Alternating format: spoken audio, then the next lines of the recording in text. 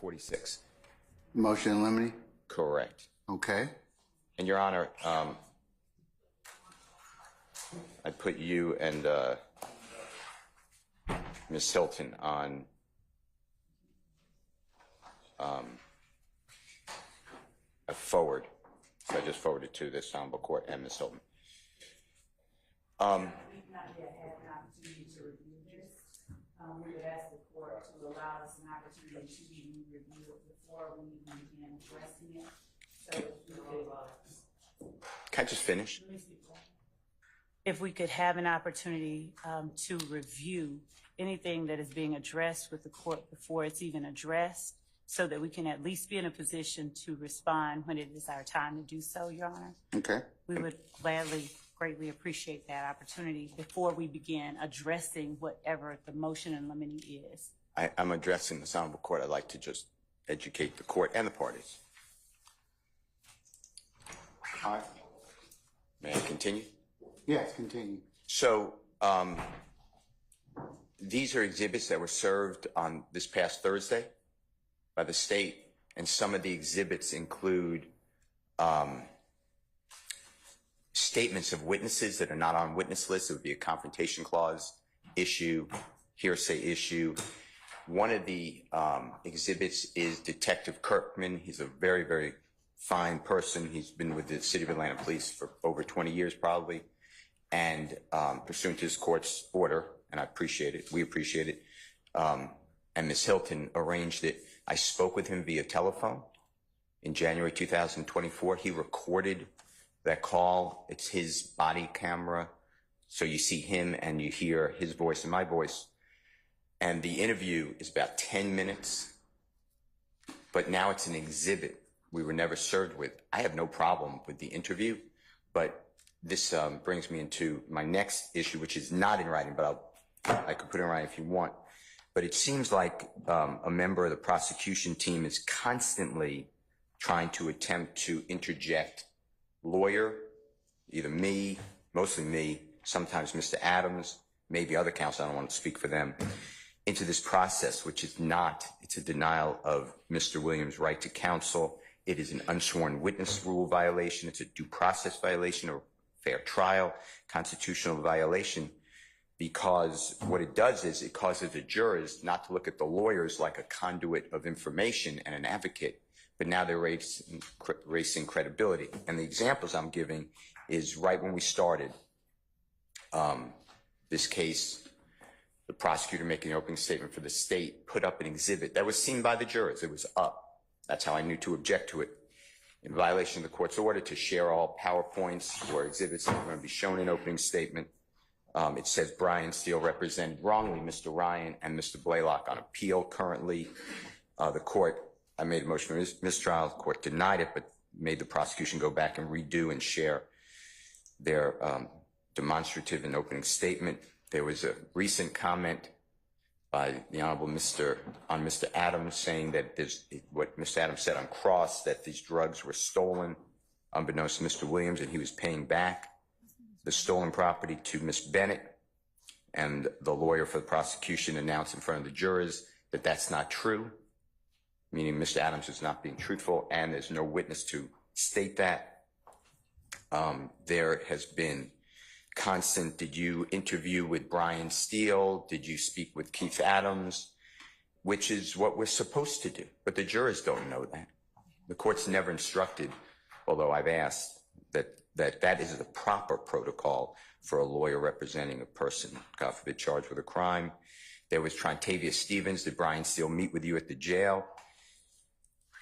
I've never represented Mr. Stevens. I didn't even remember ever meeting with him at the jail. There's a jail meeting, and then asked what was that about, which was nothing. He was asking about a probation revocation, but it looks sinister. The court allowed that over objection. Well, it goes to the witness's potential bias or motive to misrepresent. For example, if they talk to you, if a witness for anybody talks to the proponent and won't talk to the other side, that's a weight issue that the jury can decide. So, of course, I'll give the jury an instruction as to witness credibility and everything, but so that meeting with Mr. Stevens, I don't know if you realize this, was in 2021, according to what the state gave me after he had left the scene. They couldn't pull up because Odyssey was down. They said they didn't have any notes of it and they didn't remember what date. That's before this case ever occurred. That doesn't go to bias. That's just trying to impugn a lawyer and inject a lawyer. Same thing with, did Brian Steele stop the tape recording in front of you from Mr. Bean, which is outrageous. No evidence of it whatsoever. Now remember, what you all say is not evidence. I'm going to give the jury instruction on that. So I think we've kind of covered this stuff already, Mr. Steele. So to the extent that I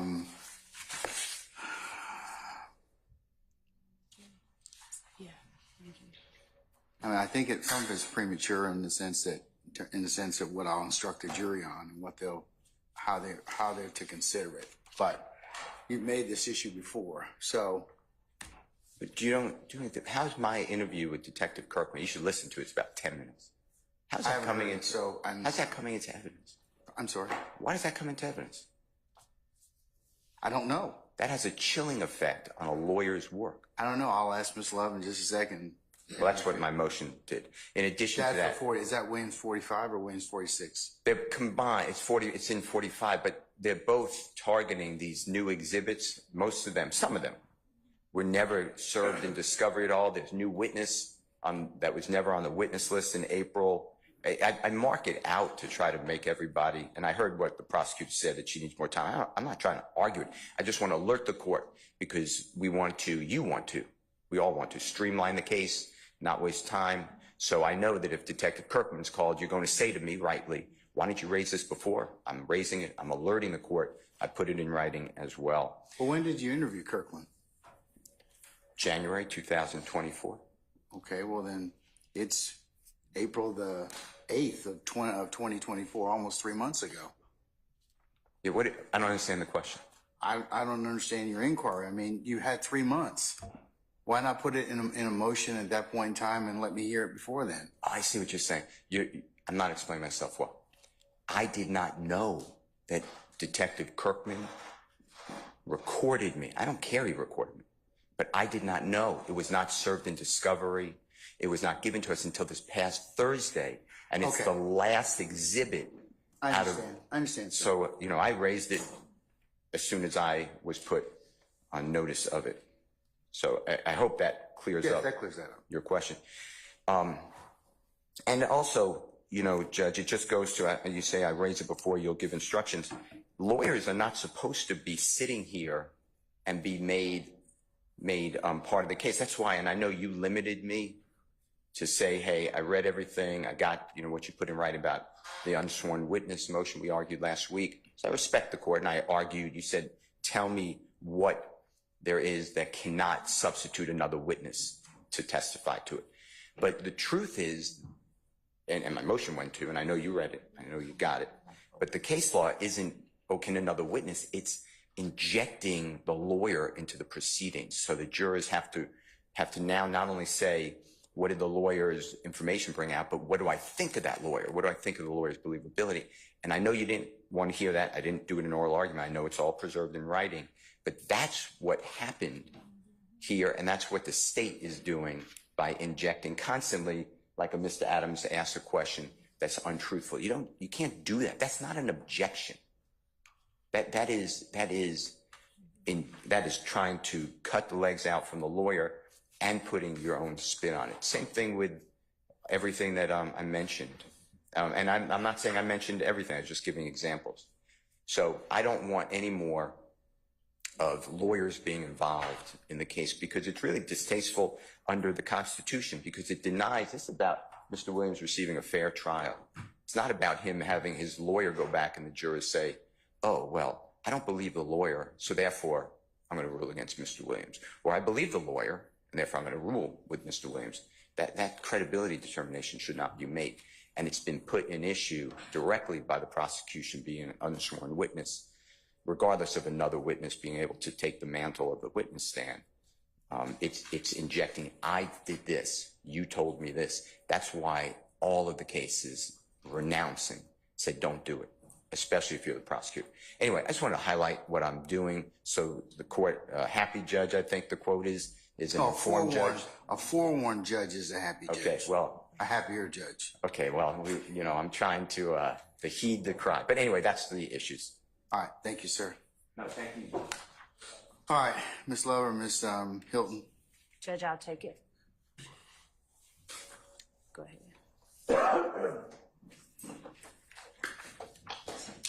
Again, Your Honor, What's the I believe purpose that of this is premature. of the tape of Kirkland Your Honor, Steele? what I did and what I informed the court and the parties that I would be doing was to provide all of the possible exhibits. And I just want to also supplement that with the fact that I did send a link to a video that I didn't include in the PowerPoint, but that is also potentially an exhibit. These are potential exhibits, Your Honor. As the court said, a forewarned judge is a happy judge. So we sent them the potential universe of exhibits that we anticipated needing to use for any reason, impeachment, any reason, so that they cannot say we did not know. We don't have them numbered as exhibit numbers because we don't know if we're even going to need to put them in. But as it relates to the interview that Mr. Steele conducted of Investigator Kirkman, Mr. Steele himself conducted that interview and we knew nothing of it. Investigator Kirkman told us just previously to him being called in last week or week before that he recorded it. And so we served it on them because he recorded it and gave it to us. So we gave it to him. It's a statement of a witness, albeit a statement he made to Mr. Steele. So I think that this entire motion in limine is a bit premature.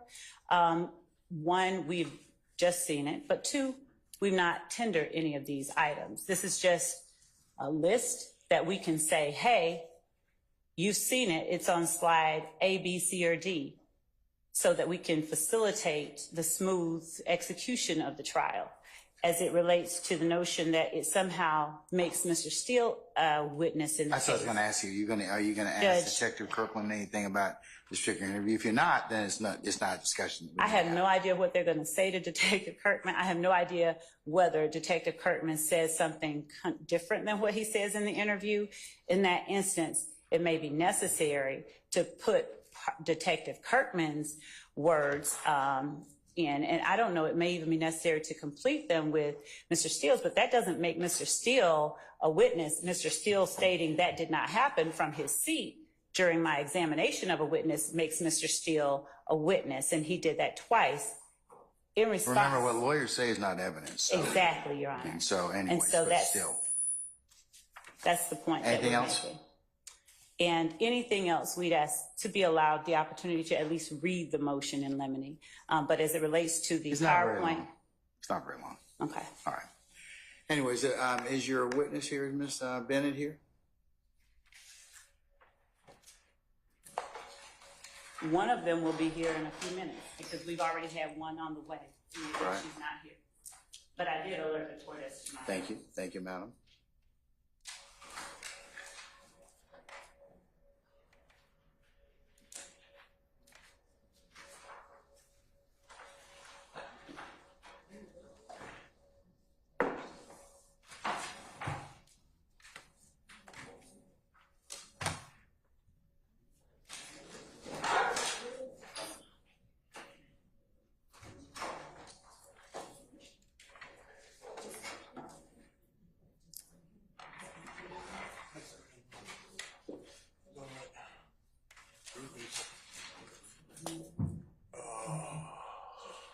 Yeah, absolutely.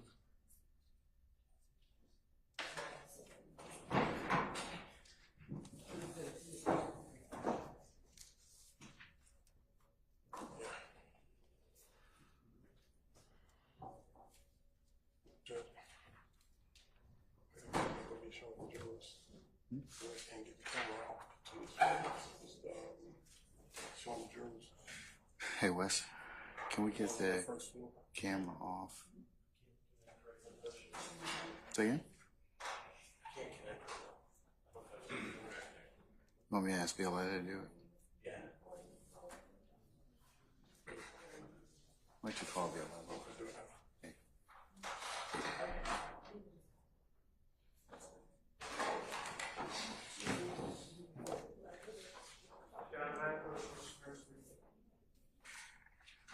Okay.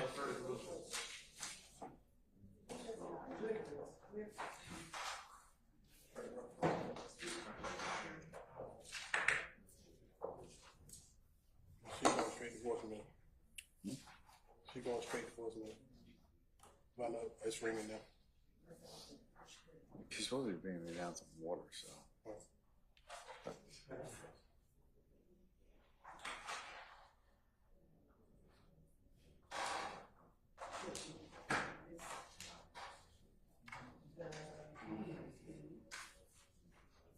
Hey, you downstairs?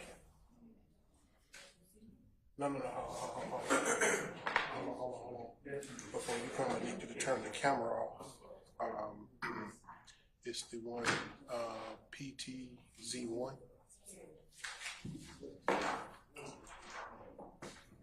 It's showing the jury. Yeah, it's going to be showing the jurors. You see me leaning across the witness stand now. There you go. It's dead. Hold on. Yeah, that's good right there. Thank you. All right. She took care of it, Wes. Thank you.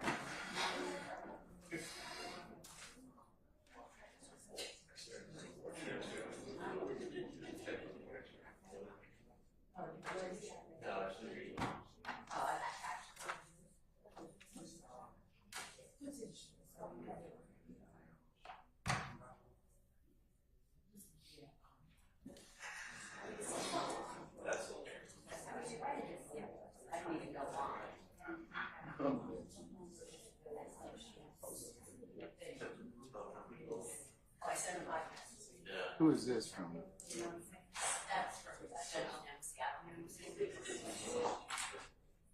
Dane Husky? Dane Husky. But they got it on the speaker.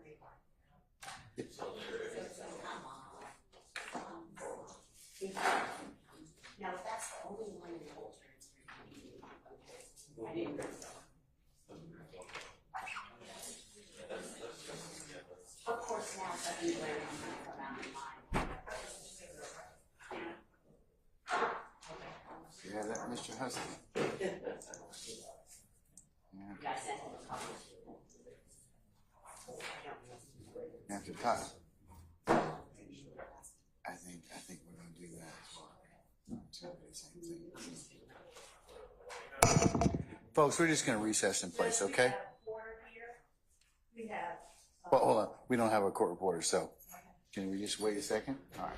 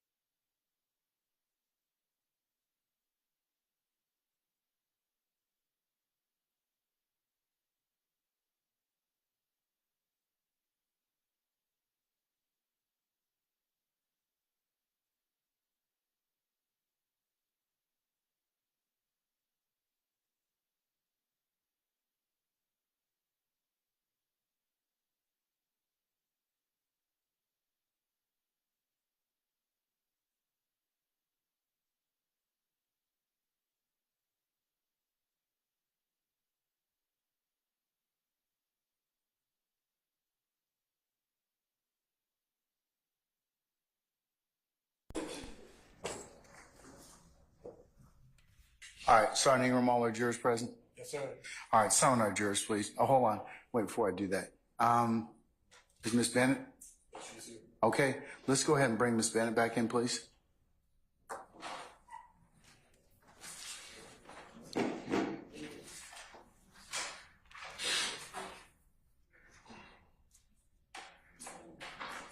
Madam, do you know you're not, Madam Camera Person? You know you're not supposed, okay, all right. Come on up, madam.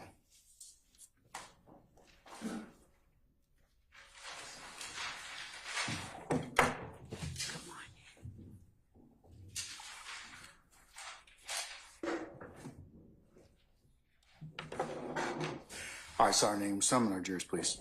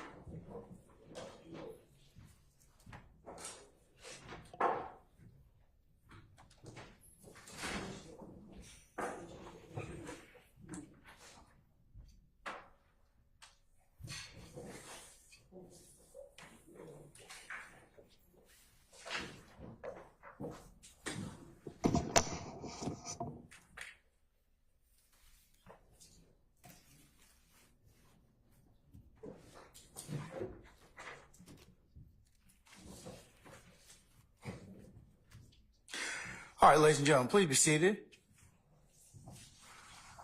All right, thank you, Sergeant Ingram. All right, ladies and gentlemen of the jury, welcome back and good morning. Good morning. All right, without further delay, we're going to continue with the presentation of the state's case. Ms. Bennett, welcome back, and you're still under oath, okay? Okay. All right, and you'll need to speak into the microphone, please. Thank you, Your Honor. Good morning, Ms. Bennett. Ms. Bennett, when you last spoke on March the 29th, I asked you a series of questions regarding your meeting on February the 9th of 2024 with Lieutenant Hamilton. Do you recall those questions? Or some of them, at least? Nah. Ms. Bennett, I'm going to show you what has been already marked and admitted as State's Exhibit 34 Alpha Alpha.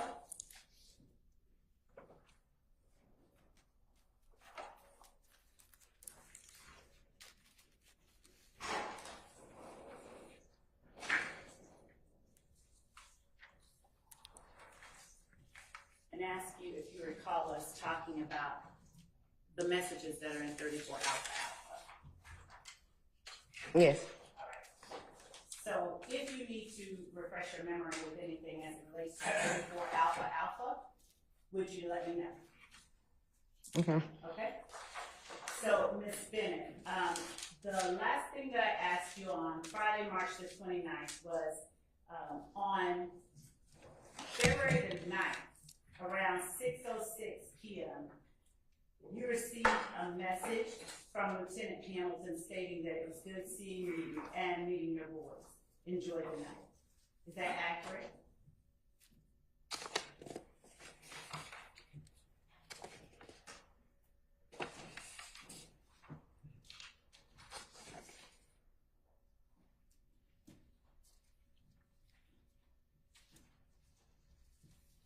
I believe page 4 of the document you have in your hand. Yes. All right. Now, as we go along, would you please tell me if you recall messages that either were sent or received to you or by you that you don't see reflected in here? Do you understand what I'm saying? Yes. Okay. And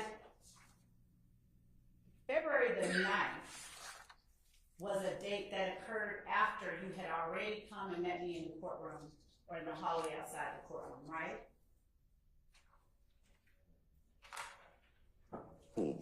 Yes.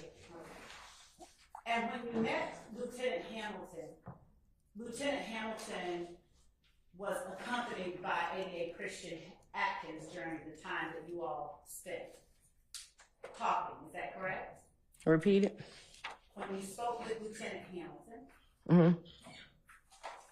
he was accompanied by ADA Christian Atkins as well as your boys, is that correct? Later. And would that be about 5 or 10 minutes later after you had gotten there? 15. 15 minutes? Ma'am? 15. Okay. And that's 15 minutes? Yes. You were there for about 15 minutes. Now, and that was meeting at the restaurant that you asked him to meet you at, as opposed to the coffee shop you all were initially supposed to meet at, correct? Mm-hmm. Good testimony, Your Honor. I stand the objection. Let me rephrase. Were you all supposed to meet at a restaurant? I'm sorry, at a coffee shop prior to your deciding or writing the question, can you meet me at the restaurant? Both. And were you all supposed to meet at that coffee shop about 2 hours before you sent Lieutenant Hamilton the text, can you meet me at the restaurant? Yes. And did you ever show up at the coffee shop? No. Were you aware that people were waiting for you at the coffee shop? Yeah, he was. Were you aware that other persons with the district attorney's office were waiting for you? I'm gonna object to No, they weren't. Hold on. I stand the objection. Were you told that other people were waiting for you as objection to well? hearsay. I stand as to form. Have you met Assistant Chief Investigator Mike Green? Who? Mike Green. I don't recall who that is. But you have met ADA Christian Atkins, correct? This him? Yes. Have you met him? Yes. And he was the young man who met with you at the restaurant with Lieutenant Hamilton, is that correct? Yes. Was there any reason that you wanted to meet at the restaurant versus the coffee shop that you had told them you would meet at earlier? No, I wasn't going to the coffee shop because when I talked to him, I told him I didn't drink coffee. And we always made plans to go to the restaurant. And that was before or after the 2-hour delay? Before. Did you tell him you were going to be 2 hours late? No, I was trying not to show up. Did you know that ADA Christian Atkins was going to be joining you all at the restaurant? No. And when you got to the restaurant and ADA Christian Atkins spoke with you, did you all speak at an adjoining table to the one where Lieutenant Hamilton sat with your sons? Yeah, we had sat at a different table.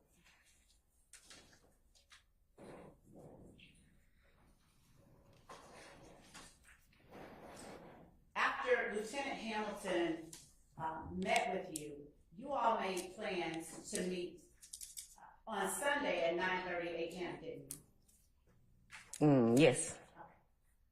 And that was to speak with ADA Christian Atkins and Lieutenant Hamilton again, wasn't it?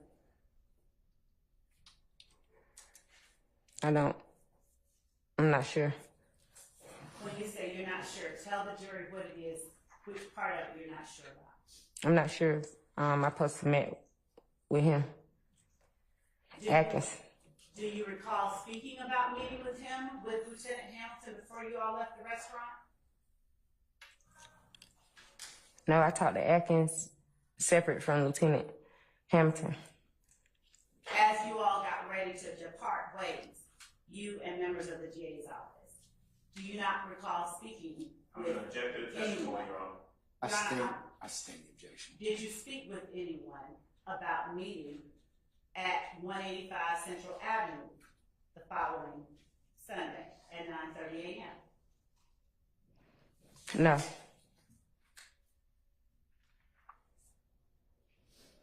Did you show up at 185 Central Avenue, the courthouse, on Sunday at 9:30 a.m.? No.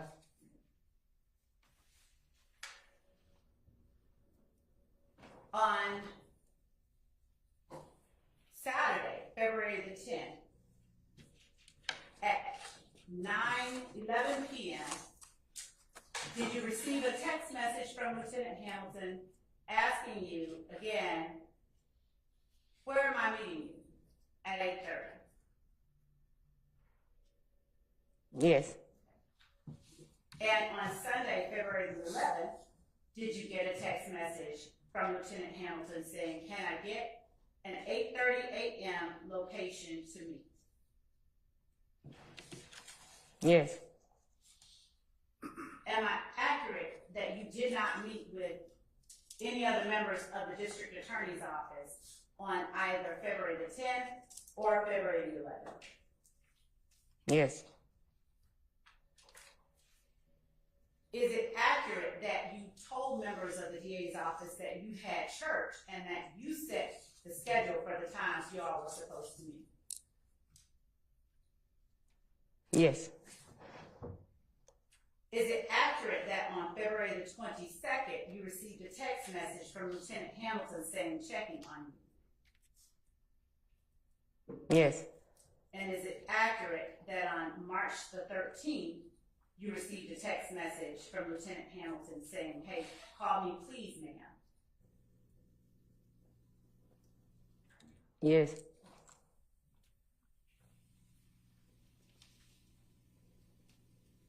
Did you receive a text message from Lieutenant Hamilton saying, good morning, tell me a good time to call you for about 10 minutes?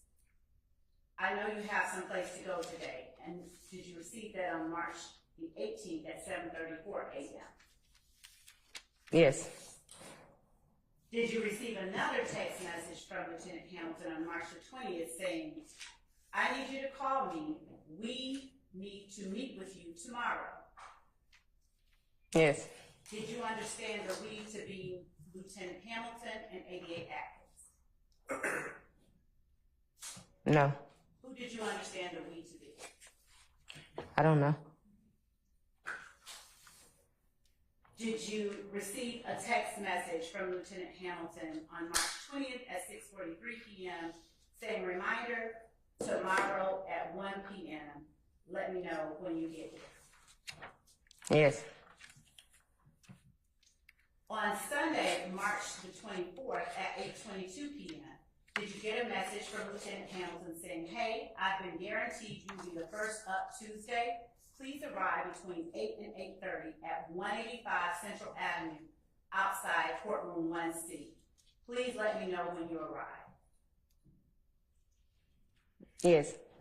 And on Tuesday, March the 26th at 8:21 a.m., did you get a message from Lieutenant Hamilton saying, good morning, are you here? Yes.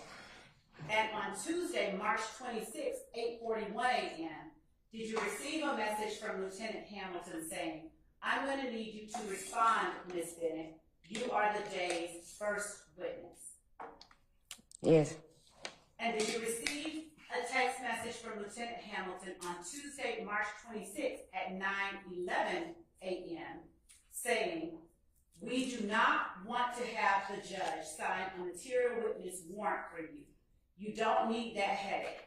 I know you said you don't care, but again, don't need that headache. We're about to start soon. I need you to reply back ASAP.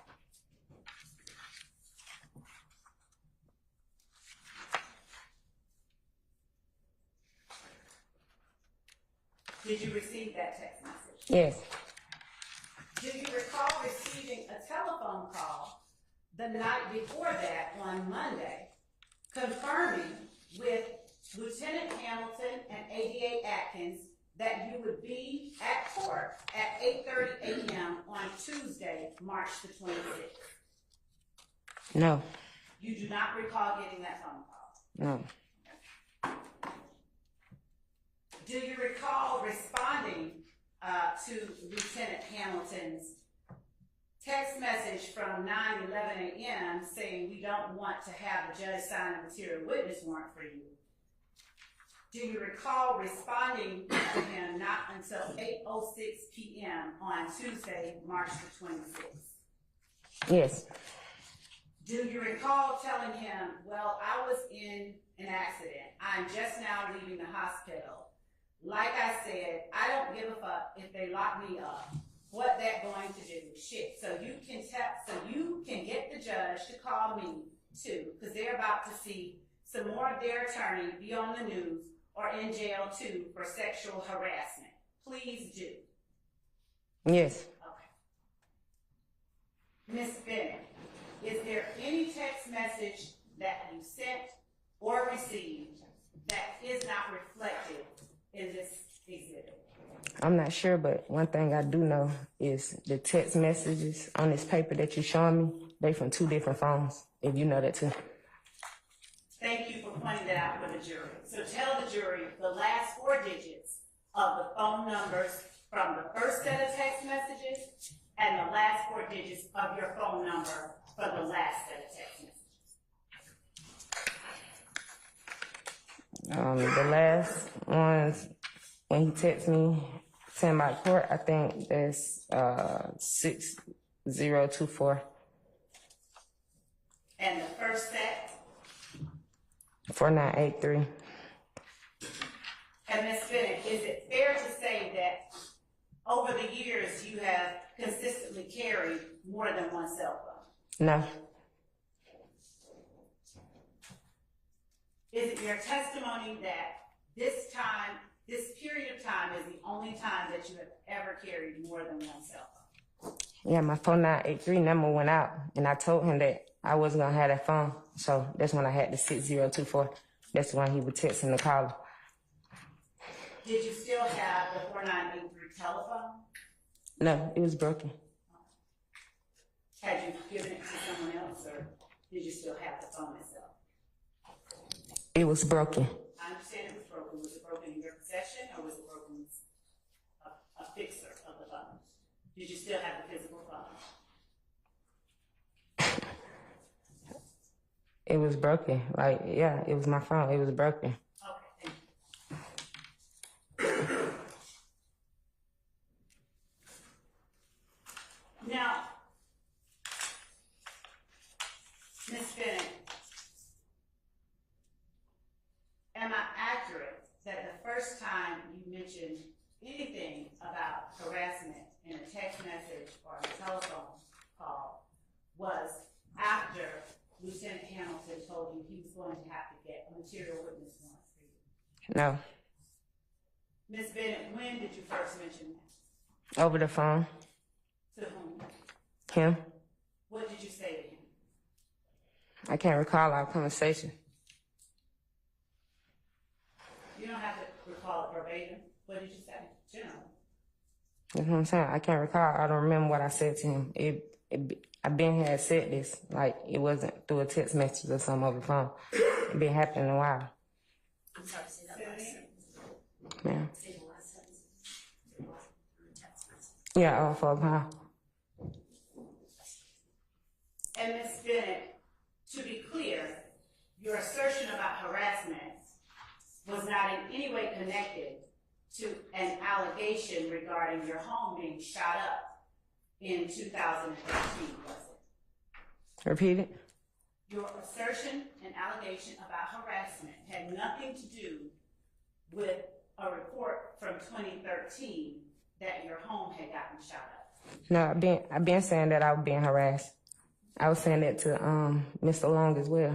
If you go back to the other text message too, if that's what you're talking about, have I been saying it? Yeah. Were you saying it in 2013? I don't know what I was saying in 2013. Did you know? I didn't know you. From this office that you've interacted with during this case, did you know any of us in 2013? No. So is it fair to say then that in 2013, there was no Lieutenant Hamilton doing anything, calling, harassing, texting, or anything to you? No.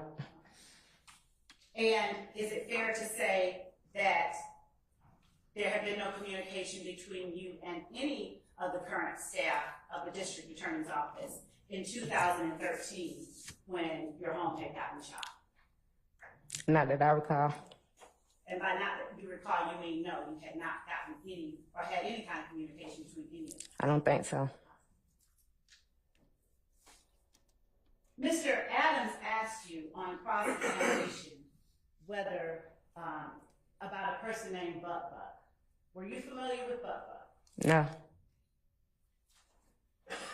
Do you recall getting on February the 6th, Tuesday, February the 6th, at 5:46 p.m., a voice text from Lieutenant Hamilton?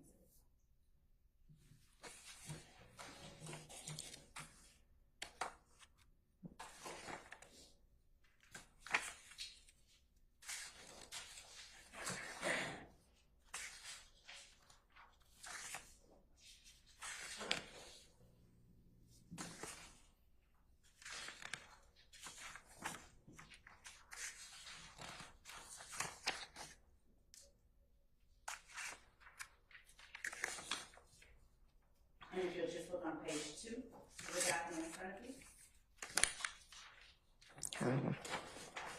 you. Yes. Do you recall what that voice text said?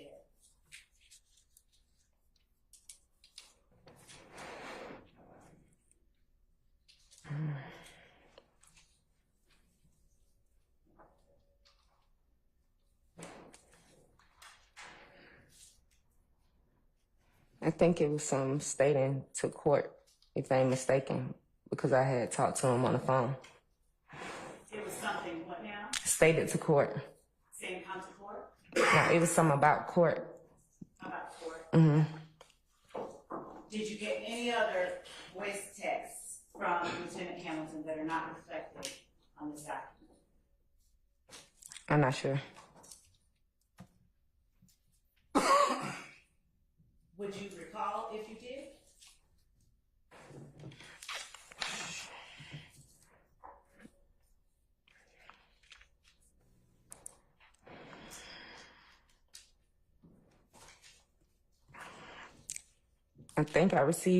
I know I received more than one, but I don't see them, but I think they were still stating to court. They were still talking about court? Yeah, I think so. And which phone were they sent on? 4983. And since you still have that phone, would you be able to find that voice text on that phone? Probably not. Why not? No, I'm not sure. I should, if it was sent at this time. And when you're saying at this time, are you referring to the voice text sent on February the 6th at 5:46 p.m.? Yes. So if there were any others, would they also be on that phone? Yes. And if there are any others, would you let us know at some later time? Yes. Okay. Your Honor, at this time, the state would like to play what we will label as State's Exhibit 34 Alpha Alpha Bravo, which has already been tendered as a part of State's Exhibit 34 Alpha Alpha, which is the voice text that is referenced in this exhibit. Any objection to states 34 as Alpha Alpha? Your Honor, it's hearsay, and I'll object. Your Honor, we tendered it at the prompting The fact that it's been tendered doesn't make it any less hearsay. It's hearsay. That's Your my Honor. Whose phone call is it? Your Honor, it was Lieutenant Hamilton's phone call that Mr. Adams said they had no objection. I'm objecting to hearsay. We That's tendered your it, objection now. and it was admitted as evidence. I'm sorry, you're talking. If I may finish. The exhibit may be in, but it still has hearsay within it, which is not admissible. The fact that it's been admitted as an exhibit does not make that portion admissible. That's my objection. Your Honor, the whole, He's correct. I'm going to go ahead and I'll sustain the objection. One.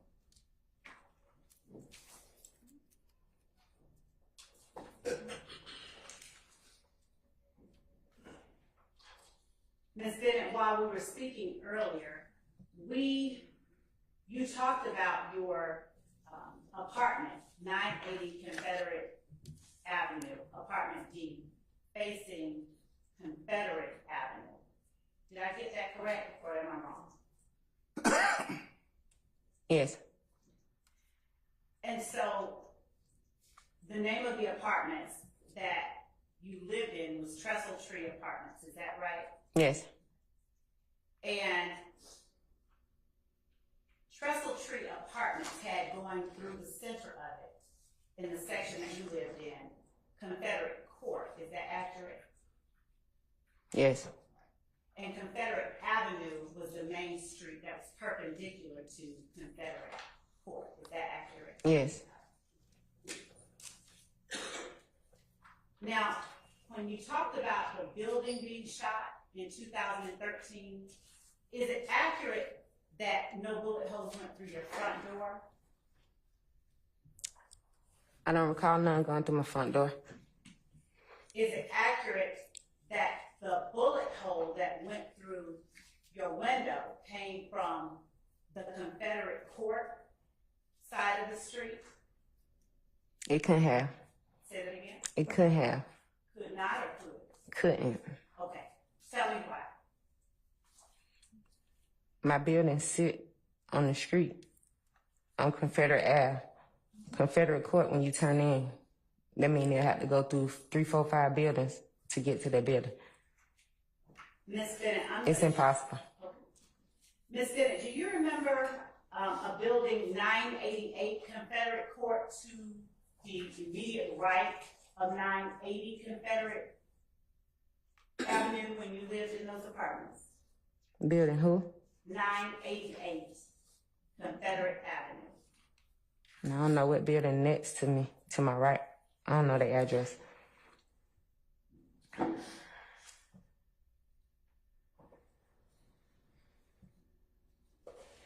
right, I'm going to show you what I will label as State's Exhibit 44A, that is 44 Alpha Alpha, 45 Alpha Alpha, and 46 Alpha Alpha. Your Honor, these are demonstratives that we have provided in the exhibit list that we have provided to the defense and the court, and they are on slides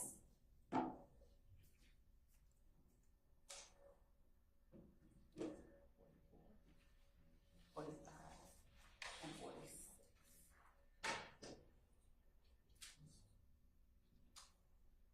On this slide.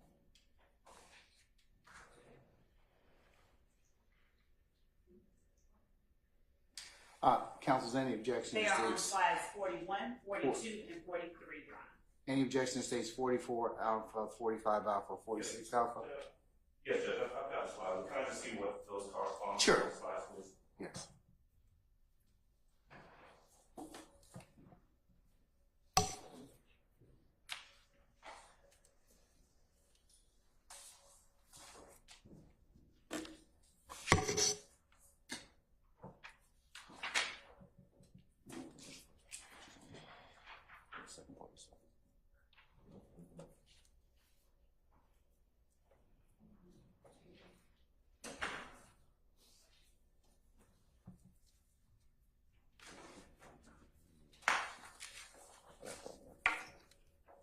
Thank you.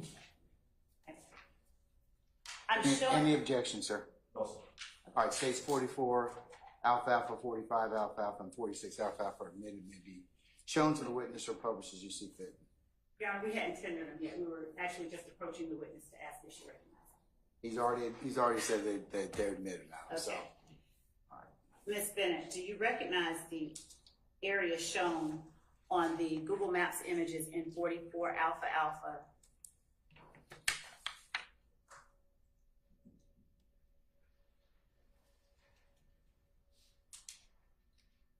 Yes.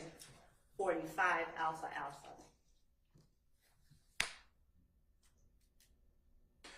They're like the same thing. And 46 Alpha Alpha.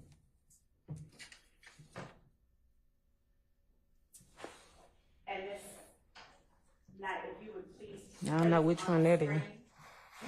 I said I don't know which one that is.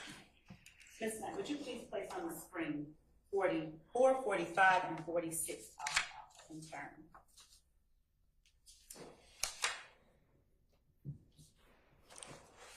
Ms. Bennett, since you said that you do recognize 44 alpha alpha, would you agree with me that 44 alpha alpha is the entrance to Trestle Tree Apartments? Yes. Okay. And the building on the corner of what is now Trestle Tree Court and United Avenue is building 988, isn't that correct? Which one? Because I don't know. The building on the corner here, that's building 988, isn't it? I don't know. Okay. Let's look at State's Exhibit 45 Alpha Alpha. And Ms. Knight, if you could just zoom in.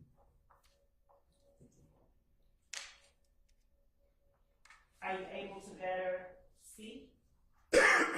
Yes, but I still can't see the numbers. Let's look at and take attention to this building to the left of the building on the corner where the hand is. You see that bush on the corner of the building to the left? Ms. Knight, would you put the hand over the bush on the corner of the, no ma'am, to the left of the, yes. You see that bush? Yes. Ms. Knight, would you zoom in on that bush? As close as you can. All right? And now go to State's Exhibit 46 Alpha Alpha. And would you zoom in on the numbers behind that bush in State's Exhibit 46 Alpha Alpha? Ms. Bennett, would you agree with me that in 46 Alpha Alpha, your building is reflected as being next to building 988? No. Can you see that this is building 980 or not? No. You cannot? No. Okay.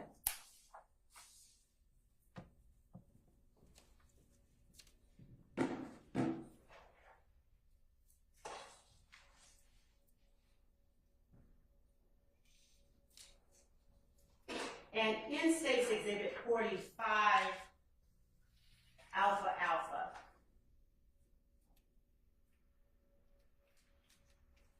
would you zoom in on the street signs?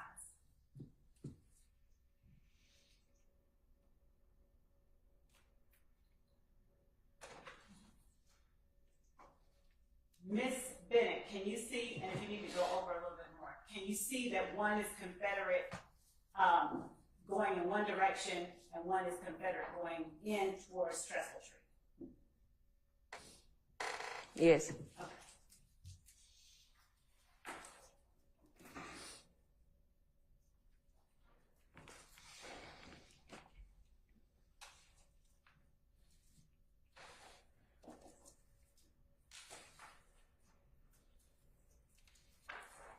Ms. Bennett, do you recall any part of what your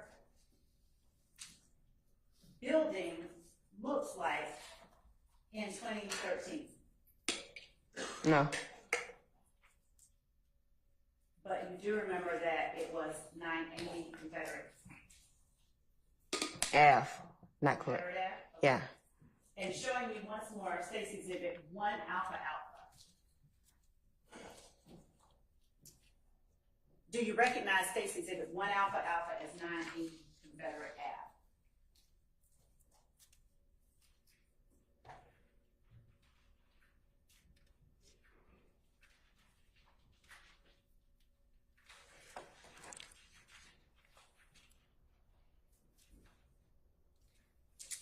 No. You don't recognize it? You need some more time to look at it? You're still holding it.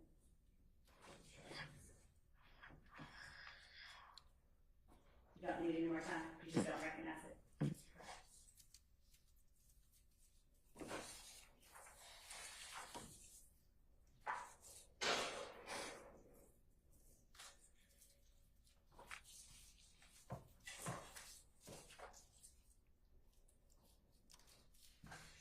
Ms. Bennett, did you ever provide any hospital information to any member of the district attorney's office? No. Is there any reason that you did not provide any information when you didn't appear in court as you were summoned to do on March the 26th? It wasn't asked. Did you call them and let them know before 9 p.m.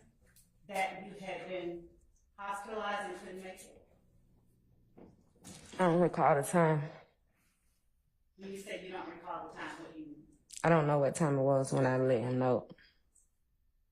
Did you call them at any time while you were in the hospital?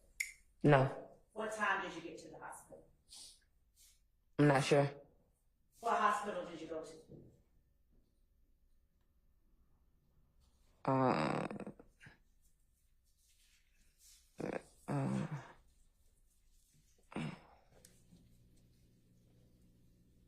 Piedmont. Do you have any records or anything like that showing that you were at Piedmont? Yes. Okay. And where are they? They not here. Did you offer them to the officers who came to arrest you for not appearing in court on March the 26th? No, they ain't asked me none of that. Did they tell you why you were being arrested? Now they were just being very aggressive. They were being very aggressive. Yeah. How are they being very aggressive? Because when I let them in, the lady was trying how she was holding me and stuff, and I ain't have on no clothes, and I kept asking them, can I put my clothes on?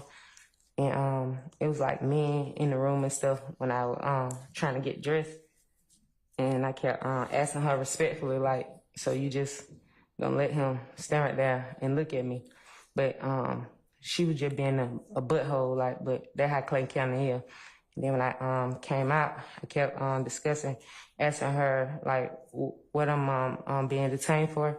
She kept just saying, you got a warrant. And I kept saying, for what? She just said, you got a warrant. And I said, for what? She said, you got a warrant. And she kept saying the same thing. And they would never show me anything. They ain't show me nothing, no paper, nothing on the phone. And that's when I came out and seen Hamilton. And they were just smiling and high-fiving and stuff like that. And did you ever inquire with anyone what you were supposed to do when you didn't show up to court on March the 26th? No one told me nothing. I'm sorry, say that again. No one told me nothing. Did you provide anyone with anything? No one asked me to. Did you go to the hospital on March the 26th, the morning you were supposed to appear in court? Yes. What kind of accident did you have? It wasn't me. It was a family member. It was a family matter. So it was not you? No. So you were not harmed? No. So was there anything keeping you from reaching out to any member of the DA's office to say, I cannot come to court? I did reach out. Okay. How? By phone. When? Was it before or after court was over that day? I don't know if court was over. I don't know what time it was, but I let them know. And then the next day, I was detained. Now, did you reach out to the court or to anyone besides whomever it is that you say you reached out to? No, I don't know how to reach out to the court. And how did you reach out to a member of the DA's office to say you weren't going to do it? If I knew how to reach out to the court, when I've been sent him that text, when I said I wanted to call the judge, I would have called him, but I didn't know who the judge was or who to reach out to. So it was on Lieutenant Hamilton because he's the only person that I'm supposed to talk to. At least that's what he told me. You have my number. Did you reach out to me? No, I don't have your number anymore. Now,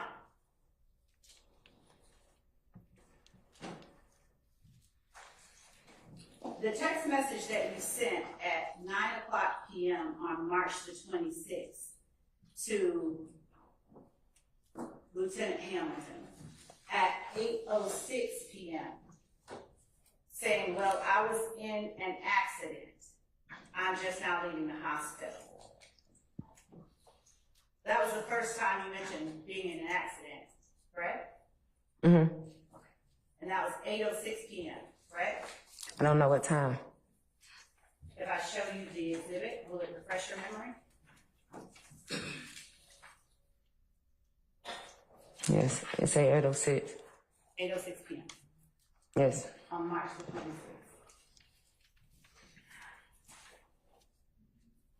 But it wasn't you that was in the accident, as you said in your text, correct?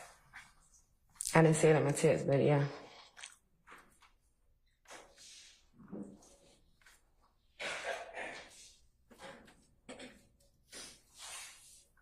Would you read your text for the jury?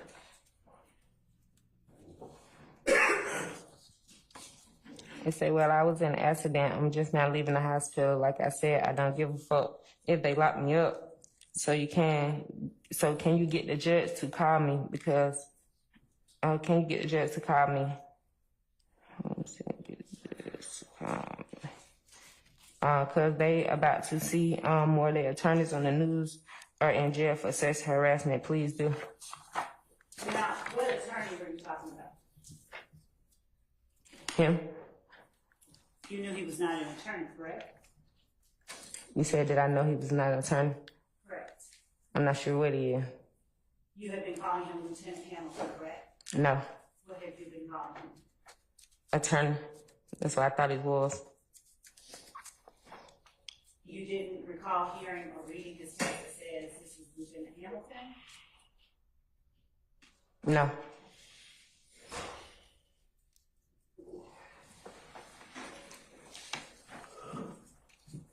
After 2013, when was the last or the next time that you had any interaction whatsoever with Jeffrey Williams?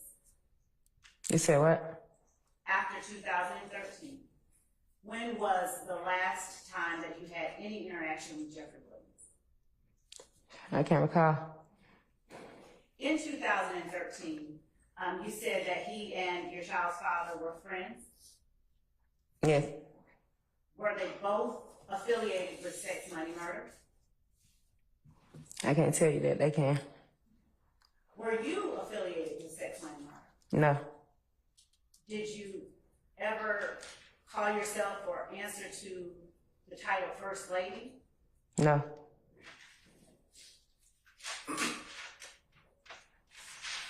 Did you ever go by the title Lady LV?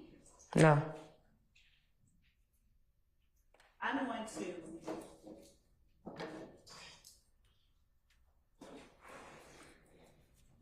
to show you what we'll mark as State's Exhibit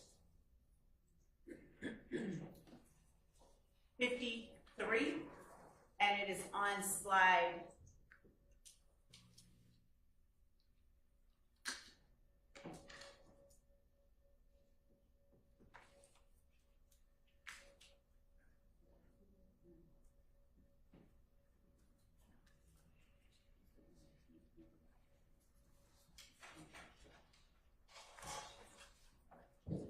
5. Actually, it's the one provided to the court and the defense prior to the provision of the exhibit PowerPoint.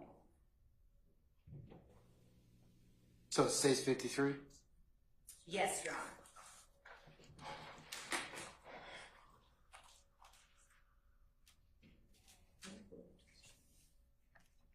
Can I move it, bro? You can.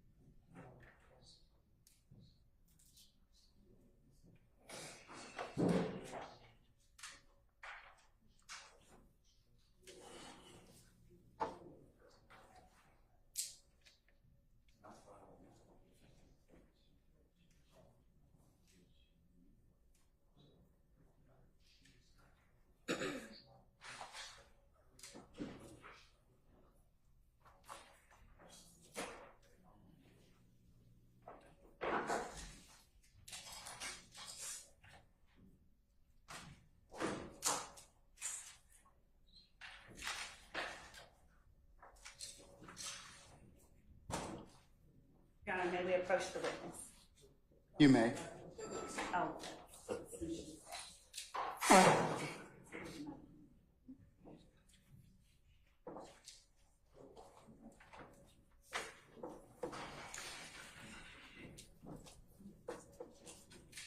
Oh, damn, that was expensive.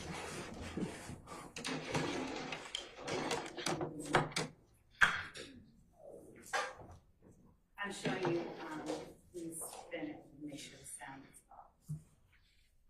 Stacy Exhibit 53. Do you recognize the persons reflected in Stacy Exhibit 53?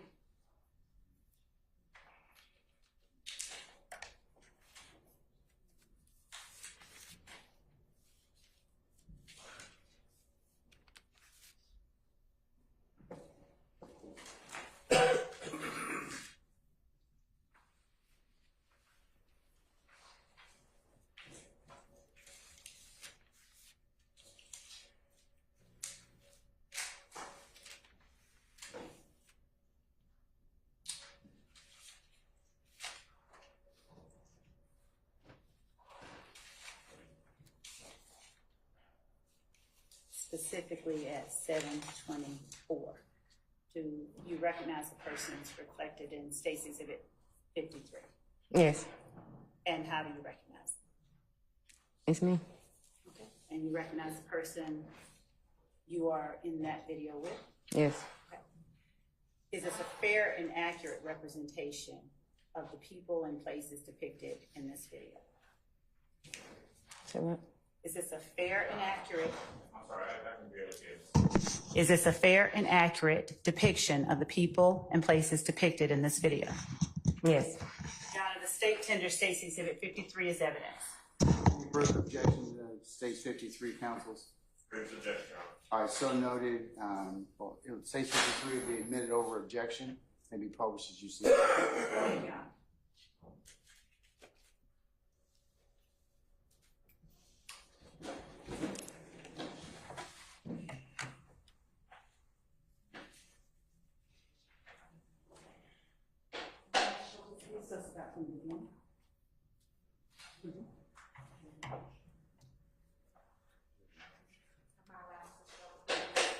Yeah, oh, yeah, I don't have a problem with that, Your Honor. No, okay, yes, it can be shown.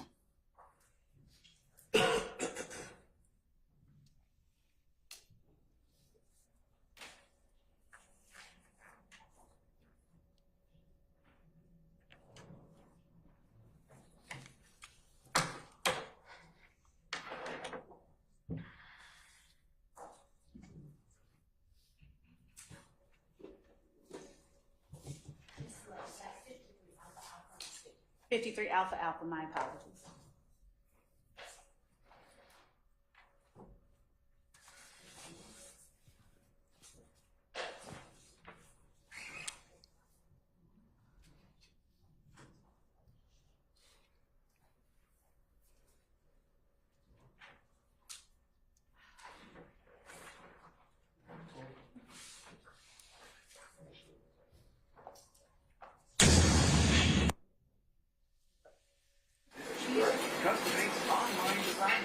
You want to say something for the cameraman?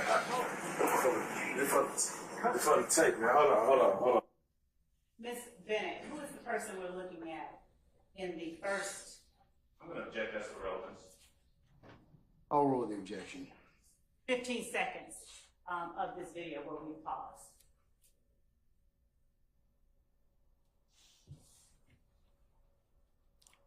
Jay. Jay, is he also called Bloody Jay? Yeah, All right.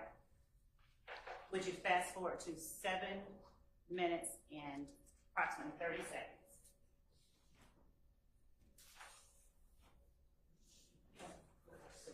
Seven 20 seconds.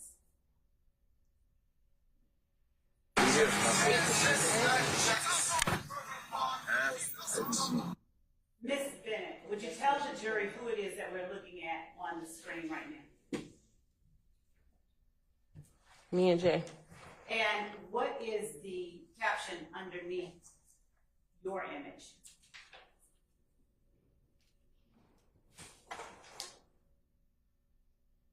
It say the real Lady LV. And isn't it true that that was a social media handle that you used? And I had so many social media, like so many people had fake pages on me. So I know there wasn't one of them though. I'm sorry, what? I said I had so many social media people make fake pages of me, and that probably was one of them. Would you continue? Go back.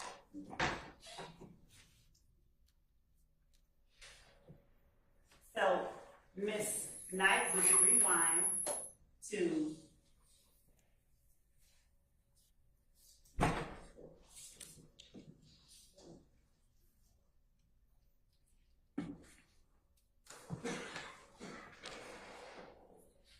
(7 minutes and 16 seconds) and just go ahead and play it.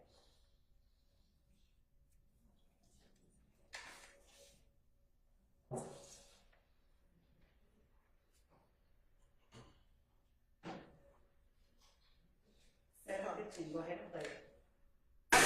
Yeah, we here.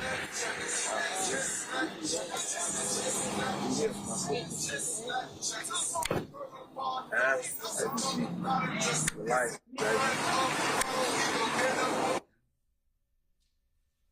Hand gestures. And what were those hand gestures meant to signify? I'm not sure. Ms. Knight, would you please back up about 3 seconds and freeze it on the hand gesture where she has both hands up?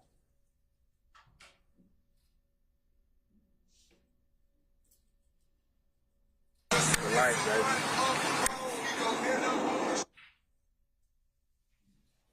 Back up further.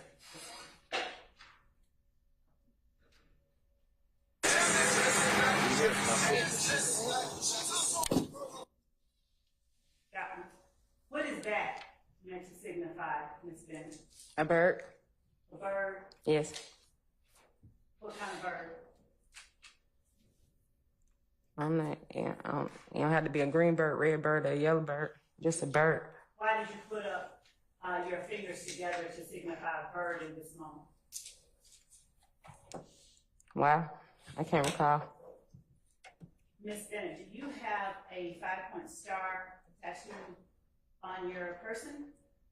Yes. What is it meant to signify? My father, 5th child. And is that 5-point star red? And green. I'm sorry? And green. Which part is red? The outer.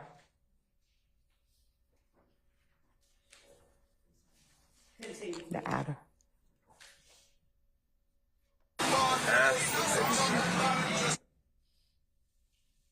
Do I know what bird game is? Yes. Mm-mm. Have you ever had any affiliation with Bird Gang? Mm-mm. Please continue.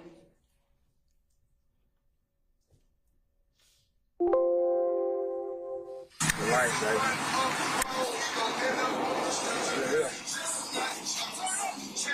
Over your eye. Zone 3.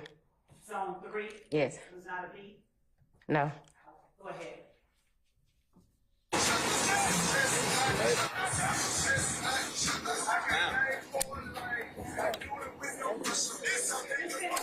Back of your shirt. You need us to rewind it? Yes. Rewind it. What is that? It said Lady LV for some. Think what it say. Is there a 5 next to the A in that last word? Yes. Why is there 5 and not a letter there? I'm not sure. You agree that that's your shirt, right? Yes, it was given to me. And you're wearing a shirt called Lady LV. Yes. Continue.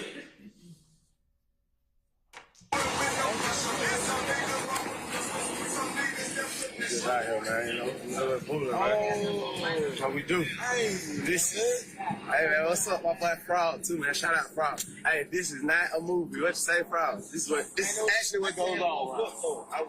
Hey, what your camera shot, nigga? What break? Oh, y'all ain't fucking with me. I got the camera. Who is the person in the video with you now at 8 minutes in? To your immediate left. Can you show the face? Please remind us.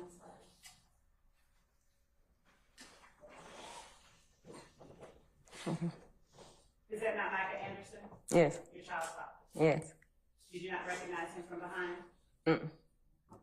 Continue. What's your camera shot, nigga? What's cracking? Are y'all ready fucking because I got the camera? What's cracking? In the hood, nigga, what's cracking? Whole lot, man. Really good.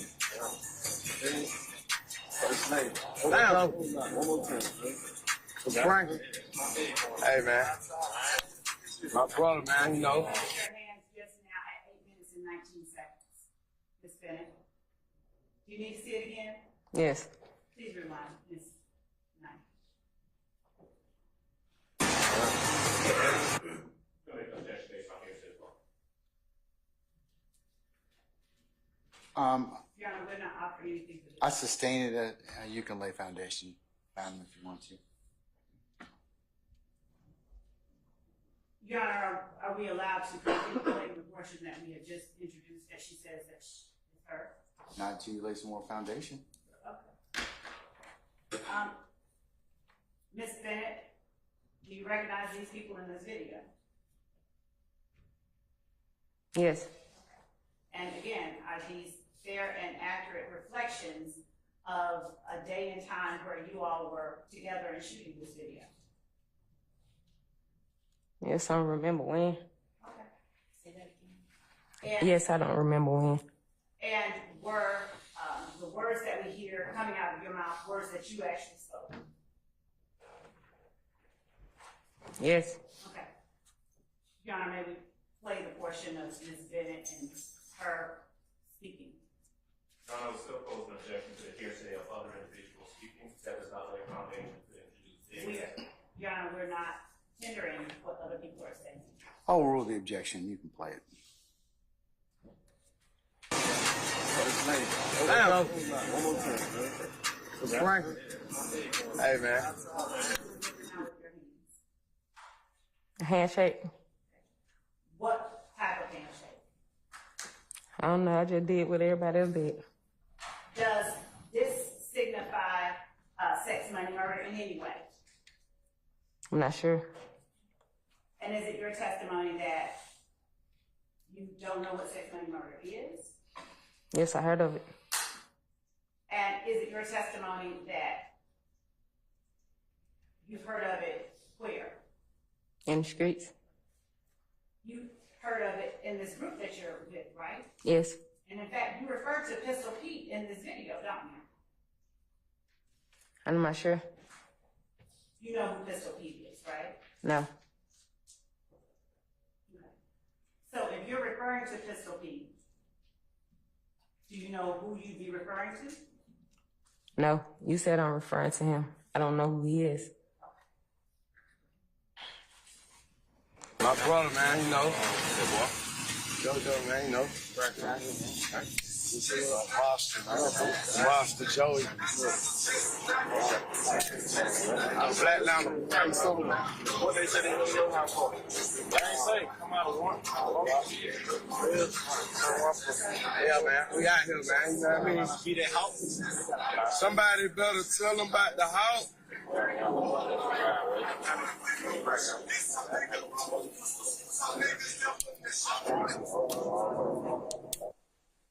And Ms. Bennett, when I asked you earlier on direct whether Donovan Thomas was ABG, is this the same ABG that you were referring to?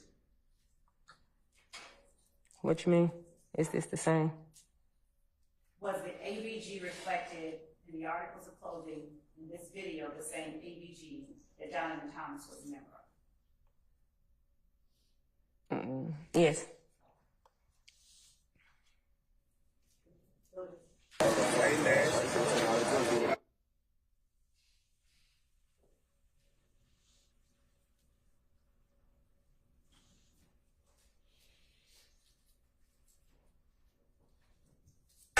Black Lamb, man. Bigger than rap, man. So you beat me out? You try that fuck shit. Good enough. You know, right there all the time. We're right there all the time. Yeah. So you know, this shit bigger out. Ms. Bennett, do you recognize the person? Could you back up just a little bit to the far left of the screen, next to Jay? No. Had you ever seen him before that day? Not sure. Isn't he the person you're in a photograph with that has already been admitted as evidence? Not that I know of. Would you continue to play until this is So you know, this shit bigger. I throw all this shit out on the back. I one of these, man. Brother Jay, man, know what I mean? Represent homie. Know what I mean? This what it gonna be like, man. Head on that, man. You know what I mean? For real. It's a little party, man. A little party. We got a little party, man. Free show goons, Lazy Brown. Free.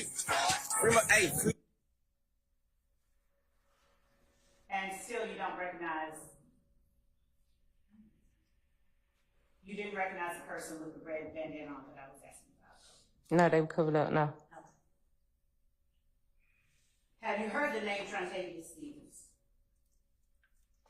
No. Have you heard the name Kit or Slug? No.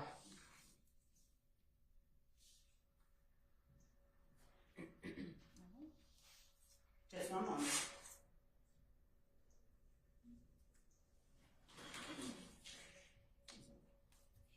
Do you know?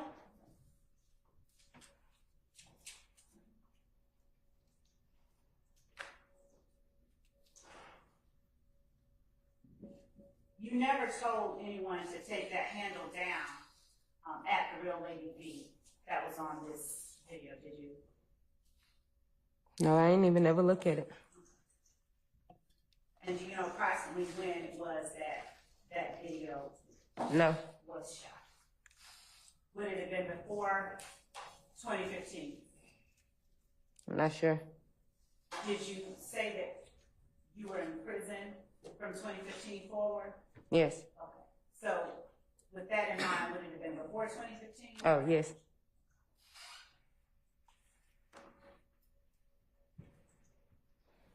I think that's all, Your Honor. Let me check.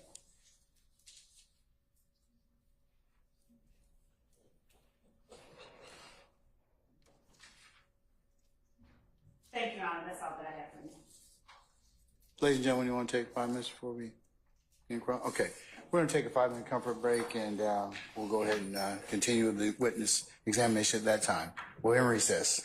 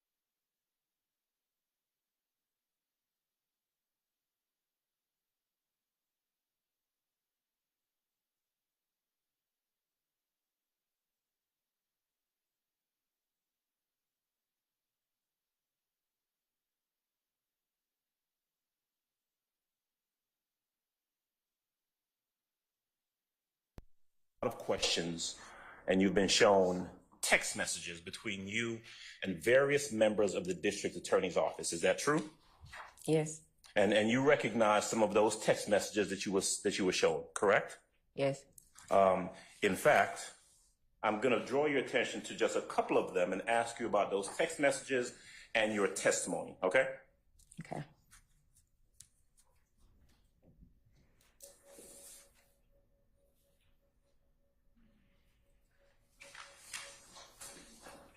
Okay, I'm going to start. Ms. Knight, if you'd be kind enough to put up what's been marked as State's Exhibit 35AAB, Alpha Alpha Bravo.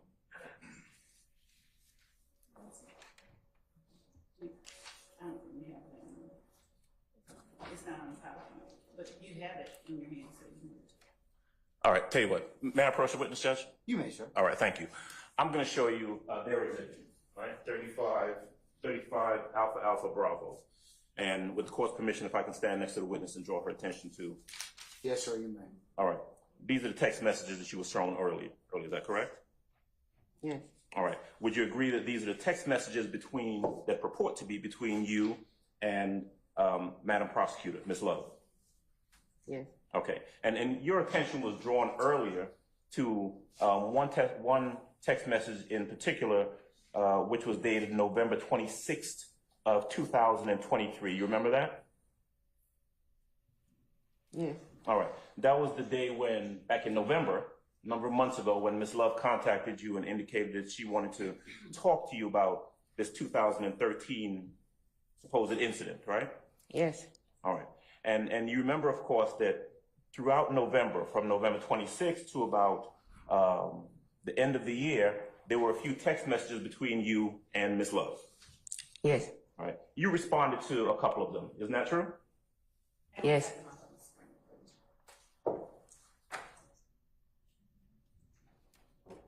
That's all right. I don't need it. Now, there was a text message in particular somewhere around New Year's. You remember that? Remember this one? Where it says, "Hi and Happy New Year." That message came from Ms. Love. Yes. Talked about hoping you and your boys were having a wonderful day. Yes. Talked about, and Ms. Love at that time went on to talk to you about how you were a, quote, wonderful mom to those three boys in case no one else tells you that this year. Remember when she was talking to you in that fashion? Yes.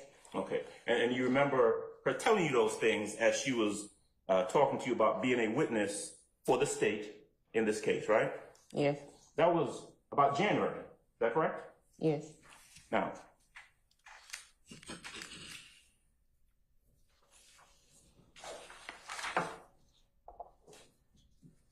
you remember that there was a text message right around the same time, around New Year's, where Ms. Love talked to you about wanting to talk to you sometime this week and that she could come by to you. You remember that? Yes. All right. Remember there was a conversation about her having some peas and leftover greens from New Year's and all that. She was talking to you about, about coming by and talking to you and being friendly with you and that sort of thing, right? Yes. Okay.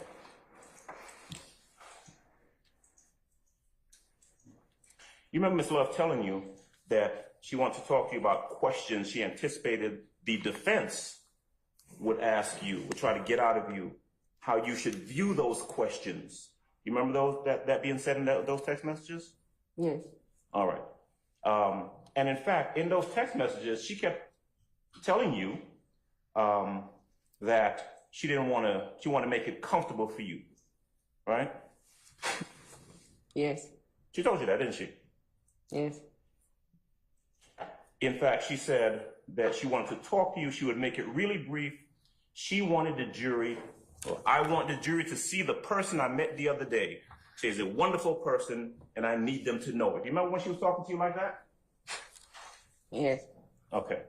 And after a while, those conversations and the temperature of those conversations changed, didn't they? Yes. And let's see, that last message that we just talked about where she wanted the jury to see the person she met and what a wonderful person you were, that was about somewhere in early January, isn't that right?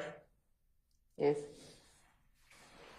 Now, soon after that, and we are in April the 8th, isn't that right? That's today's date, correct? Yes. All right. Is it fair to say that soon after January, you weren't having a whole lot more conversations with the assistant district attorney, Ms. Love? Yes. You kind of stopped responding to a lot of her text messages, isn't that right? Yes, and she kind of like stopped texting for a while. You were at some point beginning to feel as though you were being harassed by the district attorney's office. Yes.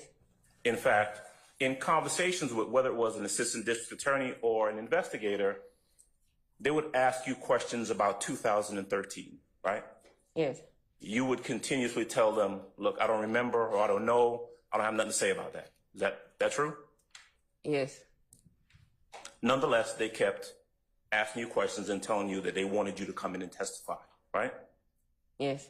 Is it fair to say that most of their questions, everything that was asked about you, was geared towards what you could say about Jeffrey Williams? Can you repeat it? Is that what they were asking? Were they trying to see what it is they could get you to say about Jeffrey Williams? Yes. With Ms. Knight's assistance, actually, never mind. Approach witness again, Judge? You may, sir. Thank you. Stage 33, Alpha Alpha. Let's see. In addition to Ms. Love, you were also talking to other investigators in the office, correct? Yes. Talked to Investigator Long, right? Yes. And talked to Investigator Hamilton. Yes. Get to Hamilton in a while, but there was a conversation that you had with an investigator somewhere around February, right? So now we're jumping from January when you're talking to Ms. Love to February where you're talking to an investigator. And at some point you sent a text message, right? Where you said, okay, I'm about to get a lawyer now because I keep telling y'all I don't have shit to say and y'all keep harassing me and my family, but I'll be there at 9:30. You remember that? Yes. Okay. So we move from November, and you're talking to the DA's office, right? Yes. And by the time February rolls around, right, about 2 months ago, you're still telling them, listen, I don't have anything to say. I don't have any information for you. Isn't that true? Yes.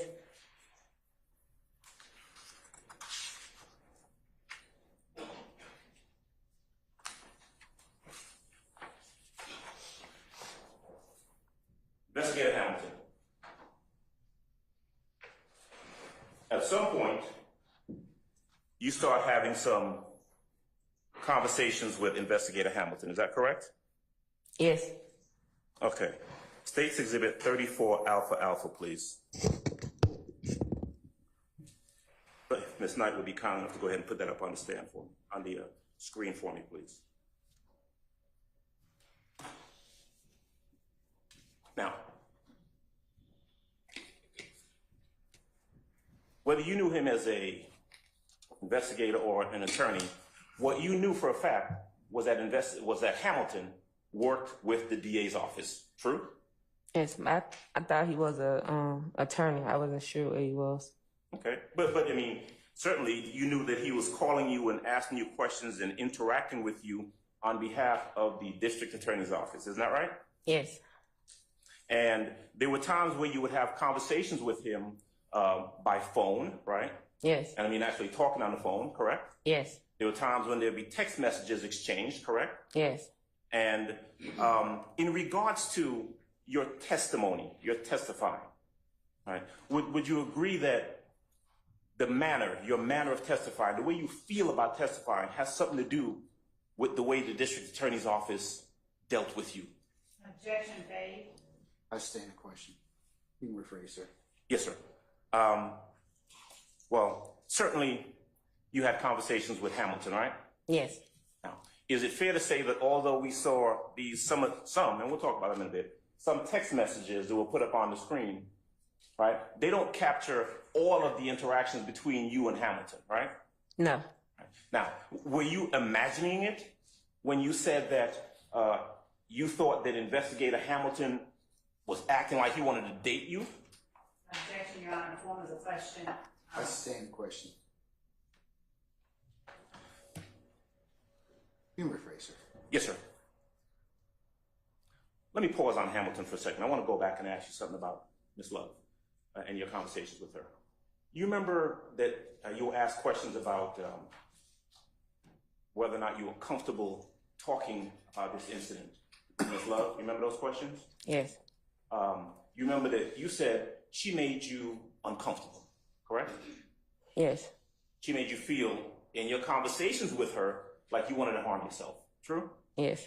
Now, do you remember testifying that at some point there was some conversation you had with her about her, quote, getting you some counseling or getting you some help or something like that? Yes.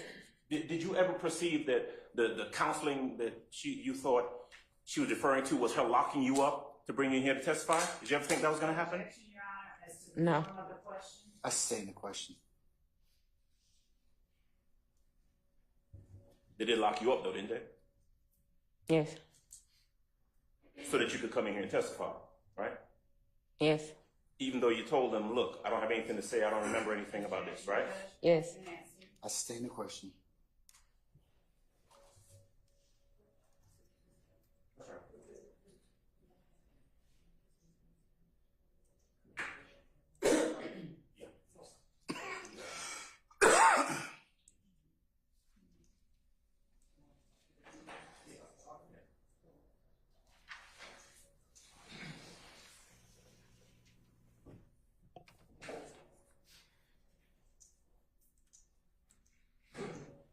Now, back to Hamilton.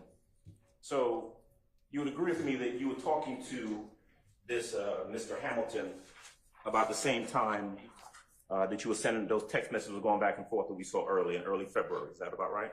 Yes. Okay. So I want you to do me a favor. Look to your left, right, and I'll reference the screen up top. Now you recognize these as text messages between you and this investigator Hamilton, right? Yes. Now, in that first text message where he says GM, now GM is good morning, right? Yes. Good morning, Mama. Hope you slept well.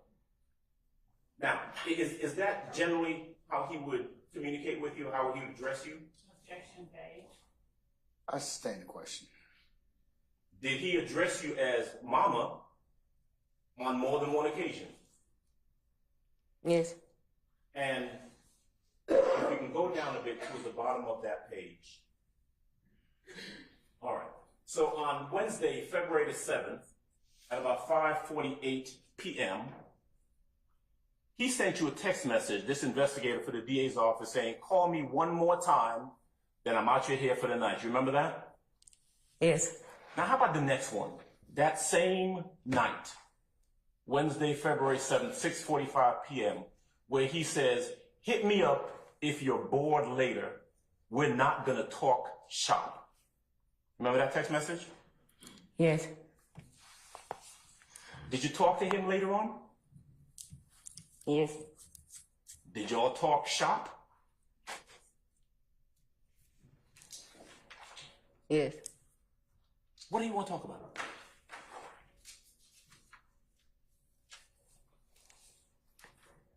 Going out. Going out? Going out as in walking out the door or going out on a date? A date. And this is February 7th of 2024, this year, when the investigator for the DA's office is supposed to be talking to you about a case, but in fact is calling you, talking to you about going out on a date. Is that true? Yes.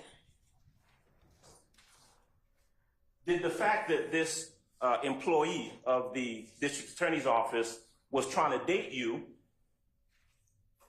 come into your mind as you're thinking about whether you have to come in here and testify or not? Yes.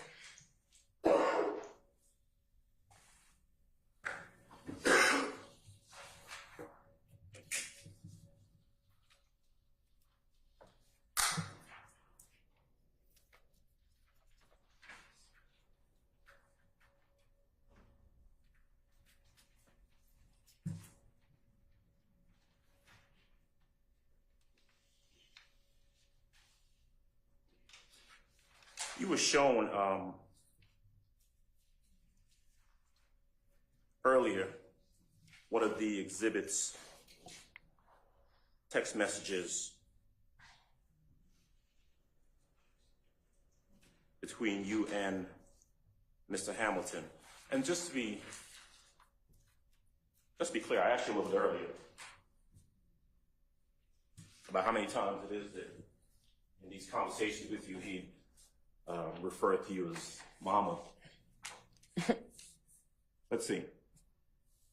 Tuesday, February 6th, sends you a text message, mama, thank you. With a fist, a little fist sign, right? Yeah.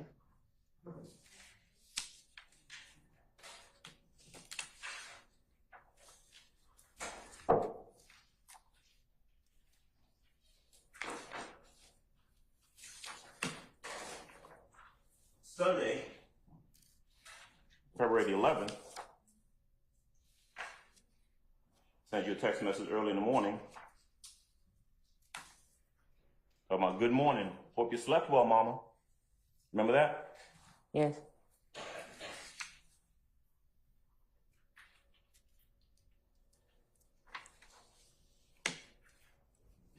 You testified last week about the fact that you were having to come meet with the DA's office and that led to you losing your job. Is that right?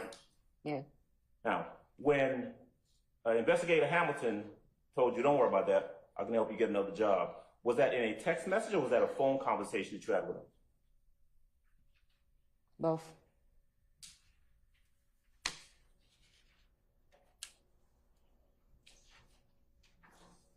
Now, as we move forward into March, right, there was that period of time where you were supposed to come in and testify. Is that right? I think so, yes. And you were in communication with Investigator Hamilton. Is that right? Yes. Now, do you remember last week when you were being questioned by the state? The state was asking questions about whether you were telling them you didn't want to come in and testify. You remember those questions? Yes. Do you remember the prosecutor asking you whether or not you said to someone or you texted someone, tell the judge to kiss my ass? But I ain't say that. Right, but you remember asking that, right? Yeah. Yes. All right. You did not say that, did you? No, it said what I said. I told the judge to call me, not kiss my ass. So the text message that's dated Tuesday, March 26, 8:06 p.m. that you were asked about earlier and that was put up on the screen where it says, well, I was in an accident. I'm just now leaving the hospital. Like said, I don't give a fuck if they lock me up. What that gonna do? Shit, so can you get the judge to call me? Those your words? Yes. Because they're about to see some more of their attorneys be on the news or in jail too for sexual harassment. Please do. That's your text message, right? Yes. That is verbatim your text message, right? Yes. So when you were asked last week, or when it was suggested that you said, tell the judge to kiss my ass, that is not what you said, is it? No. Objection, Your Honor, as to the form of the question. The question was I stand- when suggested. I'll sustain the question. You can rephrase, sir. Yes, sir. You asked the judge to call you, or you asked the investigator to have the judge call you. Is that true? Yes. You did not say, tell the judge he can kiss my ass. True? You had it right there, sir. I did not tell the judge to kiss my ass. I wouldn't have no reason to tell the judge that. I just wanted him to call me. You were on the video that was shown a little while ago. You remember that video, right? You were in that video, is that correct? Yes. Okay. I think you were asked earlier if you know when that video was. I don't. It was certainly before 2015, right? Yes. If I were to say that was in 2012, would you have any reason to dispute that? I wouldn't be sure. Okay.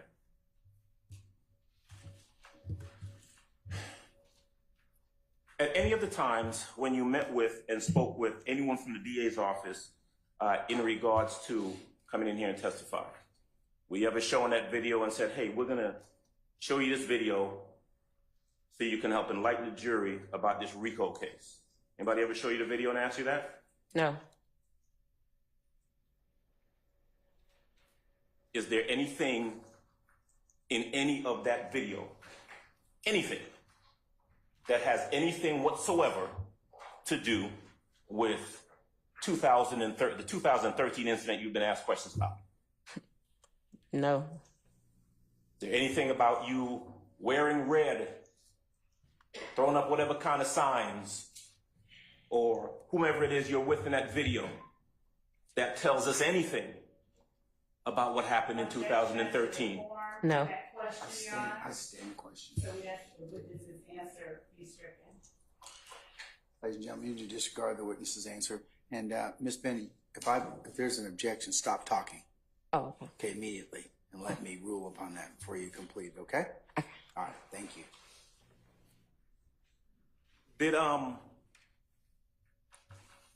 Was the first time that you saw that video when it was played here in court? Yes. First time you were asked any questions about it when it was played here in court? Yes. Did Mr. Hamilton ever show you any videos or any photographs at any time that he met with you? No. Did he, Mr. Hamilton or anybody else, ever ask you any questions about gang or gang affiliation or anything like that when they met with you? No.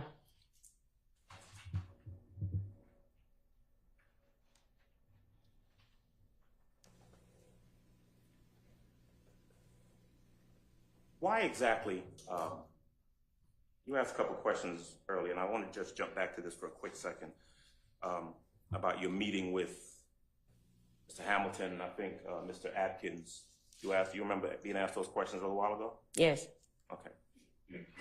Why exactly were you reluctant to meet with folks from the DA's office? Were you? Objection asked and answered. Sustained.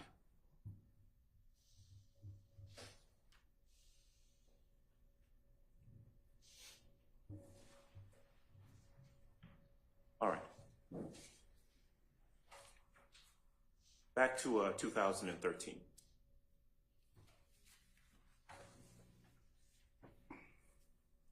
Back in 2013, is it your testimony that you do not recall the incident that you've been asked about from 2013? Objection asked and answered. Sustained. Yes. Your Honor. Madam, remember, if there's an objection, stop talking. Okay. Jury to disregard the witness's last answer. When you were being questioned last week by Ms. Love, and you said that the DA lied, what were you referring to?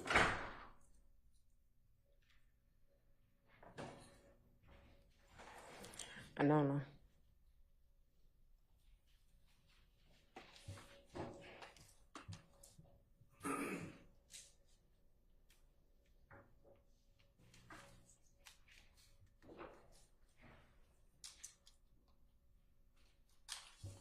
Have you,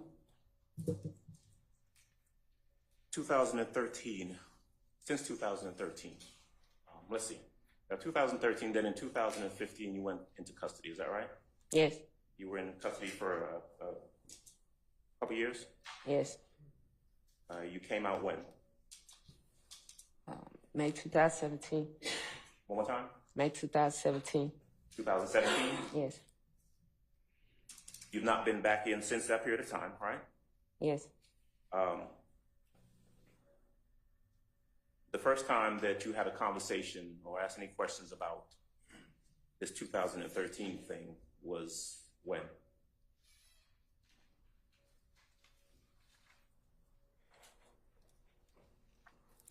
I think last year. Last year, 2023? Yes. Are you aware that this 2013 thing that they've been talking about is not even part of this indictment? Objection, Your Honor. I sustain the objection.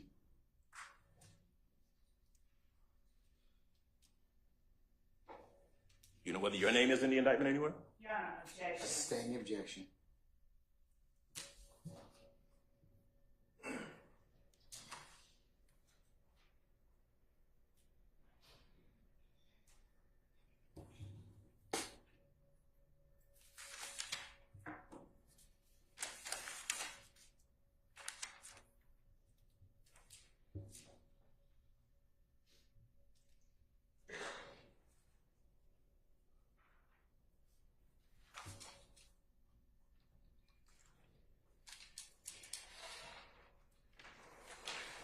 And this video, right, that you saw a little earlier. Remember you asked a couple questions about sex, money, murder? Yes. Sex, money, murder have anything to do with this incident we're talking about from 2013? No.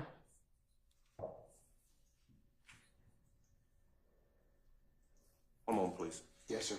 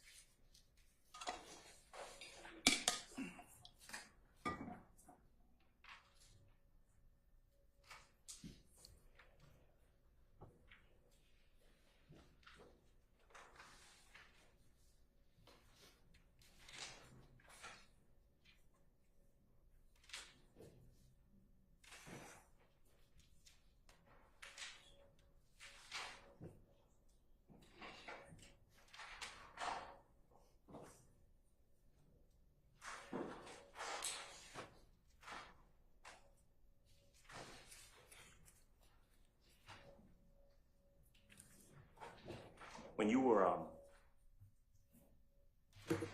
were told you had to come in here and testify,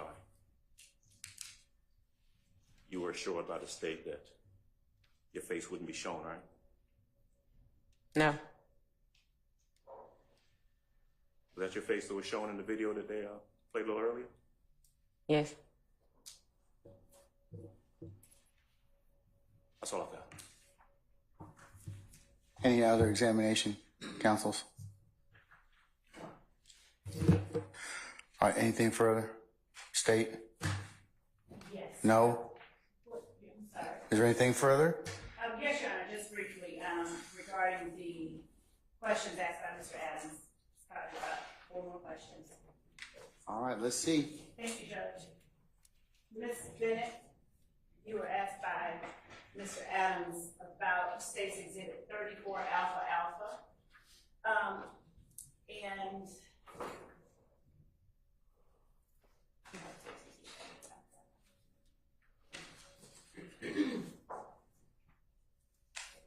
you were asked specifically about the text message on February the 7th of 2024 at 6:45 p.m.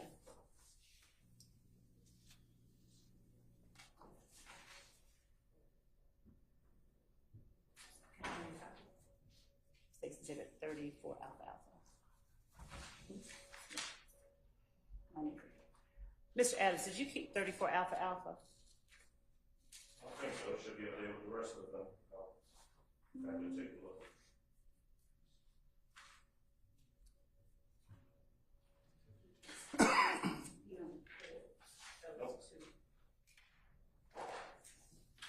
You have it? I do not. It should be with the rest of them. The only 2 that were up here are 29 and 30.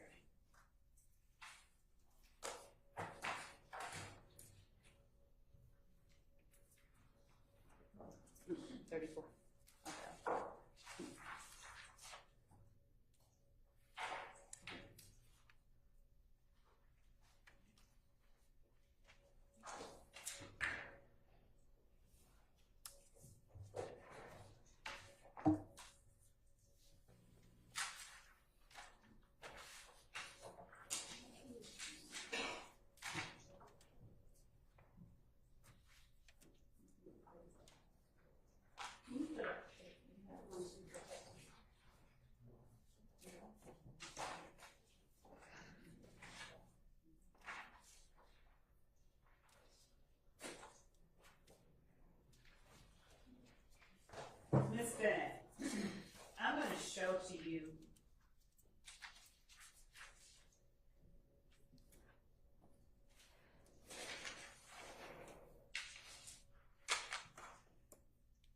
copy of State's Exhibit 34 Alpha Alpha. And you're agreeing that February 7th, 6:45 p.m. is when you received the text, hit me up if you're bored later, we're not gonna talk chop? Okay. And Mr. Adams asked you whether you spoke with Lieutenant Hamilton on the telephone after that. Do you recall that? Yes. Okay. Now, as part of State's Exhibit 34 Alpha Alpha, would you agree with me that there are also telephone calls that are reflected from February the 7th of 2024? Yes. Okay. And would you agree with me that, just look all through it, there are 2 telephone calls, and if you need to look through the rest of the exhibit, feel free to do so, on February the 7th, 2024. And that one is an incoming call at 6:02 p.m. Incoming to you, outgoing from Lieutenant Hamilton. That lasted 3 seconds. Would you agree with me? This not indicating whether the incoming or the outgoing is mine or his. I don't understand this. Okay. Like the text message. All right. You have both of your phones in your possession, correct? No, Where are they? I don't have them. I'm asking you where they are. Oh, my phone, I just have one of them right now. Okay. Where's the other phone? What? Broken. Okay. So when you say broken, what do you mean? Help me understand that. It's cracked. So why did you need to get a new number for the cracked phone? Why did I need to get a new number for the cracked phone? Yes, ma'am. When my phone was broken, I couldn't receive calls, send out calls, so I had to get another phone. Okay. So you don't have a plan, or is it, why did you have to get a whole other phone for a cracked? No, I don't have a plan on it. Okay. So did anyone ask you to look through either of your phones to look at the messages or the times from that you received or made calls to Lieutenant Hamilton? No, you just showed me that. Okay. And you'd agree with me that the only 2 calls reflected on this call log are a call at 6:02 p.m. going out from the phone that gave this call log, and a call at 6:22 p.m. coming in from your number. You know, I'm going to object to Basis. well, mischaracterization. Not a call log, it's a screenshot. I sustain the objection. So, Your Honor, I'll rephrase my You're question. beyond your 4 questions. Let's wrap it up, Ms. Love. Yes, please. I gotta use the bathroom. Ms. Bennett, do you have anything to show that any calls were made between you and Lieutenant Hamilton on February the 7th, other than the 6:02 p.m. call for 3 seconds and the 6:22 p.m. call coming in from you for 9 minutes and 31 seconds? Like I said, I don't know what this is or which phone it was at the time. I just know you have a screenshot, so I don't know if it mean him or me. I don't understand. Did you provide anyone with screenshots of your call history? No, I just seen everything because of you. Okay, I never provided nobody with nothing. You provided everybody with everything. right. Yes. So, did you ever provide anyone anything to contradict anything in here? No, you did. Okay, I didn't provide anything, right? This is the exhibit, you understand that? Okay. Okay, did you ever provide any, I sustain the objection. Ms. Bennett, did Mr. Adams ever ask you for a call log? Objection No. Objection to burden shifting. Your Honor, it's not burden shifting, the issue has been raised that, Your Honor, may we Hold on. approach? Mr. Adams, I'm going to overrule your objection. Mr. Shard, I'm going to overrule your objection. State, don't ask that question ever again. And Ms. Bennett, would you agree with me that the next call between you and Lieutenant Hamilton did not occur until March of 2024, as reflected by these calls on these screenshots?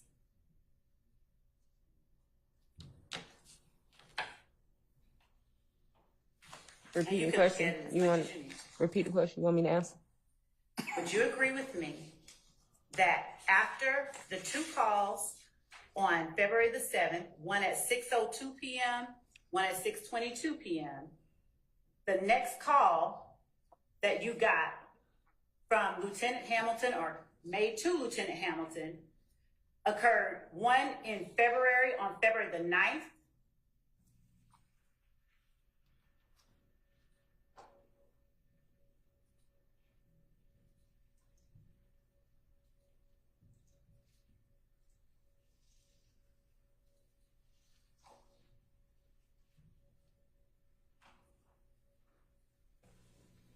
Which one are we talking about?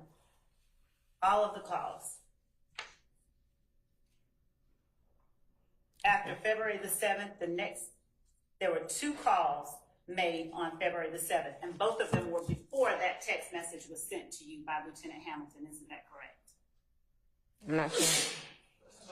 Bless you, Your Honor. Would you agree with me that the text message from Lieutenant Hamilton was sent to you on February the 7th at 6:45 p.m.? Yes.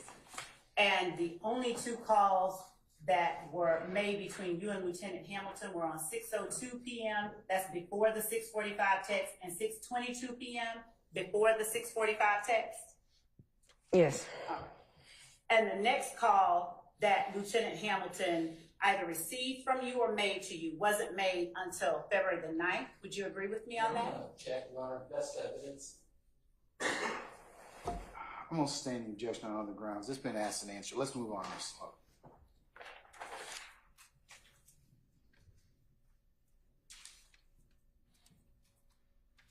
And it's fair to say that notwithstanding any of this, all of this occurred well after 2013, correct? It's asked and answered. Let's move on. Thank you, Your Honor. That's all that I have. Anything further? Did the state ever provide you with your, not a screenshot, but phone logs, actual phone records to look at and ask you any questions about phone calls that had been made? Did they ever do that? No. Did they ever provide you with phone records from Investigator Hamilton and ask you to look at those and ask you questions about phone calls that had been made? Did they ever do that? No. That's all. Anything further? No, Your Honor. All right, may Ms. Bennett be permanently temporarily excused as a witness? Yes, Your Honor. Yeah. Permanently? Yes, Your Honor. Okay. Ms.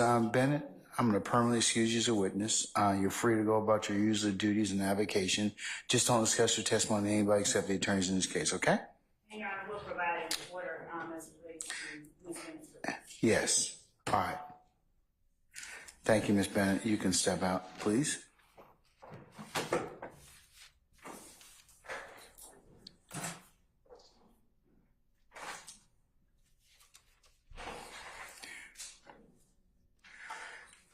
All right, ladies and gentlemen from the state, are you prepared with your next witness? I'm just asking so I can go ahead and kind of let the jurors know in terms of lunch, because it's about the noon time hour anyways, about 10, almost 10 after.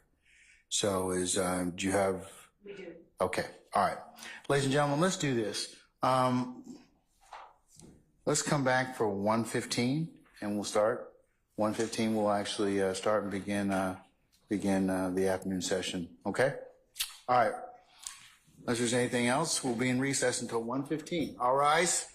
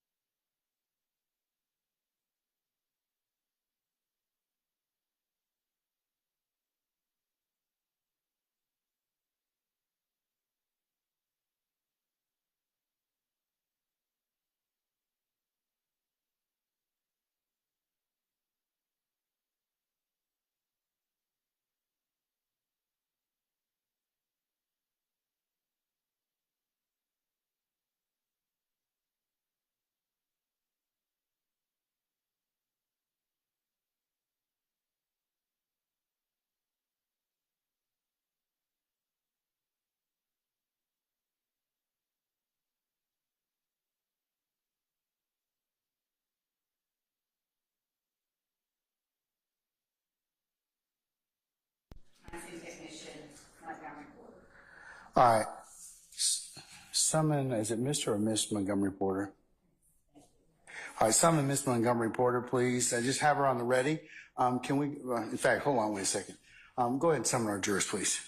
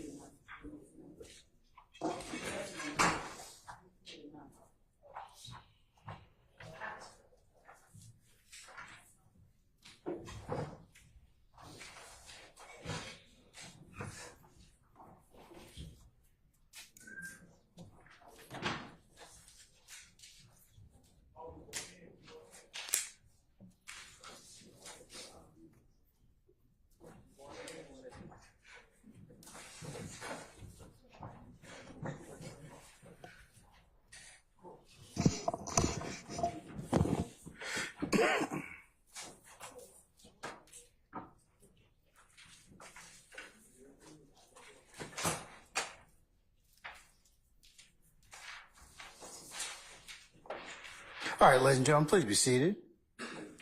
All jurors present, count for. All right, thank you, Sergeant Ingram. All right, State, call your next witness. Yes, Your Honor. The state calls crime scene unit manager L. Porter to the stand. All right, summon Ms. Porter, please. Ms. Porter, good afternoon, madam. If you please approach the witness stand. Once you get there, before you sit down, turn and face Sergeant Ingram and be sworn as a witness.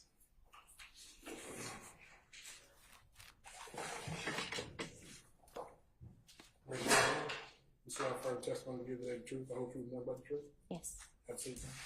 State and spell the first and last name. Okay. My first name is LaShantis, LaShantice. Last name Porter, Porter. Good afternoon, Manager Porter. How are you doing? I'm doing well. Can you tell the jury where you are currently employed? I am the crime scene unit manager at the Atlanta Police Department. How long have you been with Atlanta Police Department? I've been with the police department for 17 years. And can you explain to the jury what does your current position as the crime scene manager, what all do you do in that capacity as APD? In my current position, I make sure that the crime scene unit and the crime scene techs are processing their scenes correctly, making sure they're collecting evidence correctly, doing their reports on time. I also manage our background check unit and making sure they are assisting the public with their background checks. We also do fingerprinting, and we have a photo lab that provides photos to law enforcement agencies. Is that photo lab in-house to APD? Yes. Now, when you first started with APD, what position did you hold? I started as an office support assistant, and I worked in the personnel unit. What did you do after that? I went to the motors unit, and then I went to Central Records, and then from Central Records, I went to the crime scene unit. Now, when you first went to the crime scene unit, what was your initial position there? Crime scene tech 1. What is the crime scene tech 1? A crime scene tech 1 is your entry level. Crime scene tech, you go to scenes, but you respond with a senior technician. What is after a crime scene tech 1? Crime scene tech 2. Did you ever become a crime scene tech 2? Yes. When did you become a crime scene tech 2, roughly? I believe it was in 2011. And what do you have to do to get promoted, so to speak, to a crime scene tech 2? We have a series of classes that we take at Georgia Public Safety Training Center in Forsyth. So once we take those 7 classes and we have a year of work on the job training, then you get your certification. Now, in the state of Georgia, is other crime scene techs and other law enforcement agencies, do they take similar classes? Everyone takes the same classes. So is the crime scene tech 1 and 2, and is there a crime scene tech 3? It is. Is that something that's used with law enforcement agencies across the state? Some of them, not all. Now, did you ever get promoted to a crime scene tech 3? I did. What do you have to do to attain that? So I was grandfathered into the position once they changed them. However, you have to have a IAI certification, which is a national forensic certification. Now, if you, so in total, with your time with the Atlanta Police Department, is it fair or not fair to say that the bulk of your time has been spent in some capacity as a crime scene technician? Yes. Now, when did you first take on your current position as a manager? It was in 2018. And you've been in that position from 2018 until present day 2024? Yes. Roughly how many crime scene techs work underneath you? Right now we have 10 crime scene techs. Now, the crime scene techs, do they respond across the city? Are they broken down by zone? How does that work with APD? They respond across the whole city and the airport. Now, in your capacity and time with APD, if you had to ballpark, how many crime scenes have you personally responded to? Over 5,000. And do you ever have to respond to crime scenes in your current position as a manager? No. What would be a circumstance that you have to respond to one in present day? If it's a major scene or if we are short-staffed. Now, can you describe for the jury, for the crime scene tech, say crime scene tech 1 that responds, what is their duties and responsibilities when they respond to a crime scene? So upon responding to a crime scene, we get the calls on the radio. We respond to the scenes. We're requested for photos. We take photos. We process for fingerprints. We collect evidence. We collect biological evidence, clothing, anything of the sort. We process vehicles if necessary. And when crime scene techs with APD respond to a scene and take photographs, do they have any interaction with officers or investigators on scene to know what to photograph? Yes. How can you kind of describe to the jury how that works? You're a crime scene tech, you just got on scene. What are some of the steps that you all perform? Okay, so upon arriving on scene, we will speak with the lead investigator or the officer on scene. We will do a walkthrough of the scene, and that entails them letting us know the type of call it is, the type of processing they're requesting, how big the crime scene is, if we have to respond to multiple locations, and so on and so forth. Now, Manager Porter, did you turn your attention to May 13th of 2013? On that day, did you respond to the crime scene related to the case you're here to testify to today? Yes. Now, what location did you respond to back on May 13th, 2013? It was 980 Confederate Avenue. And was that a home, a building, an apartment? It was an apartment. And what specific apartment did you respond at 980 Confederate Ave? It was apartment D. D as in dog? D as in dog. Mm-hmm. Now, was that in Fulton County? Yes, I believe so. And how did you get dispatched to go there? What were you responding to? I was responding to a shots fired robbery call.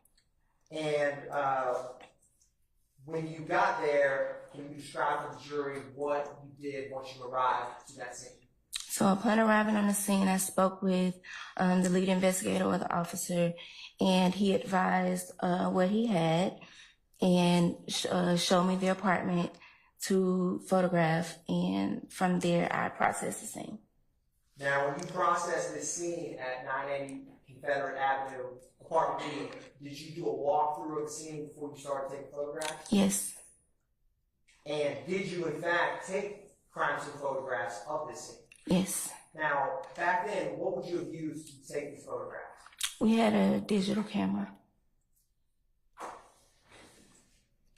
Manager Porter, I'm going to approach you with State's Exhibits 1 alpha alpha through 23 alpha alpha.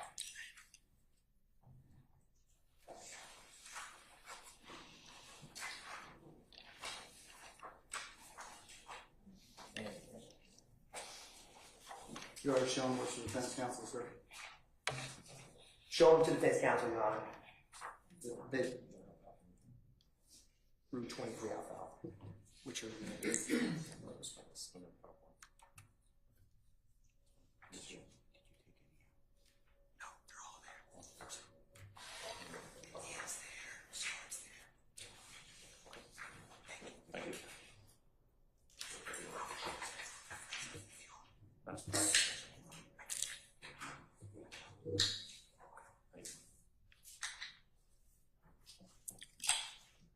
Manager Porter, I've handed you 1 alpha alpha through 23 alpha alpha. You can take a minute, flip through those, and when you're done looking through them, just look up at me. Thank you, Mayor.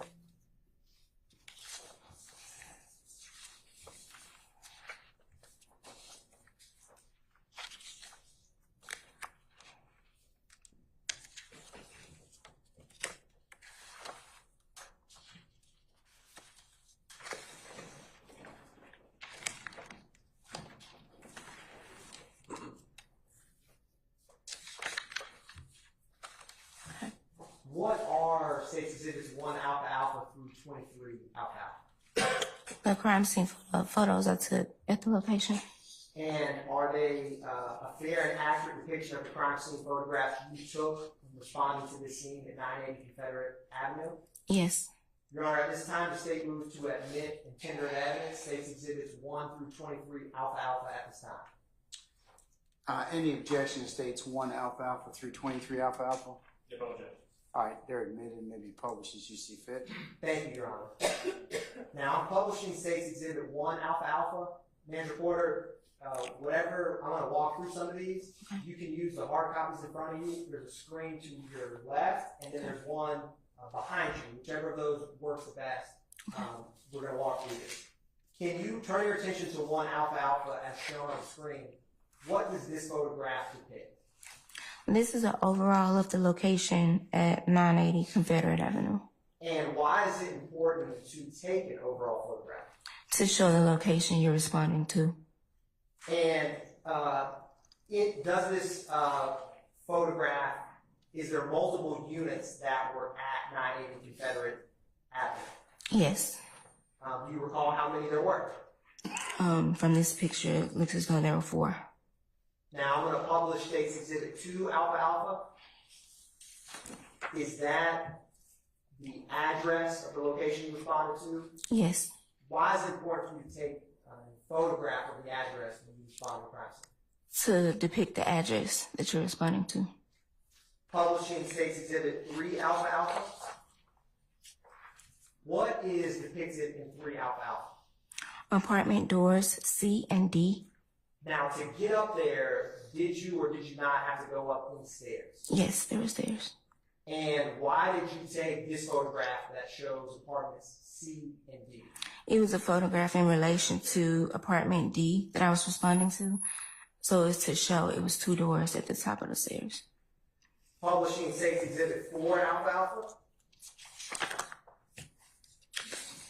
Is 4 alpha alpha, is that the same apartment B that was just depicted in 3?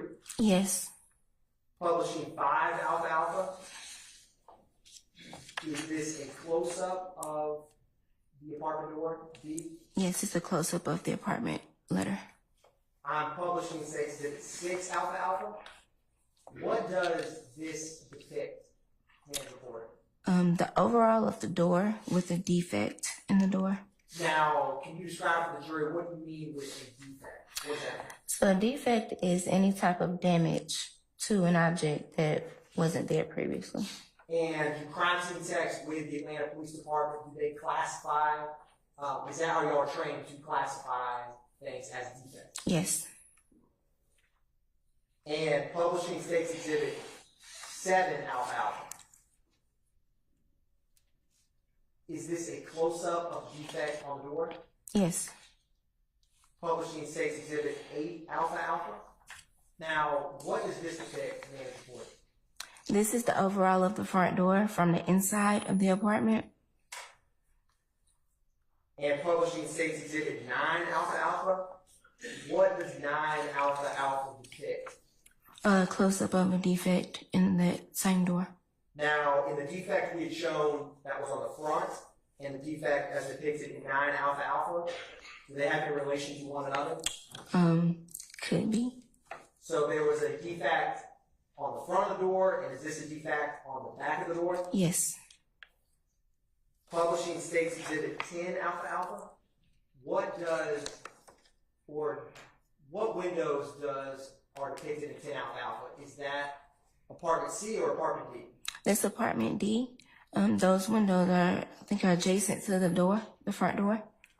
And do you notice any defects in 10 alpha? Yes, there's a defect in the window.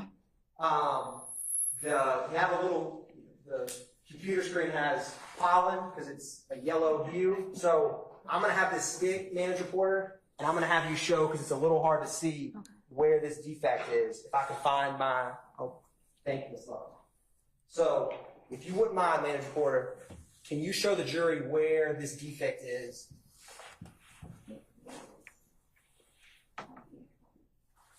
Thank you. You can keep that up there. I may use it again. If we could zoom out. Turning to 11 alpha. Is this a zoomed in depiction of that defect on the window outside apartment D? Yes, it's a close-up. Publishing State's Exhibit 12 alpha. What and why do you take a photograph such as 12 alpha as you did here? So we, upon entering a location, we take overalls of the entire area. And in 12 alpha is that door the same door we had just talked about with the defect in it? Yes. And do you see the window that we had just looked at that had a defect in it? Yes. Where is it in this photograph? It's to the left of the door. Is it the window that's closest to the door? Yes. Now, Publishing State's Exhibit 13 alpha.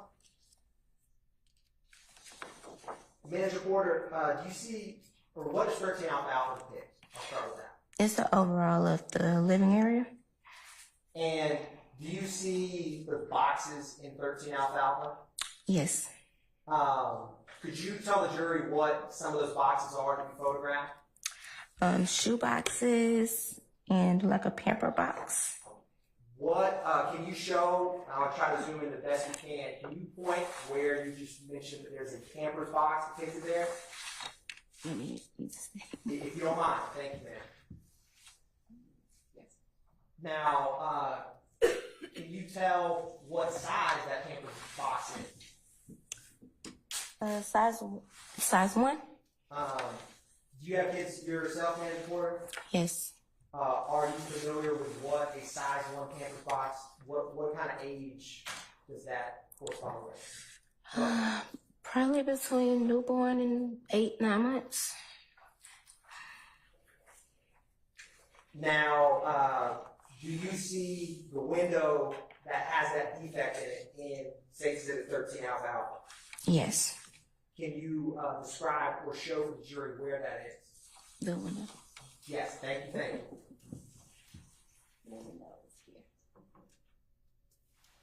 Now, I'm going to publish State's Exhibit 14 alpha. Bless you. Is this the same window we had just discussed in 13 alpha? Yes. Publishing State's Exhibit 15 alpha. What does this show, mandatory? This is an overall of that window with the blinds pulled up, depicting the defect. Yeah. So you remember earlier on when the window that was to the right of Part D, we saw seeing a defect on the outside of the window? Yes. Does this correspond to that? Yes, this is the inside. And is the front door in relation to this to the immediate right or left of this defect? On the inside to the right. Publishing Saints Exhibit 16 alpha. Is this a zoomed in of that defect? Yes, a close-up of the defect. I may have your assistance just because of this cue. Can you show where that defect is? Thank you, ma'am. Publishing States Exhibit 17 alpha. What does this depict, mandatory? The overall of that same living area with the defect in the wall. Can you show where that defect in the wall is? I'm going to try to zoom in a little bit for you.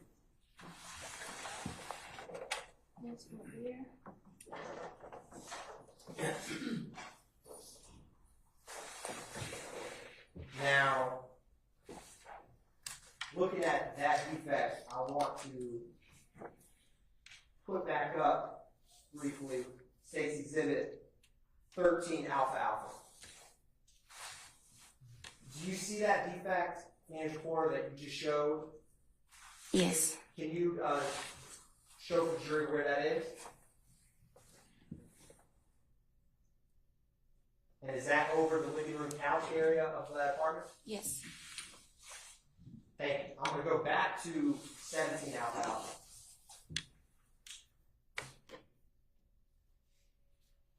Publishing 18 alpha. Do you see any other defects in this photograph other than the defect you described on the wall? Yes, there are defects in the closet doors and the wall next to the closet doors. Would you mind using that pointer to show the jury where these are?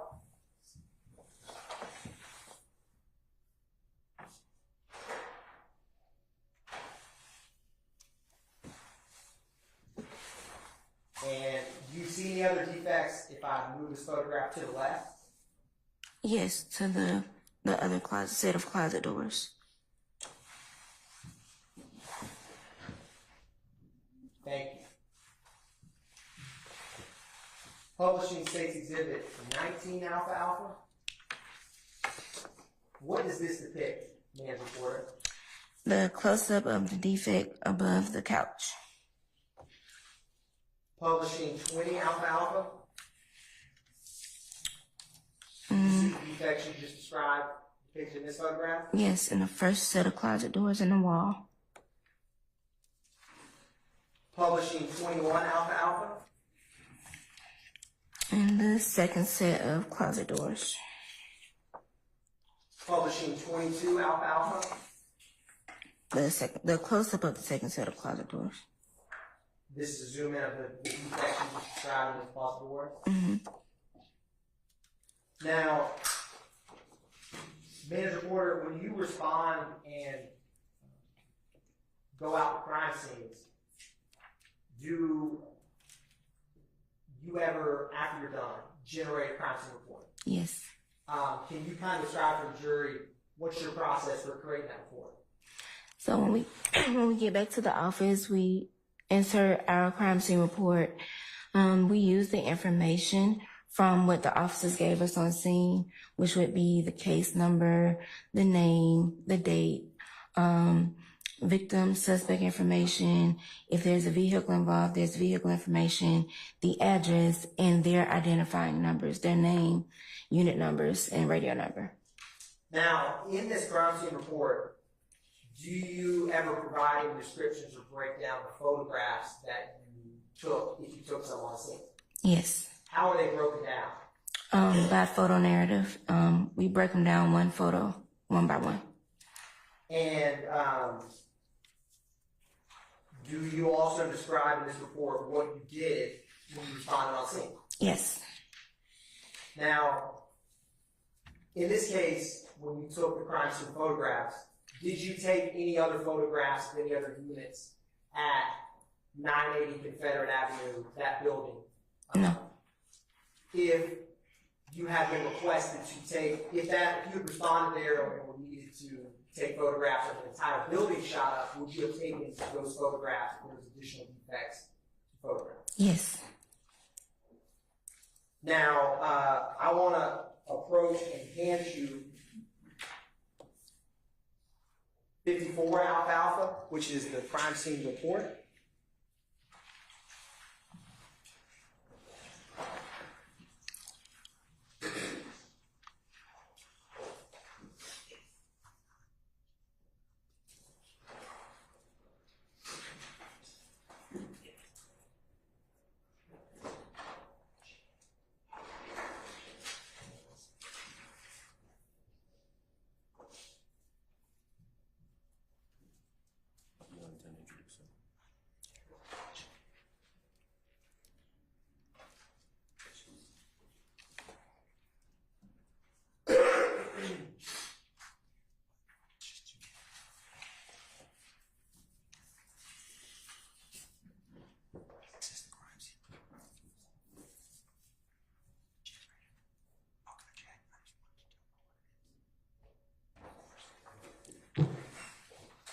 Your Honor, defense counsel wants to approach relation 54 alfalfa.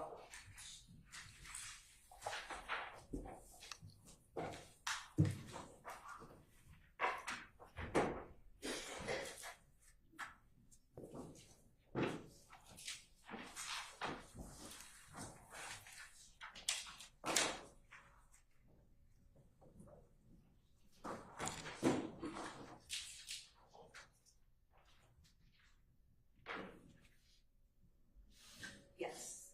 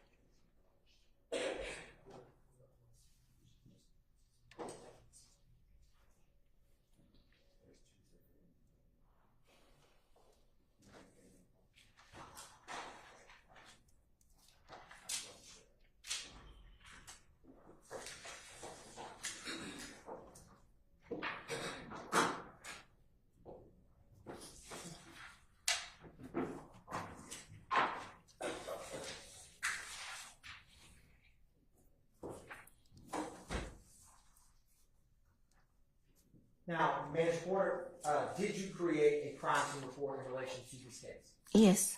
I'm going to approach you with 54 Alpha Alpha.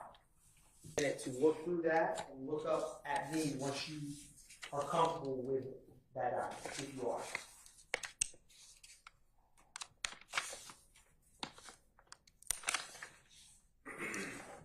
What is 54 Alpha Alpha?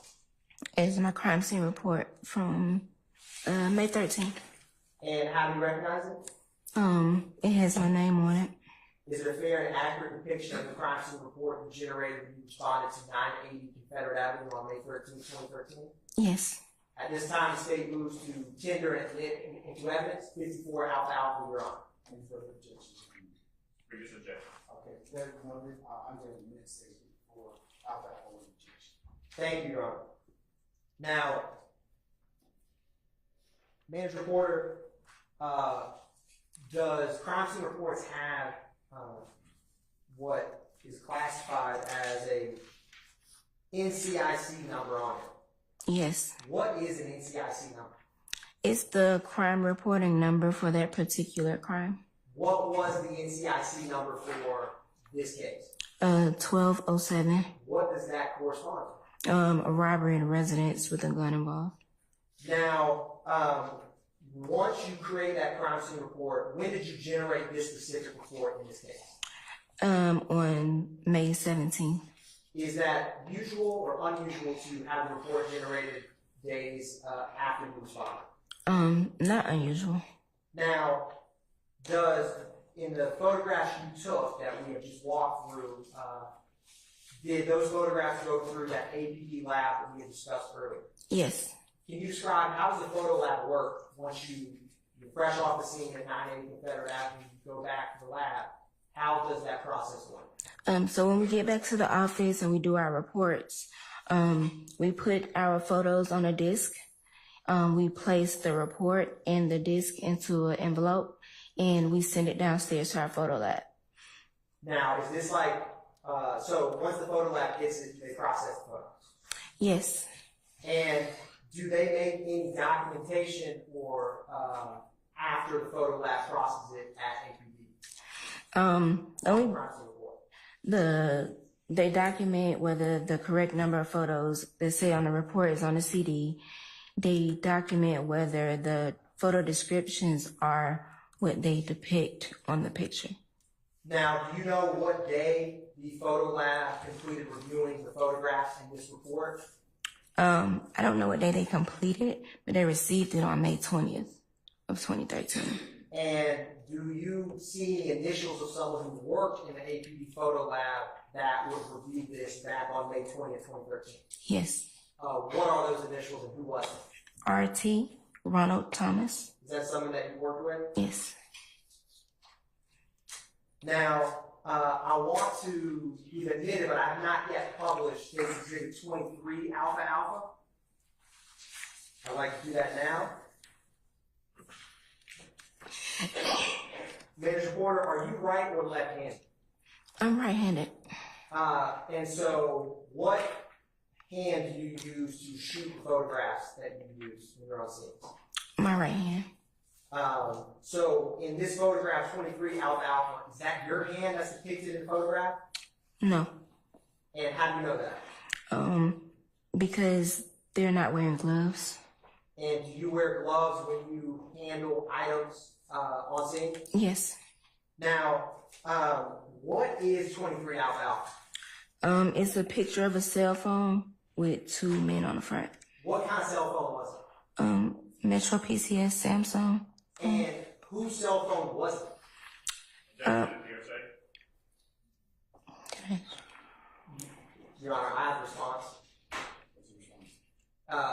It's not hearsay of who she needs, or she took this photograph for a reason, so it's not, there's no truth of the matter of certain whose cell phone she believed it was, but I need to know why she took this photograph. I'm going to sustain the objection. You can refer to that. Yes, Your Honor. So, in your crime scene report, did you have a photo description for 23 Alpha Alpha?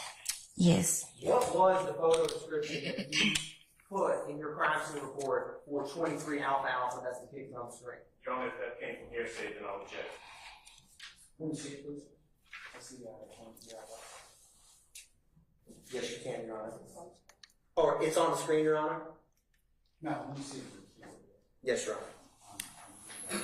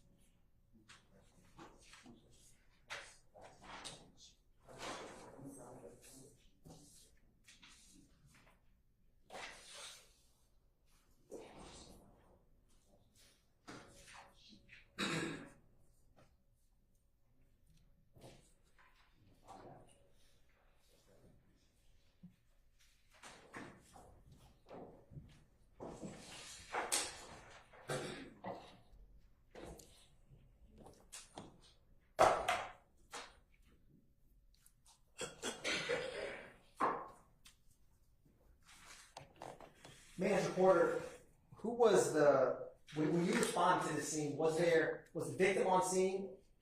I don't recall. I don't remember.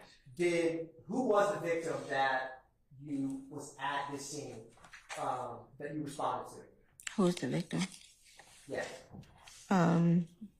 Archillian Bennett. I'm going to object to the witness reading from the document. I sustain the objection. You can use refresher recollection. And Your Honor, the state has tendered 54 alpha alpha. Still got refresher recollection. Yes, Your Honor. So, is there anything that would refresh your recollection, Manager Porter, to who the victim was at apartment D at 980 Confederate Avenue on May 13, 2013? Judge, I'm going to object. This can ask and answer. Overruled. Yes, my crime scene report. And would looking at your crime scene report that you personally generated after responding to the shots fired at 980 Confederate Avenue, apartment D, help you in knowing who the victim was of that crime? Yes. Your Honor, the state's going to hand or allow Manager Porter to look at 54 alpha alpha to figure out who she put as the victim and refresh your recollection. You can take a look at the document whenever you find one. Let counsel know. Okay. Has your recollection of who the victim was been refreshed, Manager Porter? Yes. Who was the victim for this shots fired at apartment D at 980 Confederate Avenue? Archillian Bennett. And have you ever responded to scenes where victims have photographs of suspects that they say committed a crime against them? Yes. And have you ever had the opportunity to photograph or obtain who a victim says is someone who committed a crime while you're on scene? Yes. And how do you document that? By taking a photograph of it. So, in 23 Alpha Alpha, why did you take a photograph of this black and red Metro PCS Samsung cell phone? Hold on, what's the objection basis? Assumes facts and evidence. She's not testified that she took a photograph. I would agree, I'll sustain the objection. Did any other crime scene technicians go to you and respond with you to apartment B and that? No. Are all the photographs, the crime scene photographs that are depicted and outlined in your report, ones that you personally photographed? Yes. Did you personally photograph Exhibit 23 Alpha Alpha? That's from the scene. Yes. And Manager Porter, why did you photograph this black and red Metro PCS Samsung cell phone that has two individuals on it as depicted in 23 Alpha Alpha? It was at the direction of the investigator. And what was your understanding of who was depicted in this cell phone? Those were the suspects. I'll sustain the objection. Your Honor, may I briefly respond or approach? It's brief. So I can give one word. All right, let's see it. Impeachment.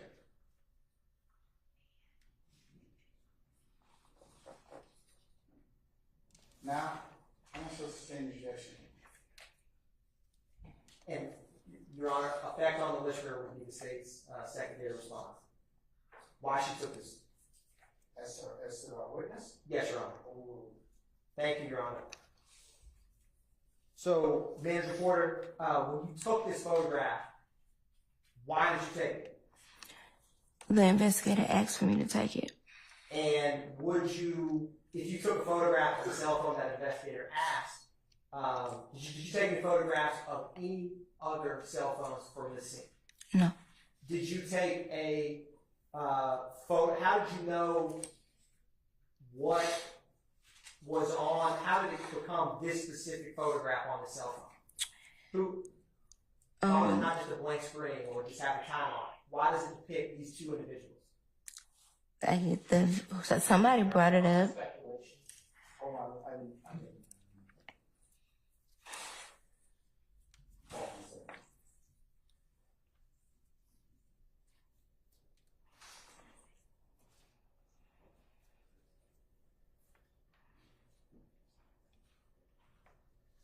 I'll sustain the objection. Now, how, Manager Porter, did you describe 23 Alpha Alpha in the report that you personally generated? Overall of suspects on victim's phone. Now, when you responded to this apartment on May 13th, 2013, did you know Ms. Bennett? No.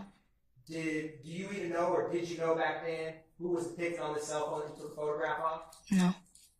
When you responded on scene, were the defects in the front door and the window, were they there when you took photographs on the scene? Yes. Was the defect in the closet and over the living room, in the living room over the couch, were they present when you physically walked to this apartment and took that photograph? Yes. Was the size 1 Pampers box that was sitting right next to the window with the defect through it, was that physically there when you walked through and took a photograph of it? Yes.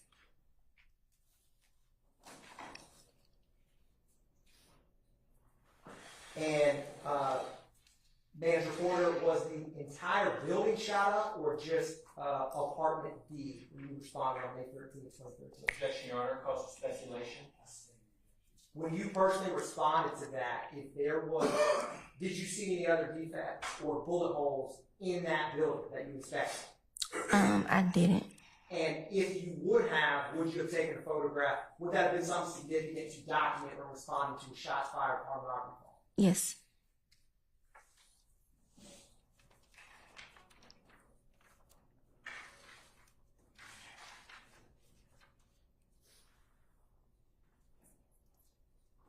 Did anyone else report their apartment being shot up besides apartment D? Objection, call secretary say. I'll sustain the objection. Did you take photographs of the outside or inside other than You remember the photograph that has apartment C and apartment D? Yes. Did you ever walk inside apartment C and take photographs inside? No. Did you ever walk inside the lower unit apartments? No. Why was it that you just took photographs of apartment D? Because when I arrived, the officers directed me to D.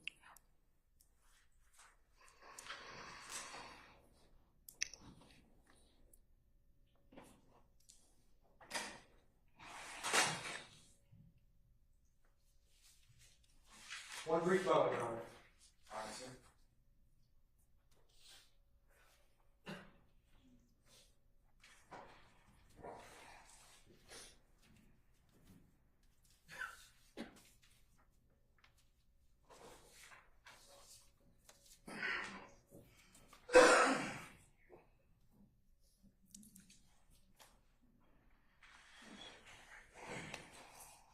Manager Porter, remember we talked about that NCIC code earlier? Yes.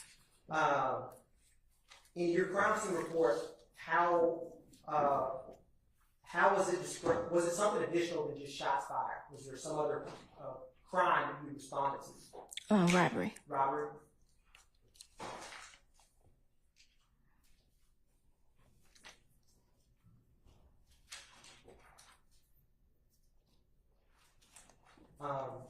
Manager Porter, other than taking the crime scene photographs that we walked through and the crime scene report that you generated, did you have any other involvement with this case? No.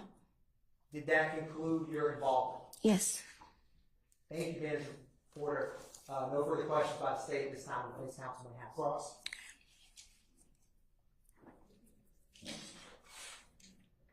Investigator Porter, the officer who was in charge of this investigation that you spoke to when you got to the scene was an Officer Kirkman. Is that correct? Yes. As an APD detective at that time? I don't remember. But he was certainly the one who was in charge of the scene. Yes. He was there before you got there. Yes. He, as far as you know, he had spoken to individuals before you got there. Is that true? As far as I know. All right. And this was in 2013, yes. Approximately 10, maybe a little bit more than 10 years ago, right? Yes. You remember this from looking at the report that you referenced a little earlier, correct? Yes. You remember it based on conversations that you had with the district attorney's office. Is that right? Yes. Okay. And would you agree with me that crime scenes sometimes tell a story? Yes. Right? They kind of, you can look at the evidence that you see at a crime scene, and that will give you some indication as to what may have happened at that location, correct? Yes. Because you can't always go by what someone tells you happened at a scene, right? Correct. Someone could tell you that something happened a certain way, but the evidence might speak differently. Isn't that true? Correct. All right. And so when you arrive as a crime scene investigator, what you're doing is you're doing an unbiased diagnosis or analysis of the evidence that you find at the location, correct? Yes. And that is what you did here. Yes. And when you took those photographs, you were taking photographs so that if need be, a detective or, God forbid, a district attorney could go back and look at the evidence and make a determination about what that evidence tells them about a case, right? Objection, Your Honor. Basis to saying, God forbid, in that question.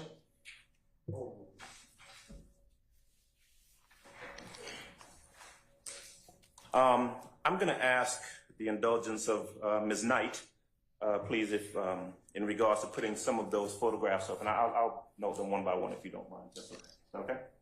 Thank you. All right. All right. So, Investigator Porter, I want to start with what you described as. Remember, you were asked questions by the district attorney about the NCIC code? Yes. 1207, right? Yes. And it was noted on the report as robbery, residence, gun. Is that correct? Yes. You input that information, correct? No. Who did? It generates with the call. Okay. You didn't take the call, right? No, not a call taker. Right. And so you don't know that a robbery or of a residence or a gun occurred. You just know that this is the code that was put in this. Is that correct? Yes. And you didn't put it in? No. Because you weren't there at the scene, correct? No. You didn't witness any of this? No. You showed up on the 13th of May, 2013, correct? Yes. And the information that you had, well, you tell me if you had this information, is that something had occurred at that location on May the 12th of 2013. Is that right? No, that's generated as well from the incident number. So you don't even know when the incident occurred? No. Okay, you just know that you were called to a location, you showed up on the 13th, and you were asked, or you were directed by Officer Kirkman to go ahead and, quote, process the scene. Yes. Okay.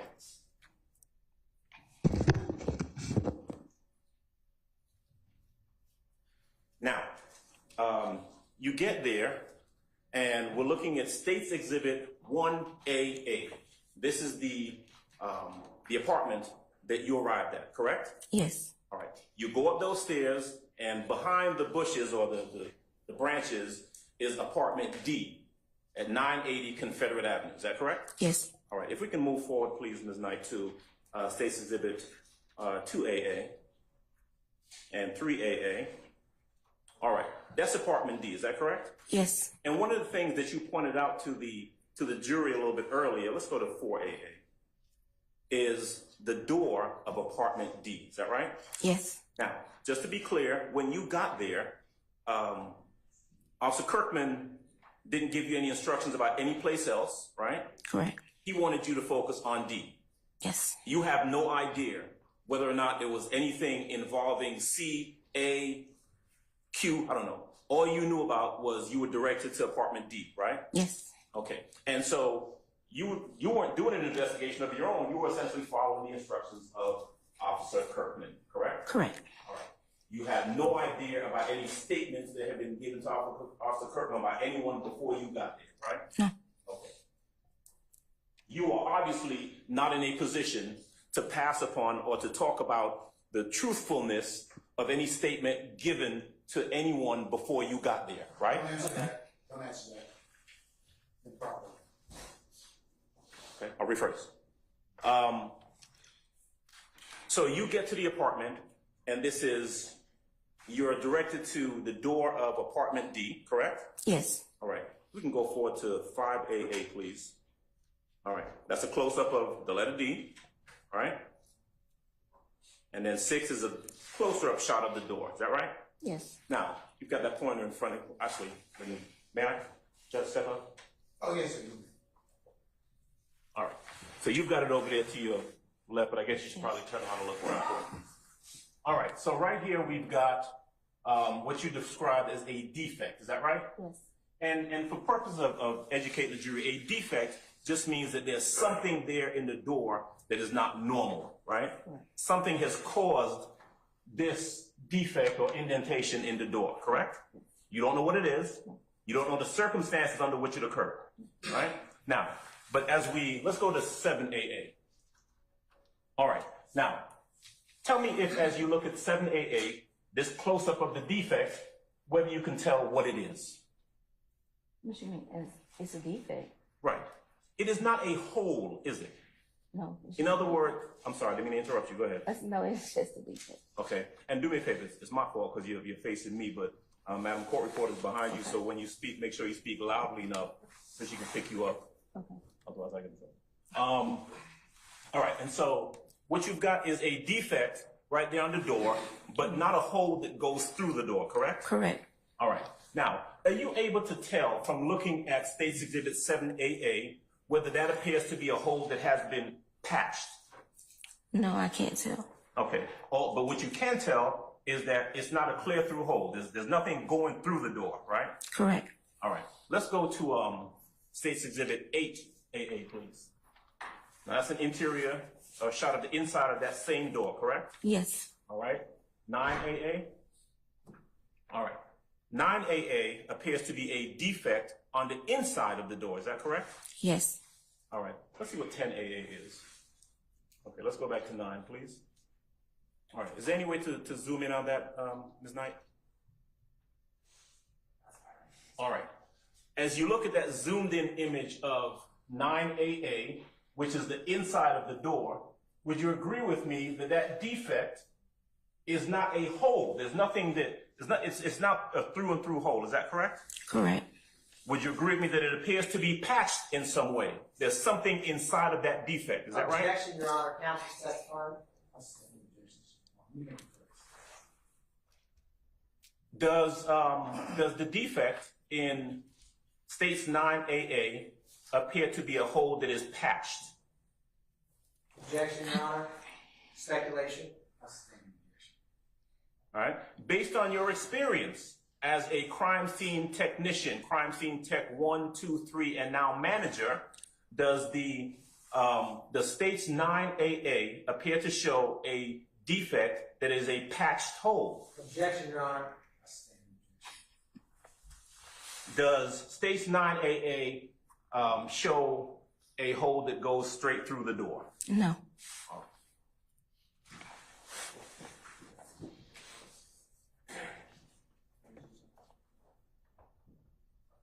Madam, do you know what 9A represents? Do you have any idea what it means? What it represents, what the picture represents? Yes.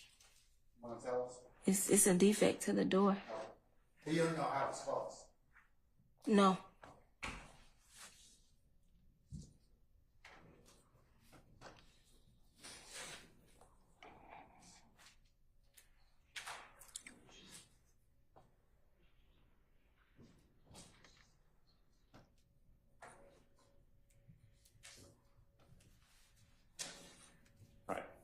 Can we go back to States Exhibit 3AA, please?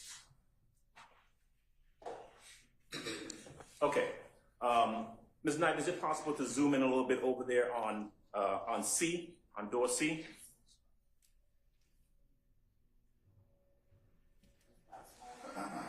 Okay. Ms. Porter? Mm-hmm. By the way, was your name different back in 2013? Yes. Was it Price? No. Okay. Who's Investigator Price? I don't know. Okay. All right. States 3AA. That is a picture of the door, not D, but C. Is that right? Yes. Now, right below the, I guess I would say peephole, that's what you call it. What is this pointing at? That appears to be a defect in the door. A defect in the door of C? Yes. Did Officer Kirkman direct you to do anything with that door or anything with Apartment C? No.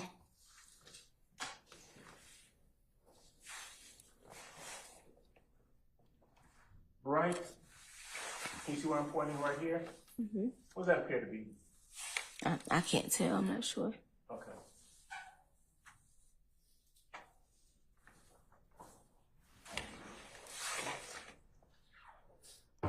Okay, so as you come up to, let's zoom back out if you don't mind. Thank you. So as you come up to these two doors, you see C and D, both of which have defects on them, correct? Yes. Okay. Let's move forward if we can to 10AA. All right.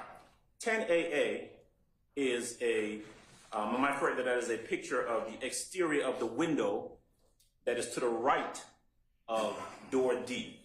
Yes. Would you agree that it appears to have a defect in it? Yes. It looks like something has gone through that window, is that correct? Yes. And that is in fact a through and through hole, right? Yes. I mean, it's not just a crack, it looks like something is going through that window, is that correct? Yes. All right, if we can go to 11AA, please. That's a close-up, is that right? Yes. Now, can we zoom in on that a little bit, please, Ms. Knight? All right, now, this is fairly, let me just ask you. You would agree that something goes through a piece of glass, there's a shard, or there's something missing from that glass, right? Some glass is gone from that point, right? Yes. All right. Zoom out a bit if you don't mind, Ms. Knight. All right. Now, you would agree with me that as you look at this picture, you don't see any shards of glass or any splinters of glass or anything on the outside of that window sill. Is that right? Correct. And certainly you didn't see any or weren't directed to photograph any, correct? Correct. All right. If we can go to 12AA and then 13. Now, 13AA, as you're inside of the apartment, as you're being directed by Officer Kirkman, you take note of this window that has the blinds over it, correct? Correct. Am I correct that there appears to be something missing on the right side as I'm standing looking at it? Yes. Right side of the blinds. Yes. Okay. Can I go to 14AA, please? As you look at 14AA, that's a little closer picture of that window. Is that right? Yes. 15AA. Now, in 15AA, am I correct that you can see that hole that we talked about before where something has come through that window? Yes. Now, looking directly below that hole, you see a windowsill, correct? Yes. You see objects below that window, below the hole on the windowsill, correct? Yes. See a candle, right? Yes. And some other objects. Yes. Now, what you don't see, or you do not see any shards of glass or any splinters of glass or anything like that on that windowsill, do you? No. And in fact, not just on the windowsill, but anywhere in the apartment, immediately below that whole window, you don't see any shards of glass or any splinters of glass or anything, did you? I don't recall any, no. Okay, you didn't take any pictures of it, right? No.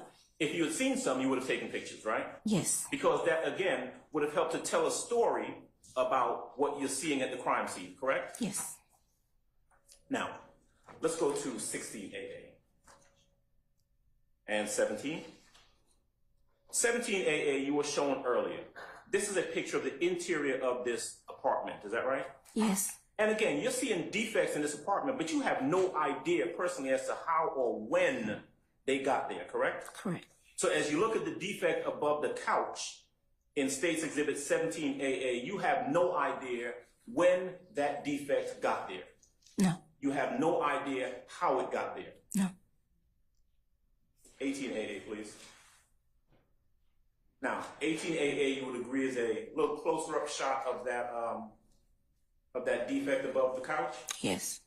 Now, you have the ability, or crime scene has the ability, to try and make a determination about the trajectory of a bullet, right? Yes. In other words, what do you call those things you use? Do you call them dowels? Rods. Trajectory rods.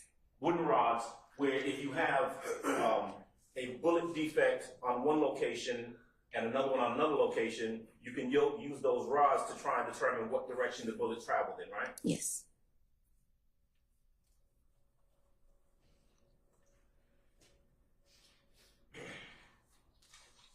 Do we even know that 18AA is a defect caused by a bullet? Do we know that? I'm not sure, no. Because when you examined it and you took pictures of it, you would have had an opportunity to look at it up close, right? Yes. And generally, your experience tells you that when a gun is fired and a bullet leaves that gun, it goes somewhere, right? The bullet goes somewhere. Yes. Now, there were no bullet fragments in this defect in the wall, were there? No.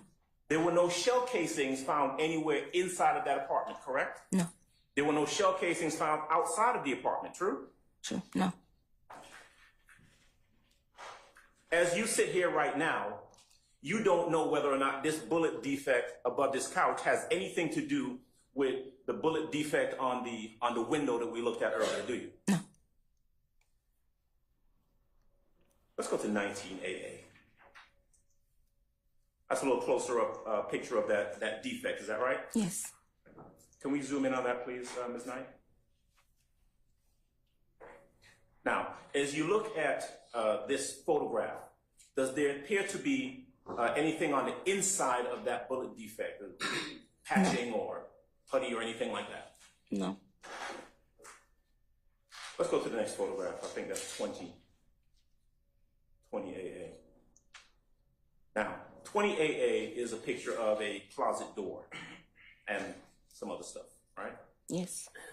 Let's go to 21AA, please. All right. Now, 21AA, am I correct that as we're looking at that, we see 3 defects? Yes.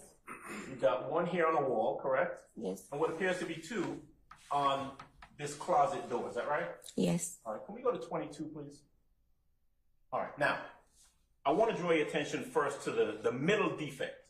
All right, you see the one I'm pointing to right here? Okay. Right. Now, it appears to you, and maybe you can tell me from your memory from 2013, that this appears to be a metal door, is that right? It appears to be metal? Yeah. Yes. Okay.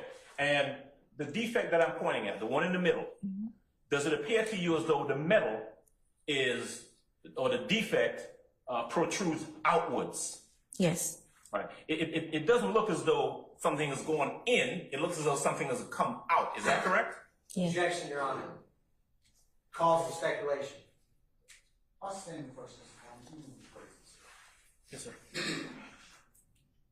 In your role as a crime scene technician, are you called upon to make a determination as to whether something appears to be an entrance defect or an exit defect, for example? No, I'm not a ballistics expert. Okay. But you can certainly look at that picture and show that and you can determine that the metal on that door appears to be coming outwards as opposed to inwards. Is that right? Objection, Your Honor. Lack of foundation based on the witness testimony.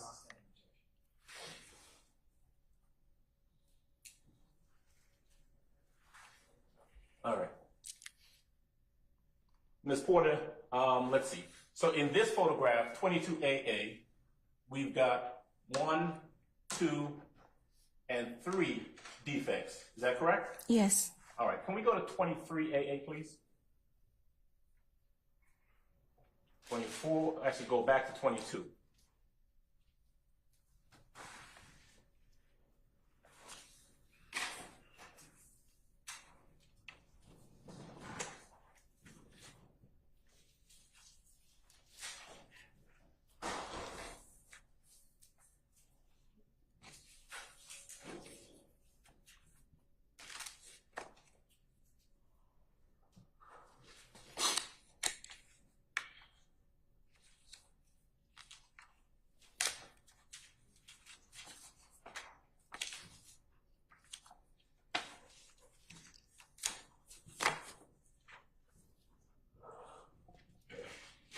Can we go to 18AA?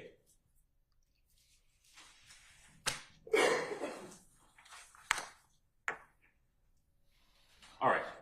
In 18AA, Ms. Porter, am I correct that we see the defect above the couch that we mentioned before, right? Yes.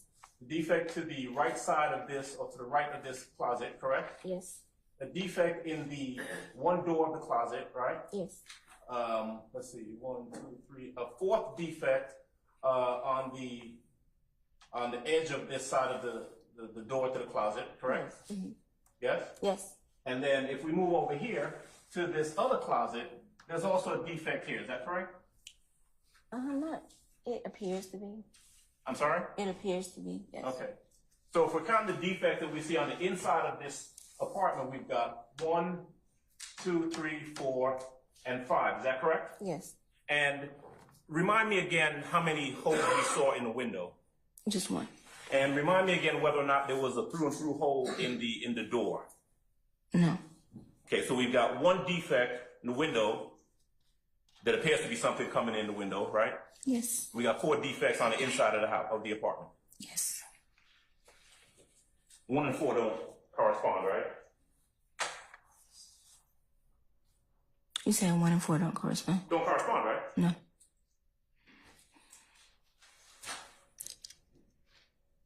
The closet door, let's see, I think that's 21AA. Here we go. Did either you or Officer Kirkman or anybody else who was trying to figure out what actually happened at this apartment look on the inside of that closet to see if there were any bullet fragments on the inside of that closet? I don't recall if we did. But by the time you got here to the scene in 2013, you've been a crime scene investigator for how long? About 4 years. Okay. So you know what to look for when you're at a crime scene, right? Yes.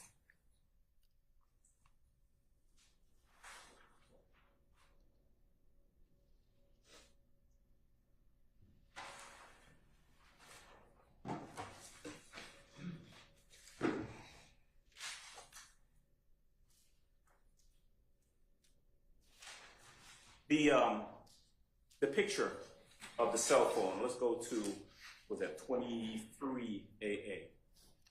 Now, whose hand is that? I don't know. Did you take this picture? Yes. You don't remember whose hand was holding that phone when you took the picture? No, I don't recall. Okay. You don't know anything about the individuals in this picture, right? No. Don't know anything about the phone, right? No. Don't know who the phone belongs to. No. Don't know don't know whether this is a picture or a screenshot or whatever it is, right? No. All right. Let's go back to 1AA, please.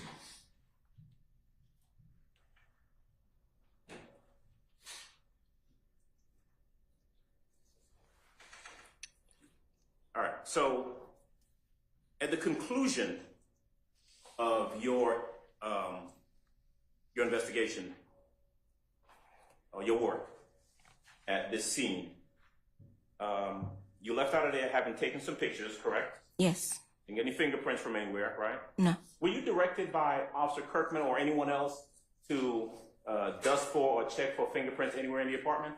No. On the front door or anywhere inside? No? No. Okay.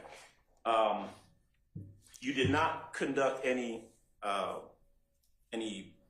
tests with a rod to determine the trajectory of anything that came into the apartment, true? No. Right. All right. You did not find any bullet defects anywhere in the apartment or in any of those bullet defects, correct? Correct. No fragments whatsoever? No. No shell casings? No. Inside or outside? No. All right. There is nothing about this scene that you photographed back in 2013, 10 plus years ago, that tells you anything about what happened there that day. Correct. Objection, Your Honor. Basically. That's why we're here, Your Honor. In fact, you don't even know how or when any of those defects or anything got to that location. True? Correct. All right. Thank you. That's all I have. Any further examination? Redirect. Thank you, Your Honor. Manager Porter, on cross, you were asked about the story that your photos told. Do you remember that question? Yes. Does your narrative that you put in the crime scene report capture the story that your photographs were intended to tell? Yes. And what is the purpose in general of your narrative? To summarize what we did on the crime scene. And did your narrative, in fact, tell you the story in this case, as defense counsel had asked you on cross? And was that story, did it involve any other apartments besides apartment D? Objection, Your Honor, compound question. Did your narrative involve any other apartments besides apartment D? No. And you were asked on cross about your photos labeled and about telling the story. You remember that? Yes. With photograph 23 Alpha Alpha, did that tell the story, as the defense counsel said, of a person being victimized by the two people captured on that phone? No. Why did you take a photograph of 23 Alpha Alpha? I was directed to by the lead investigator on scene. And why did you label it as you did in the crime scene report? I'm gonna say it's because that's what they informed me on the scene. And you were asked on cross about only following directions. Did you personally have a practice of observing all the surroundings in a situation like this for other relevant defects? Yes. Did anyone from any other apartment draw you to any other defects? No. Did anyone from apartment downstairs grab your attention that day and say, and direct you to take photographs from a crime that committed against you? No. Did anybody from apartment C come out when we were on scene and direct you to take photographs of a crime or something that happened in their apartment? No. Defense counsel had asked you on cross about, did you look through into the closet? Do you remember that? Yes. Did you look through every nook and cranny of apartment D for shards of glass or shell cases? No. Did you search, open, and examine all of those boxes right next to the Pampers box that we had talked about? No. Is it, defense counsel had asked you if you located shell casings in the yard or outside the apartment, you recall that? Yes. Is it possible that you could have missed a shell casing? Did you search every blade of grass outside? Objection, call specialist. Did you search every blade of grass outside of that apartment? No.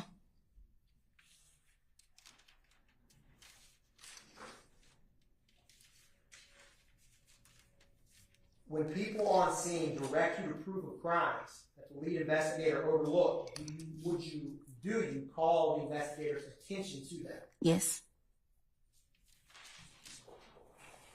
Did that happen here? Was there anything else that you saw when examining the crime scene that you directed the investigator about? No. Did anyone other than Miss Arsheli Bennett report being robbed or having their house shot into? Basis. Simple facts and evidence. There's no one to report anything to this witness. I stand in Manager Porter, was there any other victims that you put in your crime scene report other than Miss Arsheli Bennett? No.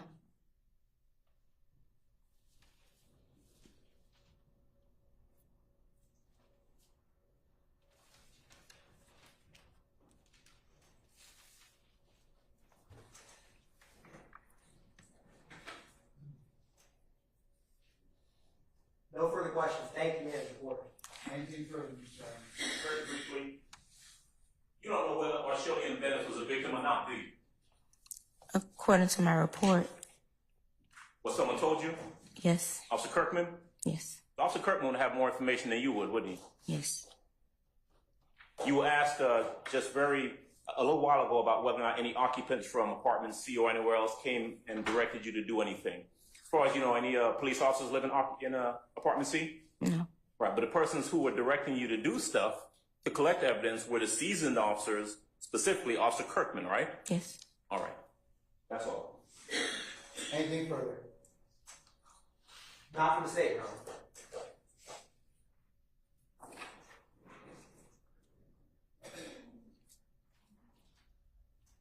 Pardon me, Ms. Porter, be permanently temporary excused of this. She may be permanently excused, Your Honor. All right.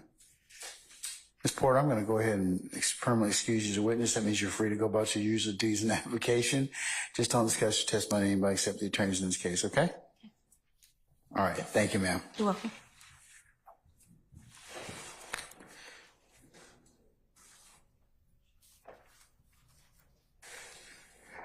Ladies and gentlemen, how about we take 10 minutes and then we proceed? Your next witness available, madam?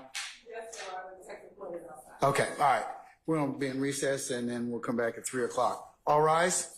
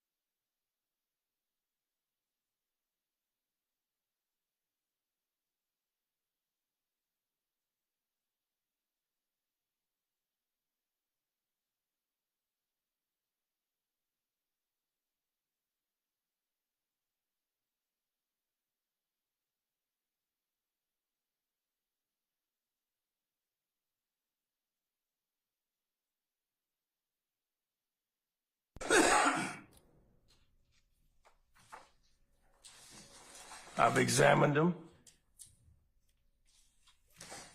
And do you recognize what is in each one, and we'll go one at a time, of those exhibits? Okay, Yes? I do. And do they accurately depict what is shown in each of the exhibits? And I forget the numbers, if you could just help me. Number 182 and 134. And do they accurately depict what's described?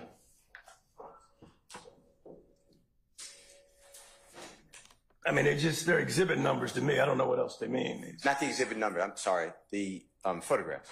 The items in the photographs, the items depicted. Yeah, I remember the crime scene technician taking these photos. Your Honor, I move for the admission of Mr. Williams' number 182 and 134. No objection, Your Honor. All right, defendant Williams, 182 and 134 Yes, sir. are admitted and may be published as you see fit. Okay. I'd like to go through with you a couple of things, then we're going to get to those exhibits, if that's okay. That's fine with me. You remember talking with the jurors about surveillance video at the laundromat? And we're talking again, it's been a long time. We're talking about September 11, 2013, Adriane Bean slamming into the side of the laundromat. That's The 126 Cleveland Avenue address, I remember that. okay.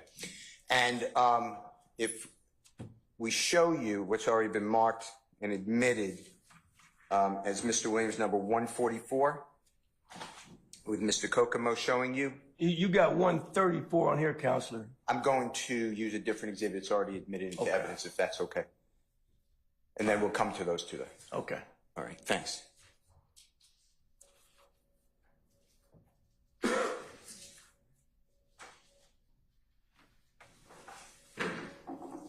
So you see, it's on the screen, Detective Quinn, you see Mr. Williams or JW Exhibit 144. I see it now. And then I asked Mr. Kokomo if he could just zoom in on, tell us if you recognize this as a surveillance video camera on the side of that building on top of the red 2004 Nissan vehicle. Can you see that item? I mean, I see something fuzzy up here underneath this green awning right here. Yes, Yeah. right underneath it. And do you recognize that as a surveillance video camera? I do now. All right. And then if you go to Mr. Williams, 116, Mr. Kokomo, just another angle of that same photograph. It's already in evidence.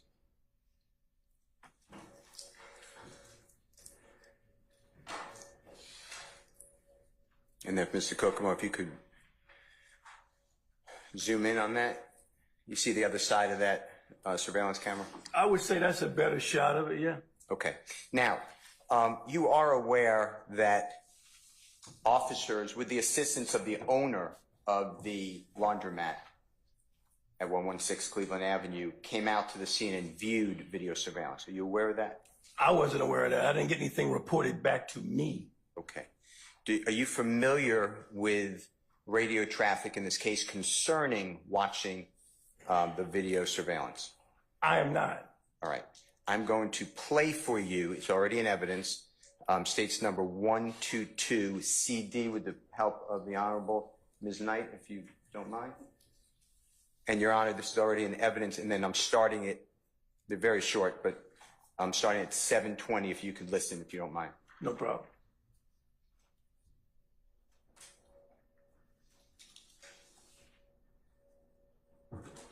And this should be the police traffic, okay?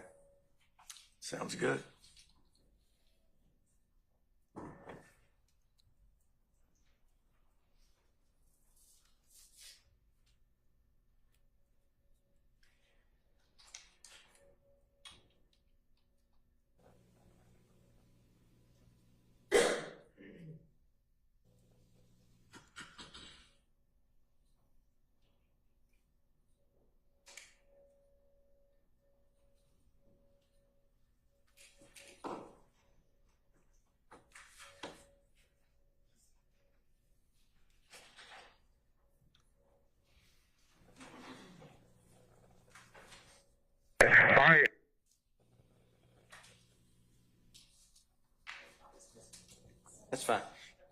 appreciate it. Your Honor, we're starting at 7:10 with the court's permission. All right, yes, sir. Hey, I got somebody that can put the back of your car. I need you to keep an eye on. I'm right over here. Units, if you guys see a Toyota Tundra green in color, let that vehicle inside. It's going to be the owner. You can access the video footage for us. And then, Your Honor, with the court's permission, that is stopped at 7:32. And then, if you, Honorable Ms. Knight, can you go to 8:25 if you don't mind? Same exhibit, Your Honor.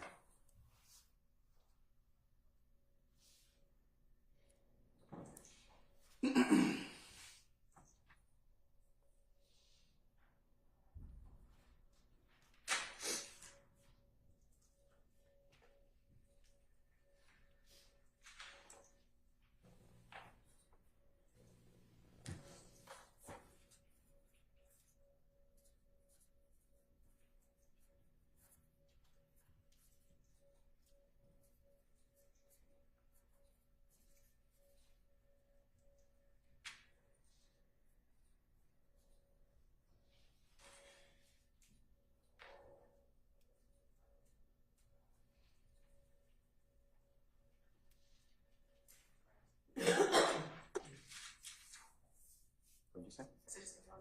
Sure. No, it's fine.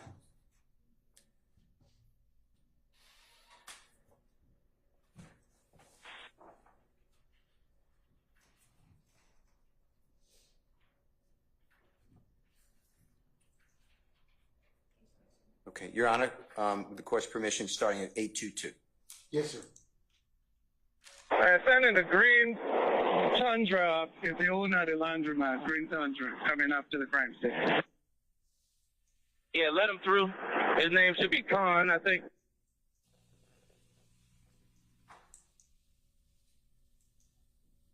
Hey, let him up. Let him up here. That green Tundra, let him up here.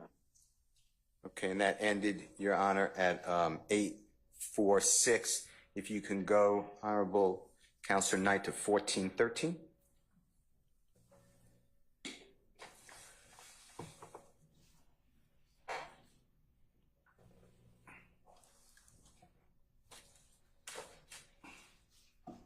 Raise.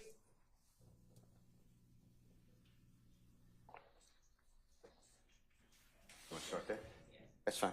Your Honor, we're starting at 14:03 with the court's permission. Yes, sir. Okay, command, can you advise if we need to set up a separate channel for this incident? Hey, what time does call come up, radio?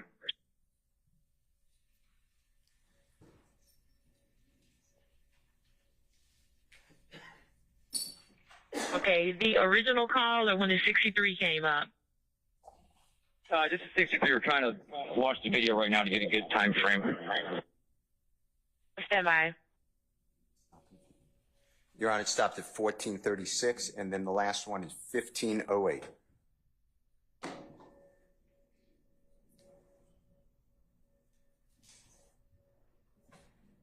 Your Honor, with the court's permission, we're starting at 14:57. Yes, sir. 305-26.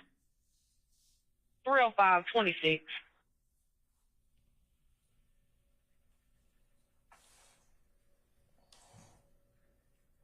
Okay, the 63 came up around 11:58, around 11:58.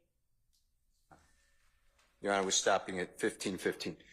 Okay, Detective, the jurors may have heard it a couple of times. Can you tell them what a 63 is? 63 is a police signal for an officer needs help right away. Okay. And the time, 11:58, that's morning time, that's military time. Correct? 2 minutes till noon, yes. Okay. Now, you were, to be fair to you, nobody reported this to you, that they were That's watching correct. the video. And I believe, based upon that, but you correct me if I'm wrong, that's why you didn't have the video secured, saved, correct? I knew nothing of a video on this case. Okay. All right. Now, I'd like to talk with you and help me with the number. It's the one with the house, with the bicycle that's flat. It's in evidence now. What The number? house is number 134. Can you pull that up, Mr. Kokomo, if you don't mind? Your Honor, can we display number 134? It's in evidence. Yes, sir.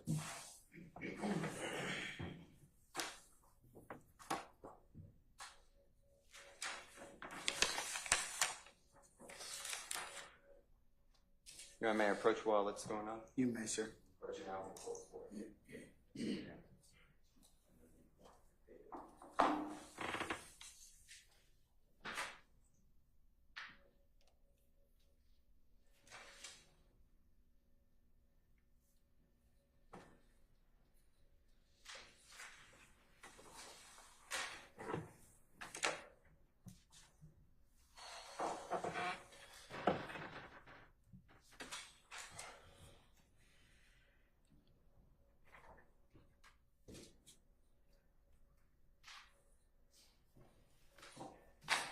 We're just waiting one second. Are you ready? Okay, sorry. Detective, can I ask you a question? Is your screen green like the one above your head? Or do you have a clear picture? It's not that green. It's looks just like the exhibit you passed to me on mine. Okay, an exhibit, just the jurors are going to have this eventually in deliberation, but it's not green, right? The photograph's pretty clear. It is not. All right. With regards to Mr. Williams, number 134, that's on the green screen, and then you could look at the picture or the screen next to you, to your left. That damage, to your knowledge, came by Mr. Bean's driving of that vehicle. Is that fair to say? I would say so.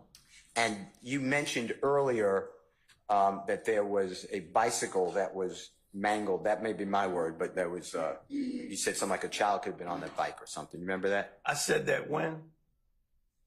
In a recorded interview with Mr. Bean on the 17th day of September 2013?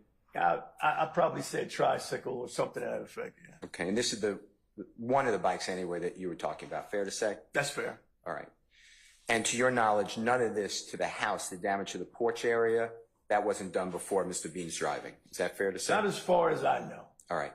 Now, I want to go to you wanted to do a deep dive, I think that was your word. If it's wrong, please correct me, into the car, the Nissan 2004 vehicle at the police parking lot or the impound lot. Is that fair to say?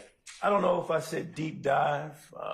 My concern was that hole in that headrest was a primary concern to me. All right, let's talk about that if you don't mind. Okay, so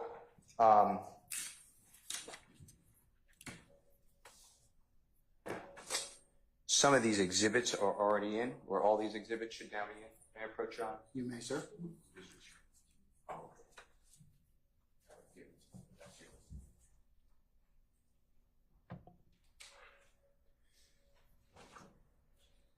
Okay, if we can start with Mr. Williams, number 155. You can take a peek at that. And Your Honor, that's already in evidence.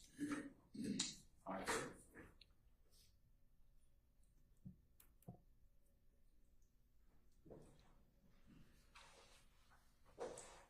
Mr. Kokomo, are you helping us out? Thank you, sir.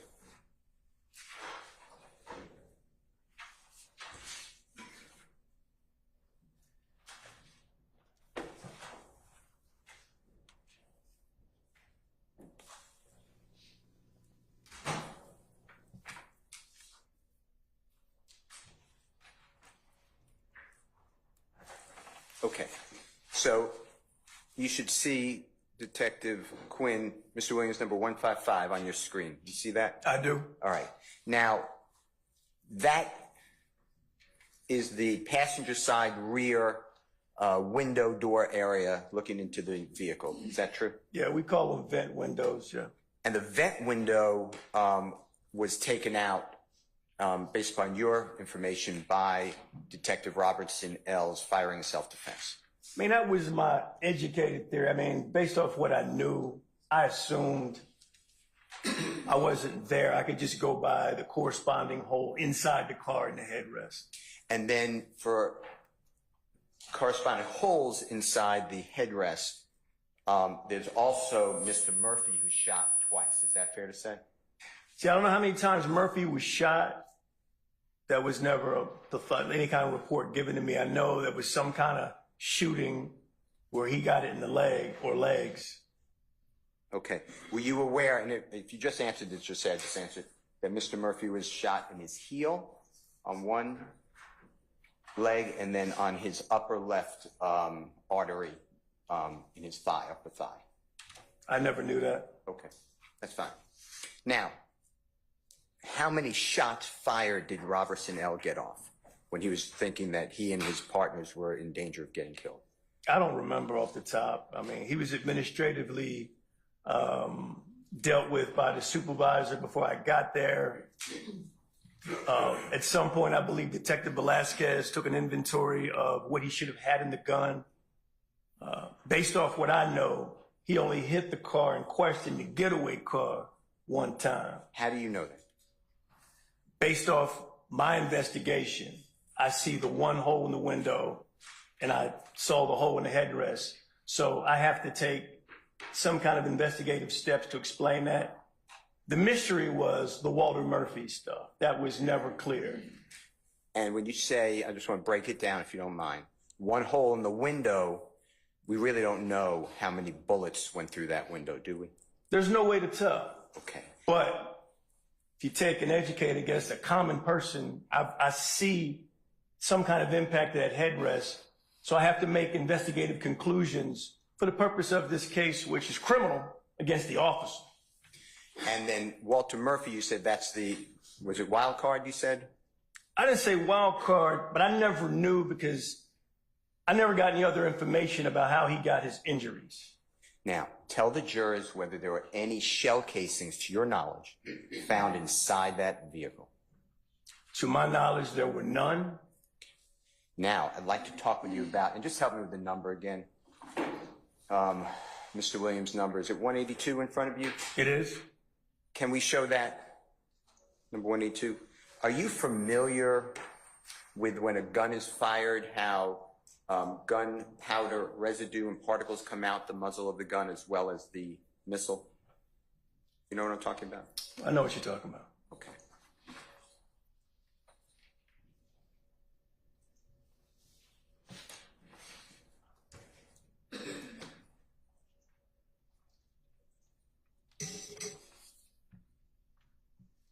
Now, this is what you said is a defect, and we're going to show the other side too, but this is a defect potentially caused by a bullet. Is that fair to say? I believe that.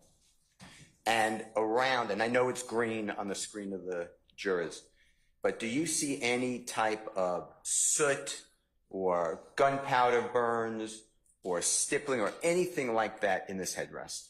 I don't see any of that. Explain to the jurors what those concepts are, if you don't mind, as you understand them. I understand you may not be a ballistic expert, but we'll have them coming.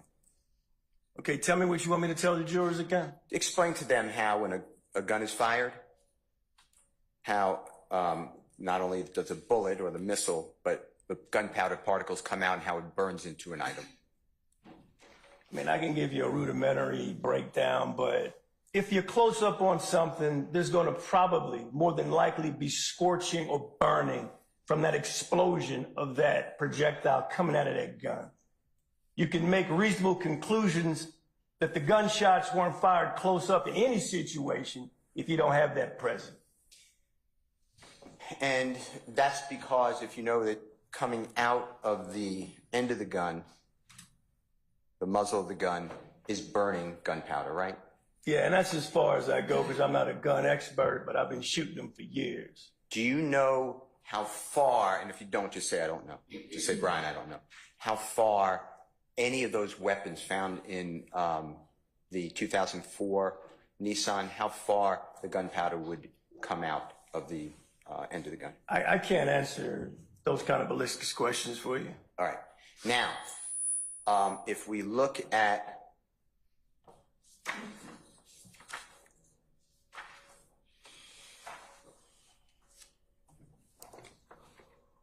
State's exhibits, I assume that we'll come back to this side. State's exhibit number 169.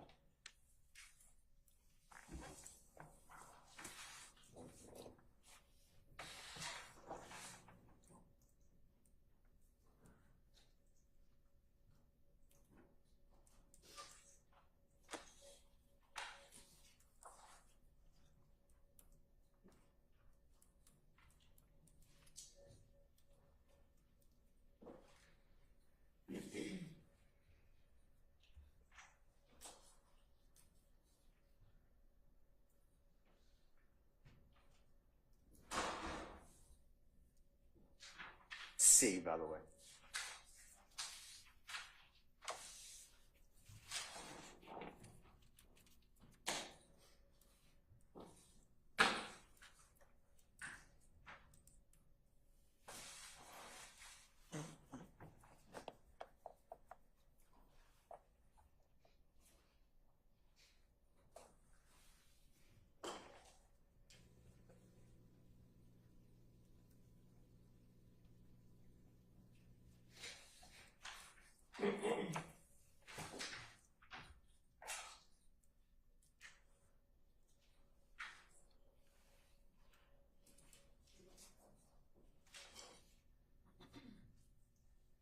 Mr. Kearns.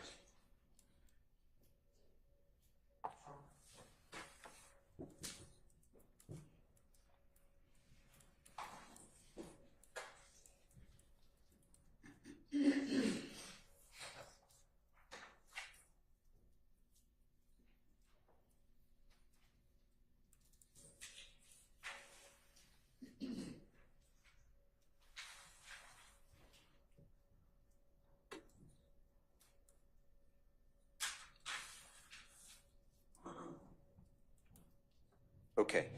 Detective, Honorable Detective Quinn, do you see 169C? I do. In Colette or Charlie? Okay. Now, do you call that a dowel or a rod, the red item that's going through it's perforating the headrest in the passenger seat? Yeah, we call them dowels, rods. Okay. And generally, I know there could be ricochets, but generally a bullet, is it fair to say, goes in a straight line when it fires? I guess that's fair to say. And here, you can explain to the jurors, but you see the yellow dowel and then going into the red dowel, then going to another red dowel. You see that? I see that. And there seems to be like an angle from the yellow to the red. No one's saying that the bullet traveled in that direction. That's just a weak piece of prop, stuff we put together. It just kind of broke at that point and separated from the red, so it's not a straight.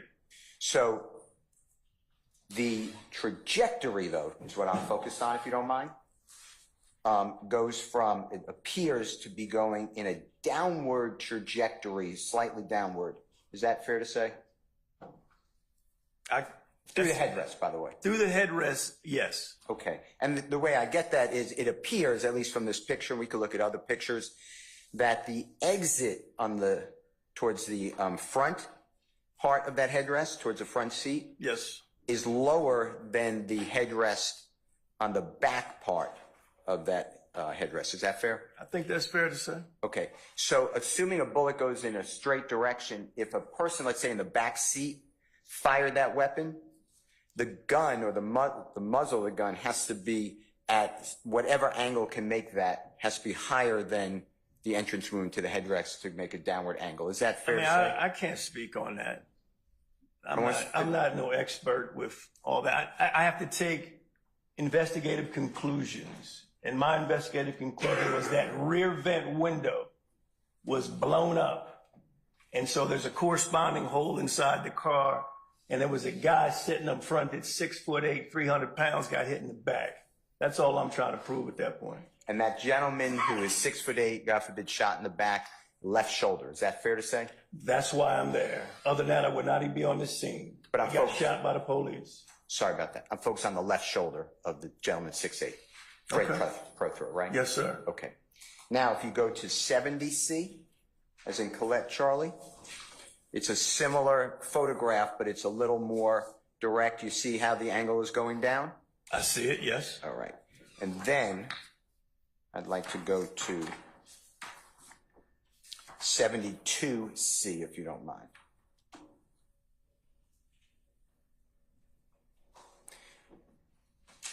And here we have the other side, and we're looking towards the front passenger seat headrest with the dowel coming in the downward directory, going from, the way I'm looking at the picture, from left to right angle. Is that fair to say? Downward and then left to right? I say downward. Okay, you don't see left to right. I mean, I'm not using that kind of terminology. Downward is all I'm going to jump on for you. Now, let's talk about, do you recognize in 172C, as in Colette Charlie State's Exhibit, Do you see what's purported blood on that headrest? I mean, I don't know if that's blood or what. I mean, I can't tell. It probably is. Okay. The brother got shot in the back. He's bleeding. And you also told us that from your knowledge and belief, shot in the left side shoulder area. Fair to say? I don't remember unless you can show it to me, but I know that he got shot in the back. Okay.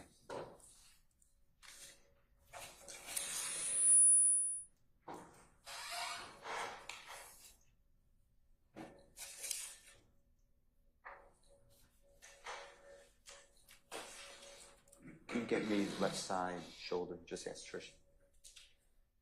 Okay. I'm going to come right back to that. They'll pull it.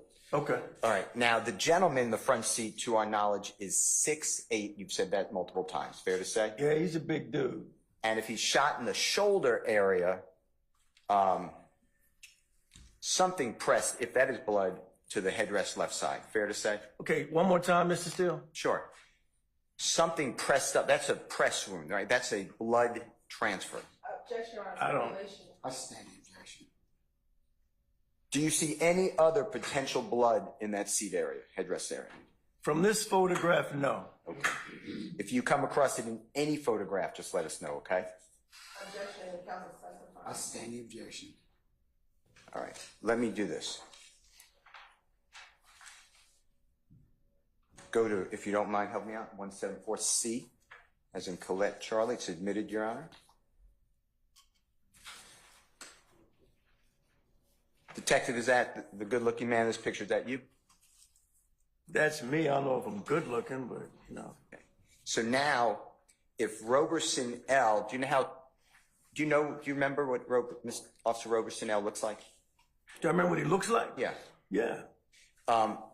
Is he taller than the vehicle, the top of the vehicle that's depicted in 174C? Absolutely. And if he's shooting a weapon from outside the car into the car in a downward angle, would that be consistent with him standing near the car, shooting into the car? Objection, speculation. I stand the objection. Now, looking at 174C, which is on your screen, did you ever put, I know there's blood there, but in proper protective gear, did you ever put a person who is slim, 6'3" tall, in that back seat and then do the rod to see whether it would strike the person sitting in the back seat? I did not. You told the jury earlier that you would surprise, it may not be the exact quote, I'll get you the quote. You were surprised that if somebody's sitting in that rear passenger seat, they didn't get shot. You remember that? I may have said that. And you also said that it would, if you were asked by the Honorable District Attorney Hilton,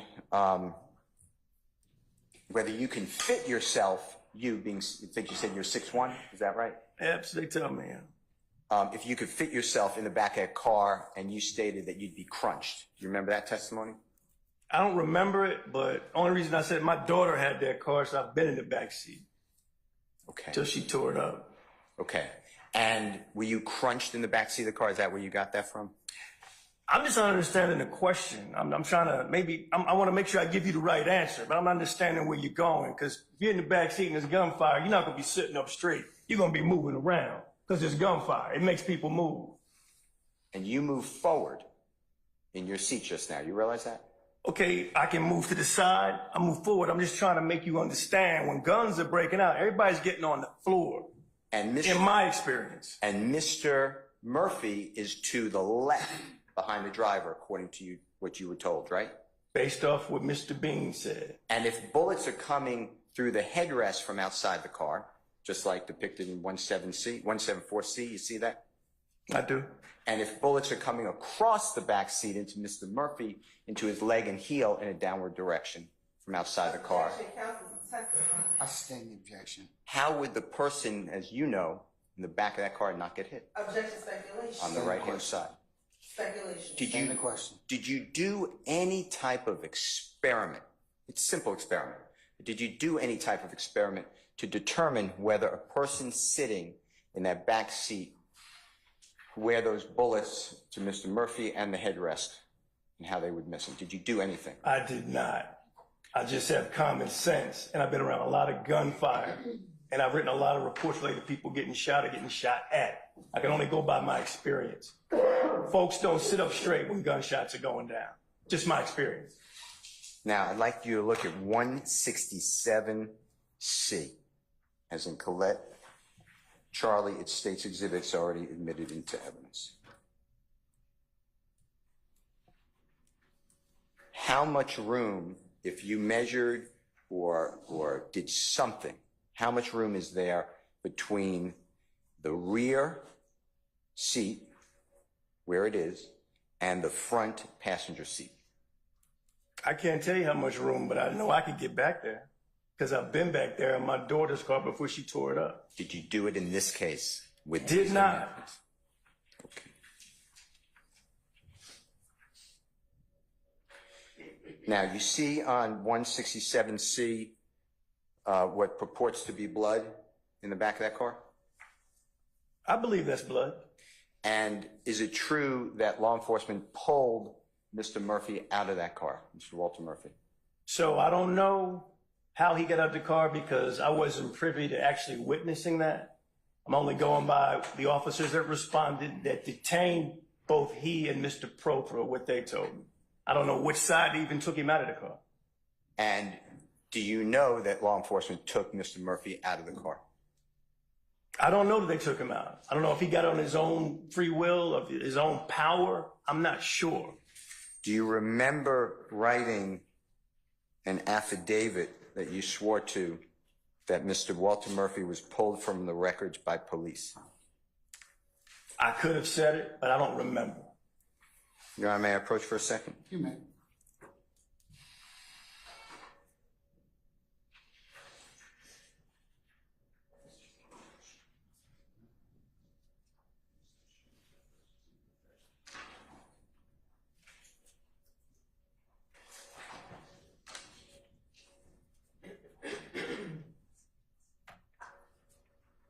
May I approach, Your Honor? You may, sir. May I approach you, sir? Absolutely. I've shown you a 3-page document. What's this, the search warrant I did? Yeah. Okay. You can look at anything you need. I'm interested, actually. It has to be Well, the first, point to where you want me to go. That'll make it go faster. first line. Okay. Does that refresh your memory? Let me see.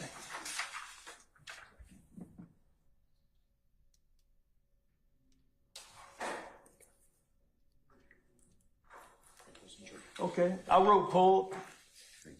I'll concede to that, but I'm writing a warrant to a judge trying to get the permission to get inside that car legally. I'm sorry. I was, Yeah, so what I said was, I used the word pull. When you're taking somebody out of a car, pull. They probably did, but I wasn't there. So I added that to give the judge that's going to sign that warrant a picture of what was going on, which would legally allow me to get inside that car if he felt that I had that in fact, that right or that permission. and a warrant, just jurors may not know how to get a warrant. That's on oath, right? Same oath that you take today. It's oath. It's what you believe at the time, yes. Okay. Also, if this refreshes your memory,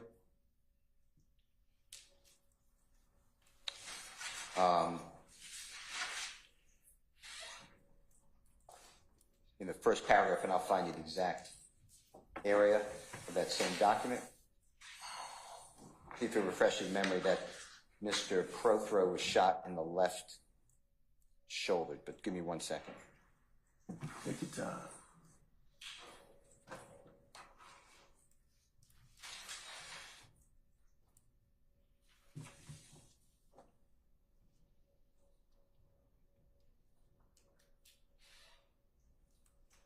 Looks like it's that third paragraph, Counselor, on the second page.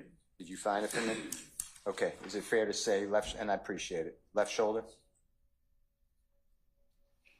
It's fair. Okay. All right. Your Honor, may I collect that item? Yes. Yes, sir. I'm just going to give you back the court order.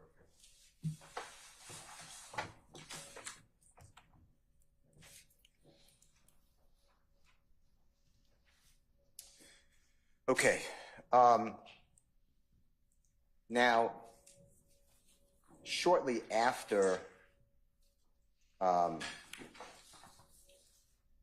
September 11, 2013, and I'm estimating, I'm not holding you to this, but approximately a week later, you're working your extra job, Neiman Marcus. You remember that at the mall? Oh, I do remember that, yeah. Okay. And Neiman Marcus, just tell the ladies and gentlemen, jury, they may all know, that maybe some of them don't know. Just describe what Neiman Marcus is. It's a high-end department store. And, go ahead. I'm sorry. Go ahead. For 11 years, I sat at the precious jewels counter in full uniform as the Atlanta police officer off duty. And that first occasion, and I'm not holding you to a date at all. Yeah, because I don't know it. I know. But you see Mr. Williams shopping in this high-end store. Fair to say? I saw him walk in. Okay. Do you know if he was shopping? Saw him walk in. So that means, you know, you got to come in to start shopping. So I saw him walk in. All right. And you told Mr. Williams about what Mr. Bean had told you a week before, whenever it was. Remember that? A week or so, yes. And Mr. Williams told you something to the effect, I don't even know what you're talking about. Remember testifying to that? Absolutely. And Mr. Williams was adamant about that, you said. Jumping up and down, yes. And then about, and again, loosely, a couple of weeks later, go by, maybe 2 or 3 weeks later, you remember that? Yes, sir. And Mr. Williams again is shopping or entering, maybe to shop, Neiman Marcus. Remember all that? Yes, sir. Same thing, you're working the off-duty. Just to give it context, so menswear is downstairs. My stool to get on that down escalator to get to menswear, which I'm assuming where he was going, you got to go past me. So I don't see you come in, but that's where most men, they go straight down. And I'm sitting right there so I can see down there and I can see the precious jewels counter. And at that time, you explained to Mr. Williams that you did some investigation into him and you found out he was going to blow up. Remember testifying to that? Did some research. And blow up, just explain that to the jury. He's going to get a bag. Explain that better. He's about ready to get some money. And you were talking about music, right? Yeah, like I said, I went online and I saw, I said, oh, damn, you know, like this is really great happening. And then a month maybe goes by, we're estimating, and then Mr. Williams is, I believe, with his sister, you said. 100%. And at that time, Mr. Williams and or his sister, maybe both of them, whatever you tell us, they actually collectively asked you if you would help out with road security. Remember that? Just to be precise, his sister Dolly, and that's what I remember, it's a name, you know, you don't hear much. She explained that she was his manager. And they wanted to hire me as their road security. And did you ever have any dealings with security for popular artists? That's not what I do. I'm a low rent, get your extra cheese type police officer. I do the stuff with the least impact, like sitting at a jewelry counter for 11 years. And that's, again, at that high-end store, Neiman Marcus. Beautiful store, yes. And then the last encounter that you told us about is, or I think the fourth encounter is what you called it, is where there was no conversation, but Mr. Williams pointing at Mr. Walter Murphy, going down an escalator. Mr. Walter Murphy has a stack of money coming out of his pocket. He's pointing at the stack that you can't fold that's in Walter's right pocket. We both chuckled respectively, and they went on downstairs and did whatever they did. Okay. All right. Your Honor, may I have one moment? You may, sir.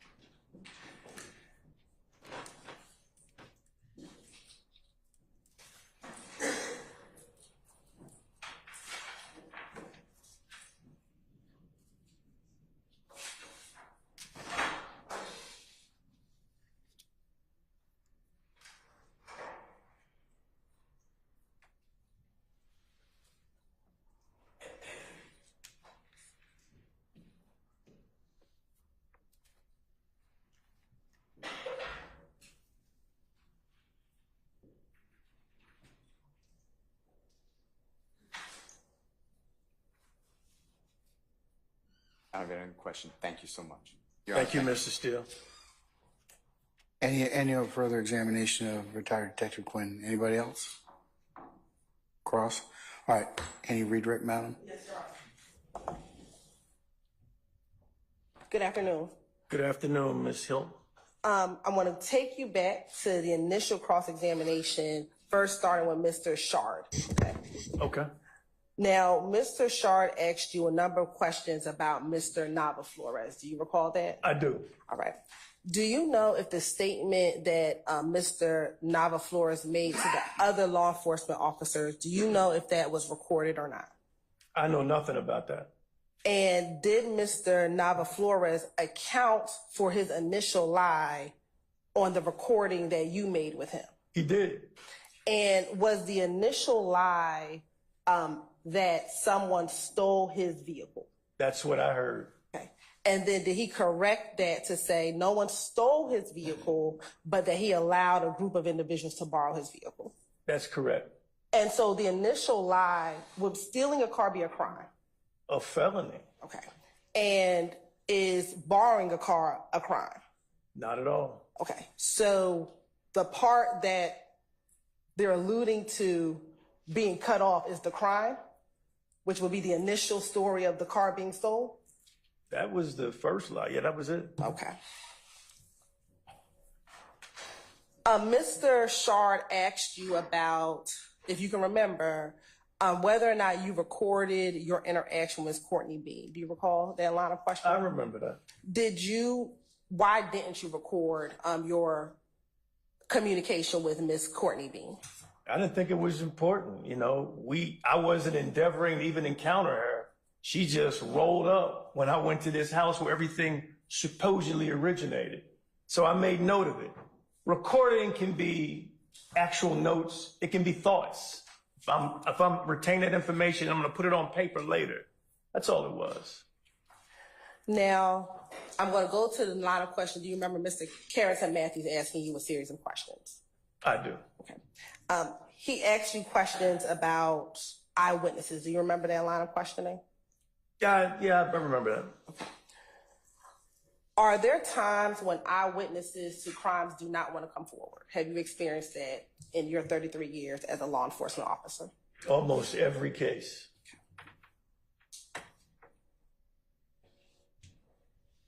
Mr. Matthews asked you a number of questions about investigators knocking on doors when they go out and canvass a scene. Do all investigators knock on doors? Nah, a lot of them don't like it. Do all investigators go out to the actual crime scene in which an incident occurs? Not all.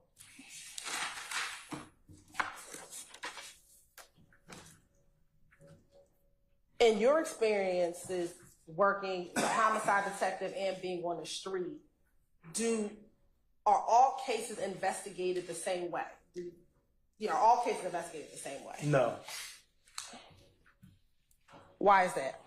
Objections are improper speculation. Overruled.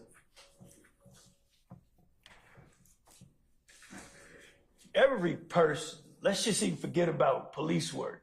If you work at the bakery, everybody makes the donuts a different way. It's the same thing in police work. There's so many people don't do it the way I do it. It works for me. As long as I'm following the law and most of the guidelines of the police department, it's a good look. Do all cases always have forensic evidence, meaning fingerprints, DNA? Do all cases have that type of evidence? No. Do all investigators get to speak with persons of interest or suspects? No. Have you found in your experiences in dealing with suspects that sometimes they give what some may call self-serving or statements that benefit them when they're talking to the police? That's mostly my experience. Have you found that sometimes suspects or persons of interest are not always fully forthcoming? That's true. I do. Have you found at times that some suspects give half truths, they give partial truths and partial lies when telling their version of a story? Sometimes it's a mix.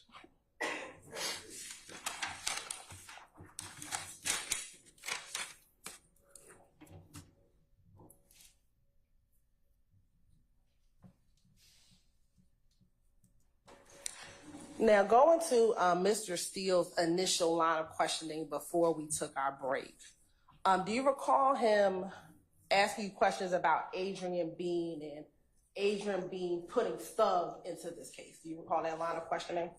I remember something like that.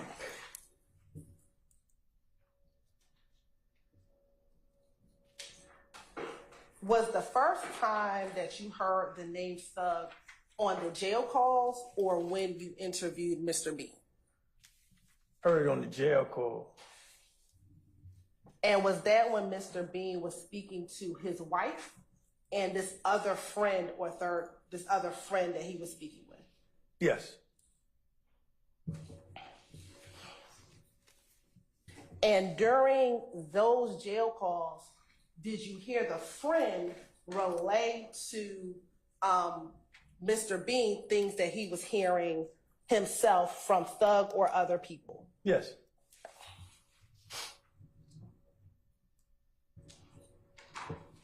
And did it appear, just listen to the conversation, that the friend was just trying to put Thug in this? Objection, Your Honor. Speculation, sir. I stand objection.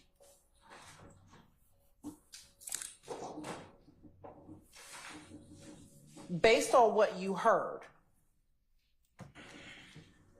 did the friend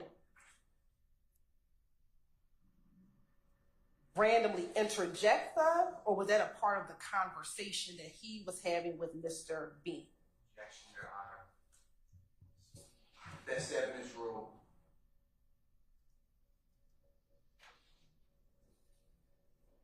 Also speculation, somebody injecting. Your Honor, I'm basing upon what detective. I'm saying objection. You may, if you lay a little more foundation, like where you need to. Did you hear the third party speaking with Mr. Bean on a call? I did. Did you hear the third party mention Thug's name? Yes. Was that in response to a conversation he was having with Mr. Bean about what happened on September 11, 2013? It was. And were the two of them speaking freely based upon your conversation, speaking freely based upon their conversation about what happened during September 11, 2013, and what was happening after the incident once Mr. Bean was arrested? Objection, Your Honor. That would be speculation. I sustain objection. Let me ask you this. When Mr. Bean came forward, did he admit to being the driver in an armed robbery? He did. And was he eventually charged with that armed robbery? He was.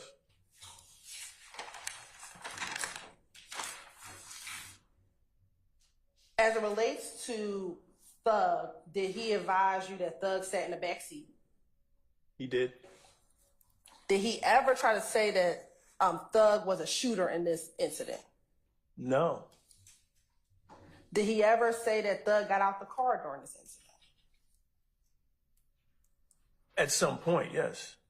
During the robbery portion, did he say that Thug got out the car at all? Never said that.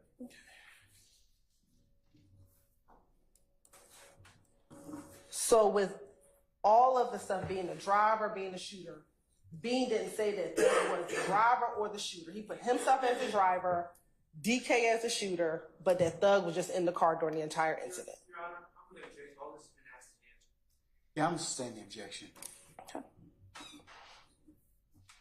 Now, going to Ashley Davis, Mr. Steele asked you a number of questions about Ashley Davis. Do you recall that line of questioning? I remember that, yes. Okay. And when he asked you about what Ashley Davis saw, he kept referring to the individual she saw coming out the car as people. Do you remember that? Yeah, I remember that. Okay. When Ashley Davis made her report, Was she specific as to the sex of the individuals that she saw coming out of the vehicle that she observed when they ran out of the car? Yeah, she gave up the sexes. What was it? Males.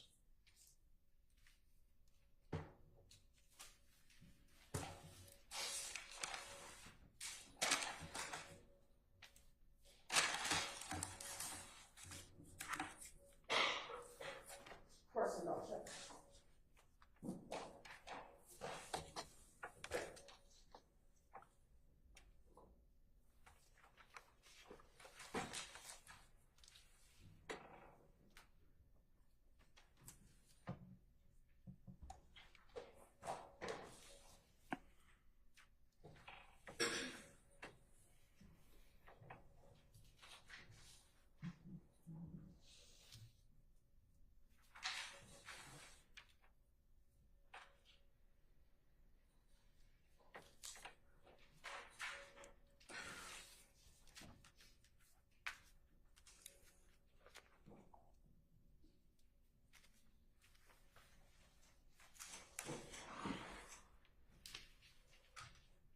And lastly, at any point in you speaking with Mr. Bean, did he ever disavow the words of the third party in that jail call? Person can't disavow a third party. I'm gonna sustain the objection. It's confusing too. After taking out your arrest warrants, did that conclude, and testifying, of course, here today, did that conclude your involvement in this case? Yes, ma'am, it did. I have no further questions. Any cross? Mr. Matthews, Mr. Sharp, or Mr. Steele, anything? No, Your Honor. All right, may we permanently or temporarily excuse Detective Retired Quinn? Permanently, Your Honor. All right, Detective Quinn, thank you for coming in. Please don't discuss your testimony with anybody except the attorneys in this case, okay, sir? Thank you, Judge. All right, thank you. Yes.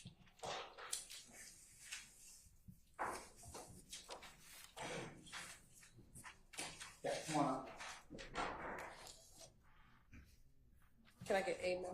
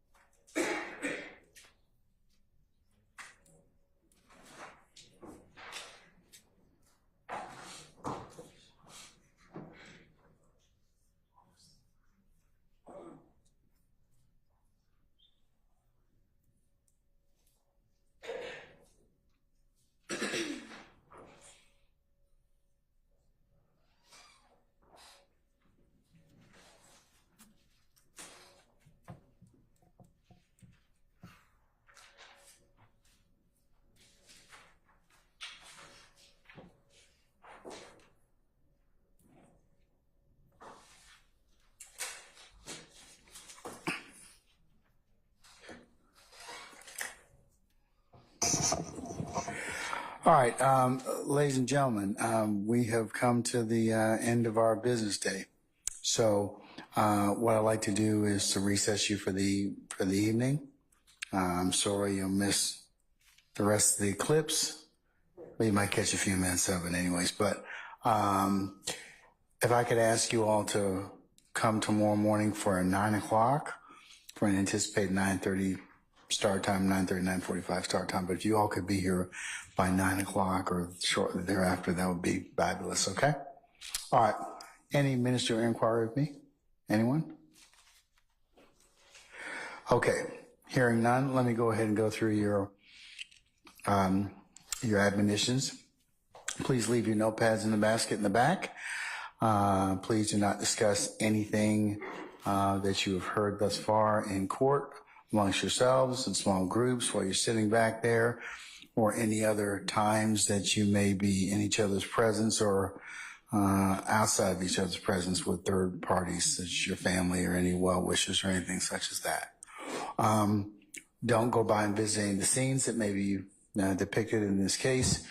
Remember, it would also be a violation to have any third party discuss anything in this particular case in your presence or hearing, and if anybody should try and attempt to do so, you need to let myself and Sergeant Ingram know immediately.